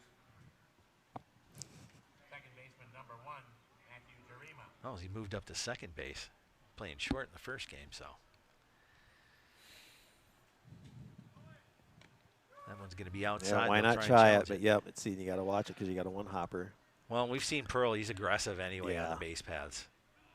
He's kind of a pitcher's nightmare. He If he gets down to is. third. What a pain. I don't think it matters what sport he is playing. He is like an assistant coach on the field or the court. Yeah, sure. No matter what sport it is. He just kind of knows how to be ready, I guess, for anything. Yeah. Contact down there. It's going to get the third baseman. Pearl tries to get under that. Not Yeah. able to, though, but He they get the was, lead runner. As I gave him praise, he tried to get cocky and slide Yeah. underneath that tag. Yeah, he was doing so well. Yeah, right. Third baseman played it really well off the hop, too. Dude, He I'm didn't- trying to help you out. Didn't try and get in there, didn't back off. He had it on a pretty good line. So that's going to bring up 2 outs now and opportunity for, looks like, Jack Terryberry to make something happen with a man on first. Now, you want to talk about the moral glue of a team. It's this young man right here, Jack Terryberry. I've had the pleasure of knowing him for a couple of years, worked with him even back at Charlevoix Screen Masters, a fine, upstanding young man. Yeah. He's like the team kind of event planner. They get Okay. them all together to do great Yeah, things. we The social director. Yeah, There we you go. had Logan Watkins up for an interview after a basketball game, and I asked the question of who keeps the brotherhood together away from the court or whatever, and immediately it was Terryberry. He's the one that gets the social events together, gets the guys together, and does all that stuff. So great to have somebody that takes care of that. You know, that leadership thing, though, a lot of that is learned behavior, too. And you Yeah. look, his dad managing this Absolutely. club, and there's a lot to be done. We saw that with DJ Shimoniak, you know, in Gaylord, Yeah. you know, with the football team, and his son as a sophomore stepping in and just doing a great job at the quarterback position as a sophomore. So I mean, just an upstanding family. Of course, dad, head coach here at the team, also a Nice teacher looking at the strike. school, uncle, principal. Grandmother was an OBGYN nurse for 50 years, delivered probably 3/4 of the town's babies in Charlevoix. So just a great, upstanding family overall. you love that. He gets a little knocker there. Unfortunately. Whoa! Running bobbled out, there. might get away with it. Yeah, he yep. does. Don't get greedy there at third base. Yeah. He turned and looked, and that's Yeah. what you want. You want to Yeah. turn and look, but The look, second don't baseman touch. Right? conceded. The second baseman conceded first base and was looking to see what was going on over there. Yeah, he was ready to make the play. That was a good discipline there down at third base. It's tough to do, though, sometimes. 8-3 your score. I got to think top of the fifth is going to be the end of this.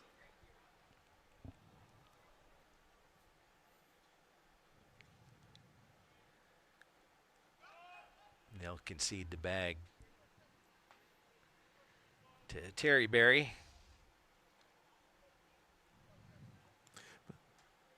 But we do have lights. We do have lights. I know. We do haven't had a have chance lights. to use them yet, Turner. No, it would be cloud cover. Oh, Oh, all right. that was a chance just to. That was a pitch you can let all your frustrations out on. 1 ball, 1 strike here. 2 outs. 2 runners in scoring position here. Boom. He gets There a you hold go. of that one. That's going to bloop in there unless the second baseman can make a miraculous catch. He almost did. I'll tell you, he's made some pretty good plays out there defensively. On some of those bloop balls, infield and in the outfield, but he's not able to catch up with that one. So Charlevoix gets 2 more runs across. And this one's quickly turning into a blowout.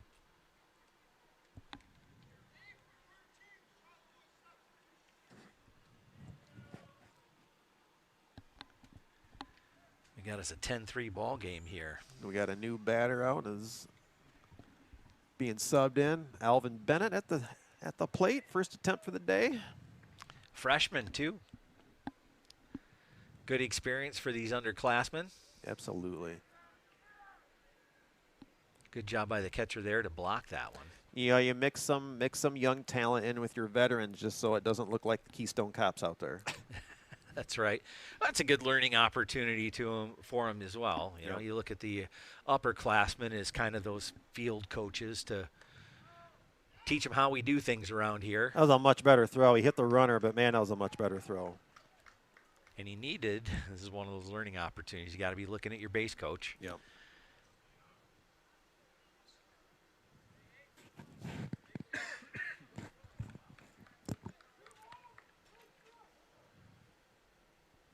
So 2-2 here, 2 outs. Charlevoix got this game pretty well in hand right now. Hits that corner. Whew. How many times I've gone whoo today? Because man, they keep hitting that corner.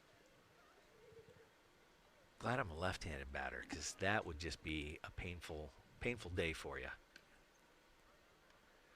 That one's a little bit outside.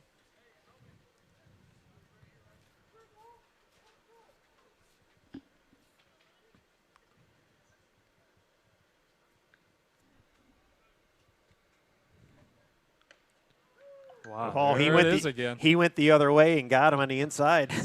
Froze him on that one. Yeah, that was a nice one. Full count now with 2 away. See what the freshman can do. You can let that one. Oh, I'm man, going to want to see the sure. replay on that one. That looked like it was a little far out. Yeah, it's but, all right. He's going to say he got the corner, and he's got the best You're up view in 10-3. I'm not going to complain too much. If I was losing, maybe I'd have a conversation. Yeah, 10-3. It is. We'll see what they do if they're going to give Bellaire one more shot at it. Oh yeah, that was in the left batter box. I think that was. Javi would have swung at it last year, but not this year. Yeah. I gotcha. That's kind of how I judge those outside pitches. Yeah, we've got Blue looking up at the official score box here, looking for time. And we're gonna, while we're checking that out, we'll take a really quick break as we're trying to switch to the top of the 5th. We'll be right back. You're watching high school baseball on Next Level Broadcasting.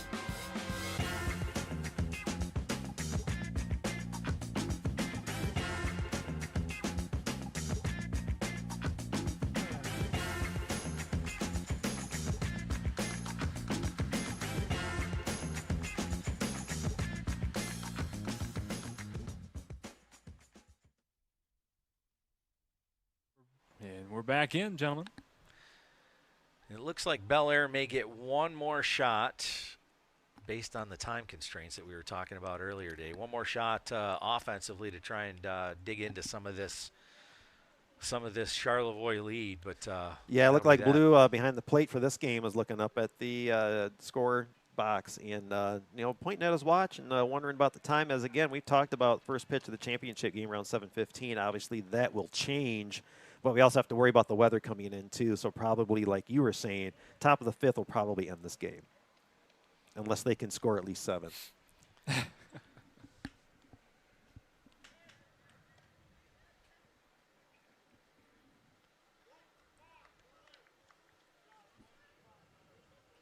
So Birup is coming out of the ball game, and this is one of the reserve players. This is Junior Wadgenson coming in. He's one of the reserve players for Bellaire. Number 1 on your jersey and in your hearts if you're in the Wadgeson family. There you go. Yeah. He was one of the fun players that would sub in, and we get to watch him every now and then for Bellaire basketball. Covered a number of their games this season. Again, made it all the way to that quarterfinal appearance. Yeah, they were fun to watch.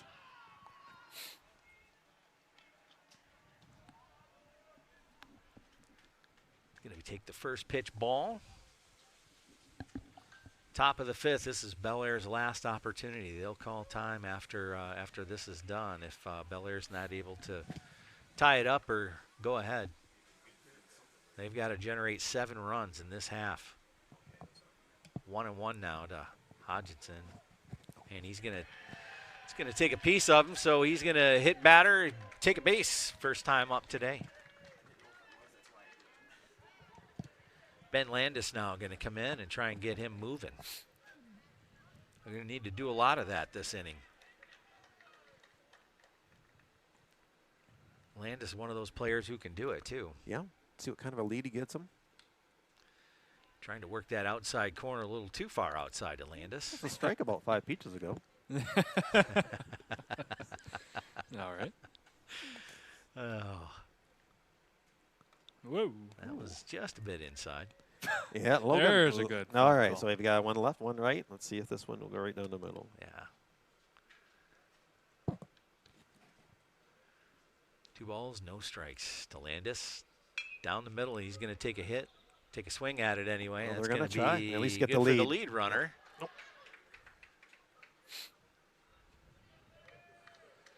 That's all right. A lot of hustle there. He'll work on his form in the offseason on that second base slide, but you like to see that. That was my worst thing, was sliding back when I played baseball. And of course, back a few years ago, they didn't allow me to do any head first sliding. So trying to get the form there on your legs never worked out well for me. I was more of a tumbler myself. Yeah, that's exactly what I was. I didn't want to say it, but since you said it, I'll join in with you on that. Well, I know you guys are worried about him. I don't want to pull no Willie Mays Hayes and end up about 5 feet short, too. Yeah. That runner going to advance on that pass ball. Nero, that guy's just sitting there going, come on, you can get there. Oh, my goodness. That's a classic. Yeah. Yeah, swing and a miss. 1-1. 1 away. Bellaire got to get something going here. Speaking of that, okay, what do you like better, Major League 1 or Major League 2? 1. Yeah. Good job. Yeah, no question. Tries to go off speed on that one. No, I don't mention the other one. No. Because it was terrible. Mm-hmm. That's the thing with those sequels, those comedy sequels. They just, generally the second one never lives up to the billing of the first one. That one was right up there by the hands. I bet that'll ring for a few moments. I think the team that year was called The Buzz. Man, it sure wasn't buzzing at the box office. Anyway. 2-2.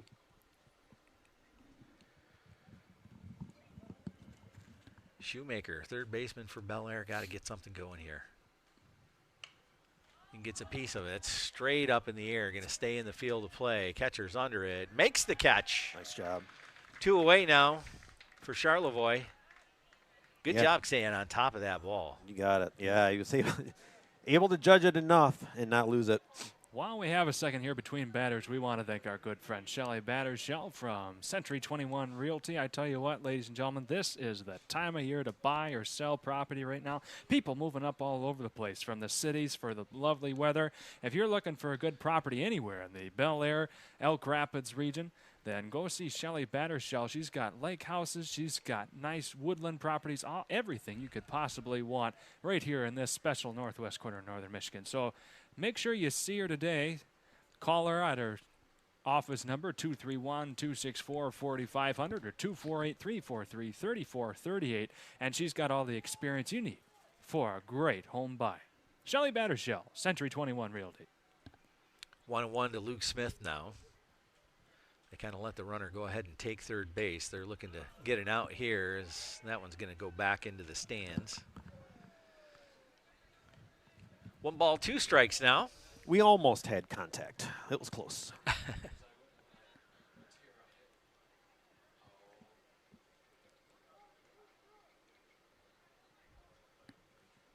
definitely got some cloud cover in here now as he swings. That one's going to go by. He's probably going to get the bag, and Bellaire's going to add 1 run. Yeah, and advance on the third strike pass ball.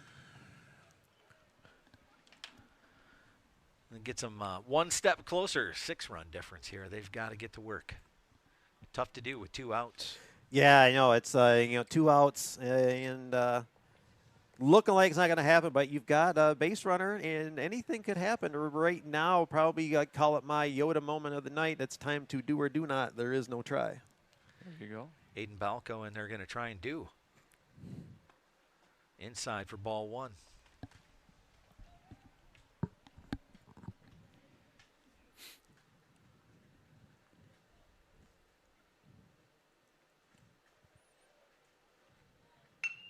He's going to find a little gap in there. Shortstop can't get there. That was just out of his reach.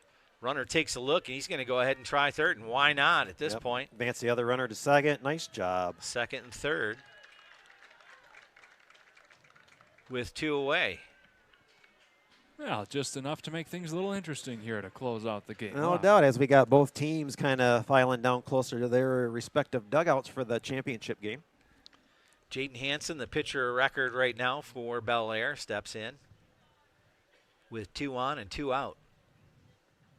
I would assume these teams will probably go right on the field to get their warm-ups in. Takes a crack at it. It's going to be fair ball just down the first base line. That'll score 1, if That'll not get 2. 2. They're going to send him. Hansen trying to decide whether he's going to take second base. He'll stay right there at first, and that's good enough to score 2 more, and that's going to bring us down to a 4-run difference with 2 outs. This is one of those things, too, that we saw with the Tigers back in the 80s. They were known for those 9th inning, bottom of the 9th, 2-out rallies. I don't see any hats flipped upside down or turned or whatever yet, but yeah, we might get there. Yeah, well, game isn't over till it's over. They've scored. What's the score got to be for the rally cap? I'd probably have to say another run or 2 before they get to that point. All right, so you need to be within at least 2. Yeah. Okay. All right, we'll see. I mean, they've scored the same number of runs this inning as they have all games, so like I said, making it interesting here. That's a decent attempt by Watkins throwing the first. I mean, it's really easy, too, when you're at 10-3 going into the bottom. Yeah. Knowing that the game, this is it. It's really easy to kind of fold. Great to see a resilient bunch of kids, though. You know, they're going to put it all out there, even with 2 outs. I mean, just trying to make it happen. Definitely giving the fans something to be proud of. Not sure what Logan was questioning or whatever. He was having a conversation with the field official, and then coach decided to come out and have a meeting with him. So curious to see what that's all about. Had something to do with that play, that throw over to first, and whether or not he got him. Whether there was some interference. Sure, maybe he came off the base in some way too. But, yeah.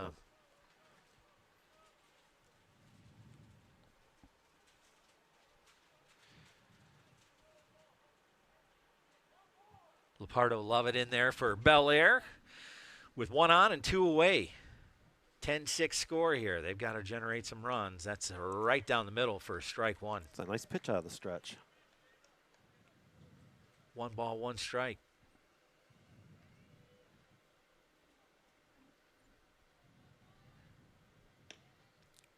Trying to paint that corner. Going to be ball 2. Brush just went a tad out the line there.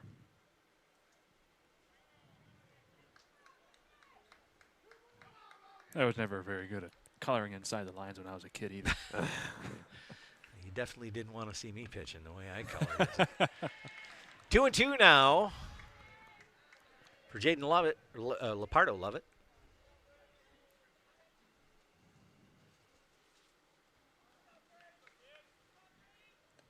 That one's outside. Full count now. Boy, they are going to squeeze every bit they can out of this ball game. You got to love it. I think Logan at this point just needs to put it over the plate. Yeah, just throw some heat right down the pipe. There He's going to go off speed. That's going to go right to the second baseman. Takes the toss and gets the lead runner. I'm assuming, yep, catcher taking the equipment off, and that will end the game. All right. Well, they made a game of it. You got to give the Eagles credit there with a 10-3 deficit. They came back, did the best they could. They got it within 4, and your final score 10-6. Yeah, another fun game. You still got one more to go. We got the championship game coming up soon. Not sure how soon that'll be. We're hoping it'll be soon, maybe 15 or 20 minutes to get the other teams warmed up, get ready for this. So we will take a break and come back and get you ready for the title game. You are watching high school baseball, Next Level Broadcasting. We'll be right back. Eric, I hate to take your thunder away. That was a great lead up, but we want to thank our friends at Bases MI before we step away for the break. So we're going to do that, and then we'll have a good lead away here. We'll be back after this. Poor Eric. Bases MI in Charlevoix has everything you need for a successful recovery journey from any type of substance abuse. With a unique blend of clinical expertise and compassionate care, they are ready to serve you and anyone you know with in-person or telehealth appointments. That's Bases MI at the corner of M-66 and US 31, or visit them at basesmi.com.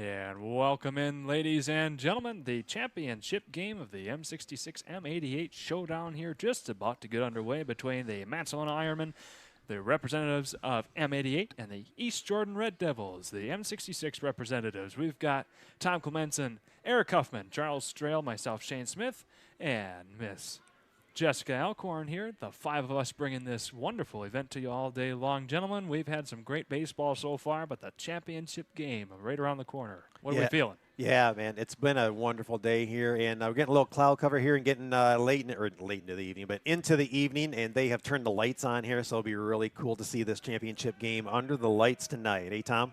Oh, absolutely. Great conditions for it. The wind's kind of dying down just a smidge, but that don't be fooled. It's going to pick up again. I'm watching the storm system work its way across Lake Michigan, coming from the southwest and working its way northeast. So, and you got the flag still holding strong out there in center field, but blowing dead left right now. Absolutely. No, but it's a beautiful night for a ball game.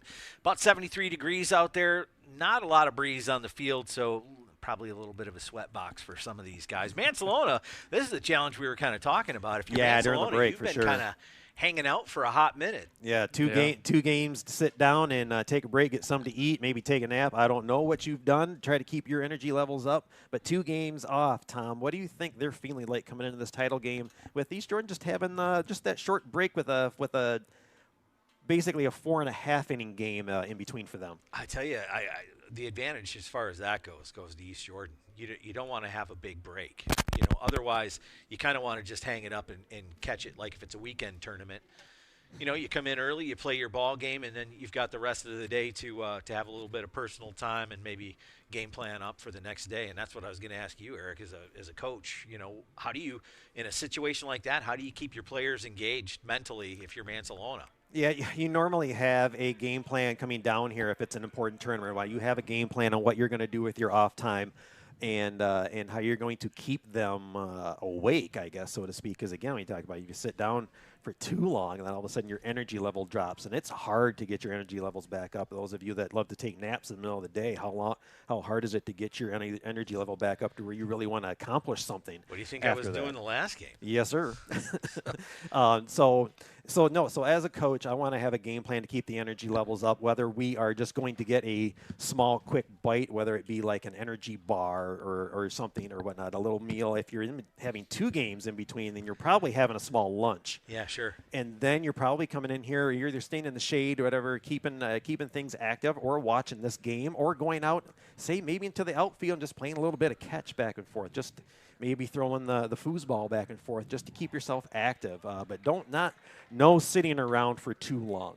Yeah, that's got to be tough, and especially when you're dealing with teenagers, right? It's extra tough. Yeah. Well, yeah, and you got in between. How many people need to go? Whether you got to want to stay focused on the task at hand instead of I've got 2 games off. I'm going to go check in with my girlfriend or whatever. It's. So is the challenge wrangling the players or the players' parents? Because they're dealing with the same layoff. Now they have the advantage of being able to jump in the car and go. Well, right. I know over here earlier, I know after the first game they had a nice little group. I think the Mancelona group was all over here and had tables out and were getting their snacks and whatever all set. So you can tell that they were set to have a long day today. Yeah, sure.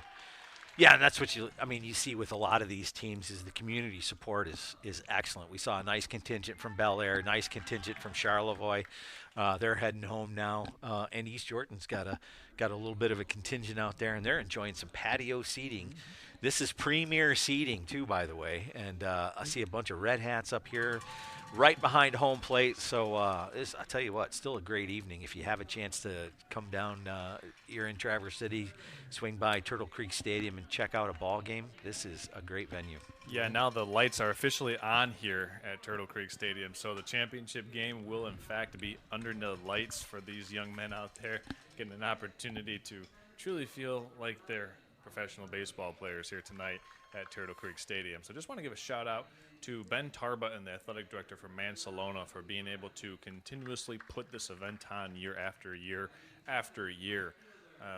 In the 4th or 5th year that this event has been taking place. It started in 2019, skipped a year during 2020 because of COVID, but has continued since. And I think that shows a lot of the dedication and resolve for the athletic directors that want to continue this event, continuing it after COVID. It'd been pretty easy to say, hey, let's not do it this year, but nonetheless, keeping this thing together. And it's been a really fun afternoon and now evening of high school baseball so far here at Next Level Broadcasting. Yeah, and I'll tell you, too, the whole staff, right from the get-go, we showed up early, to get the gear in here, get everything set up, and just the whole staff here at Turtle Creek Stadium, just what a remarkable group. And they've got a bunch of interns in here, too, that, their day started about 7 o'clock this morning, going through all the checklists to make sure everything was they treated this just like a professional ball team, having an event in the evening. They top-rate service, man. You can't say enough good things about the staff here.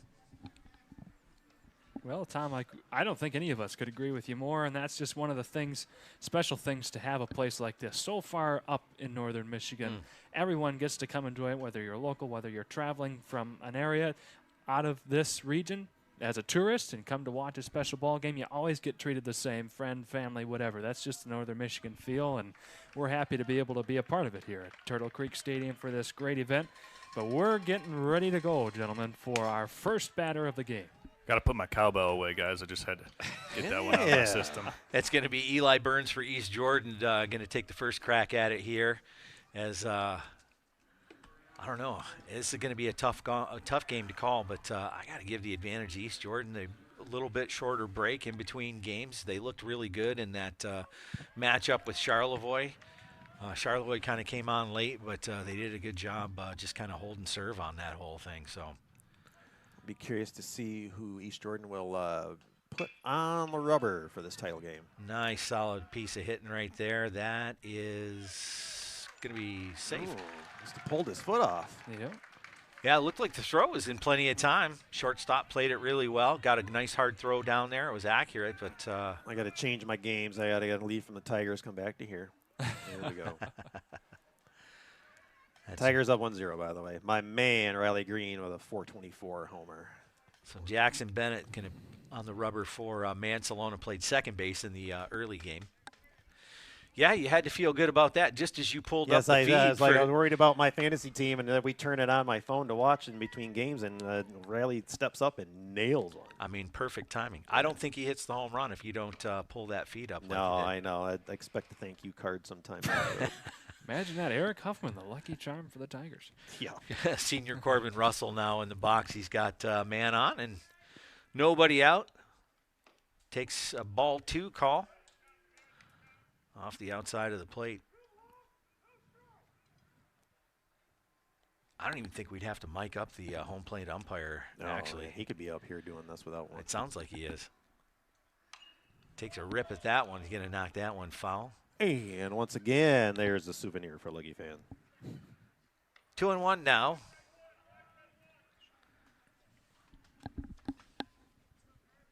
See how the pace for this game goes. As Russell steps back in. The Mancelona pitcher looked like he was almost a little bit annoyed with Russell taking his time to get back in the box. He's ready to go.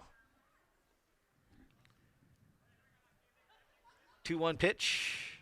Going to be high and away. 3-1 now.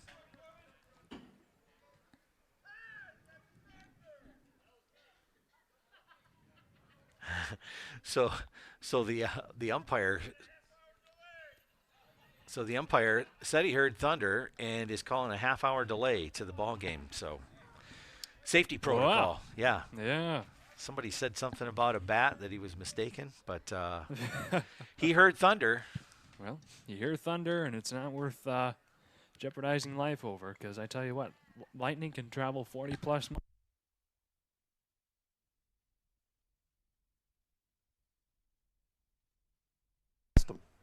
Now it's back on. There you go. So you just never know. Yeah. That was weird. Yeah. And we're back. Thunder took us off for a minute. Yeah, there is indeed some lightning strikes just about to come on shore in Frankfurt. So getting close. Yeah, we've got some big old cumulus clouds up there, getting darker and a little meaner looking as they are coming up across the lake.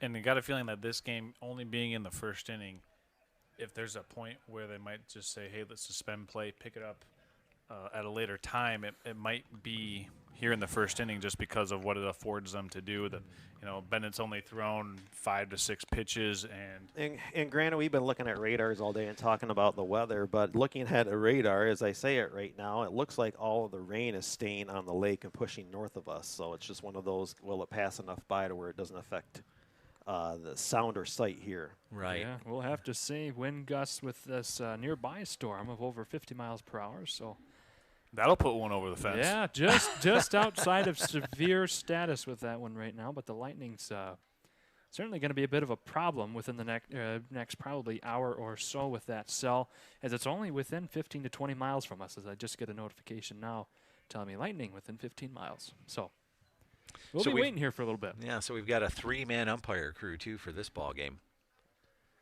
Our home plate umpire from game 1 is back on the field, so we've got the full crew out here. Yeah. Yeah, he didn't even hesitate. Heard that little bit of a rumble and came right in with a timeout. And they will, obviously, they won't go inside because they have to be aware every time you hear something, you got to restart the clock. Right. So what we're going to do is we're going to have step aside here, and we'll be giving partial updates every now and then when we have news to share. But for now, it appears that we're going to be under a 30-minute delay.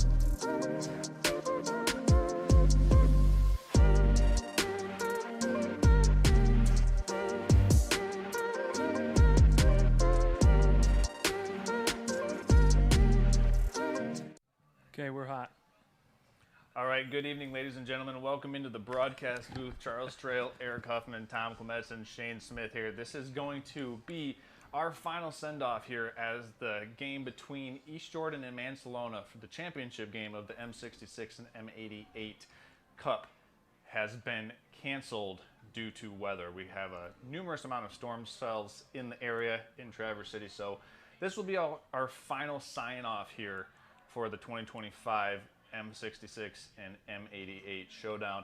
But just to put a bow on this event, guys, this was probably, until now, a great day for baseball. Oh, my goodness. Right. 3 games that we got in, and the first 2 games were only separated by 1 single run apiece. The last game got a little lopsided between Charlevoix and Bellaire, but both those teams still competed to the bitter end. Yeah. And Tom, I'll start with you. Obviously, first baseball game you've done this season, first baseball game we at Next Level have done this season, but a lot of fun. Good to see the student athletes out there competing, and a good amount of people turning out here to watch a special event. Well, and I'll tell you, too, to kick it off with you guys, for me personally, in such a nice venue, too, right? And a great day for baseball, as you said. The weather was fantastic up until the storm cells and some lightning and whatever. And you like to see them err on the side of caution when you're talking about fan safety, player safety, that kind of thing.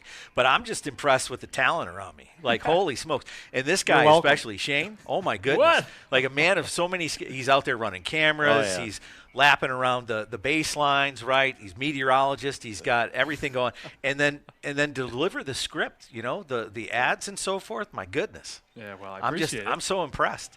No, seriously, though, great day for baseball and a great opportunity to work with you guys, and I'm looking forward to some more games. Well, yeah, Tom, I couldn't agree more. Not about the stuff about me. Put that aside. But working with you here for our first time here at Next Level Broadcasting, someone of your talent, being with radio for so long as you have, it's great to add you as a member of our Next Level team to, you know, not only do this, but special events. Football is the we approach the fall season. Hopefully some basketball mixed in there as well. So it's been a great day here, great games. I couldn't be much happier up until the last little bit here, of course, with weather taking it out. But, you know, got to watch 4 quality teams in Northern Michigan really played out. And Bellaire, yeah, that game got a little lopsided. But then they added 3 runs there right at the end. They had no quit in them. Yeah. And that's what makes this so fun, this game. It's not over until the final out.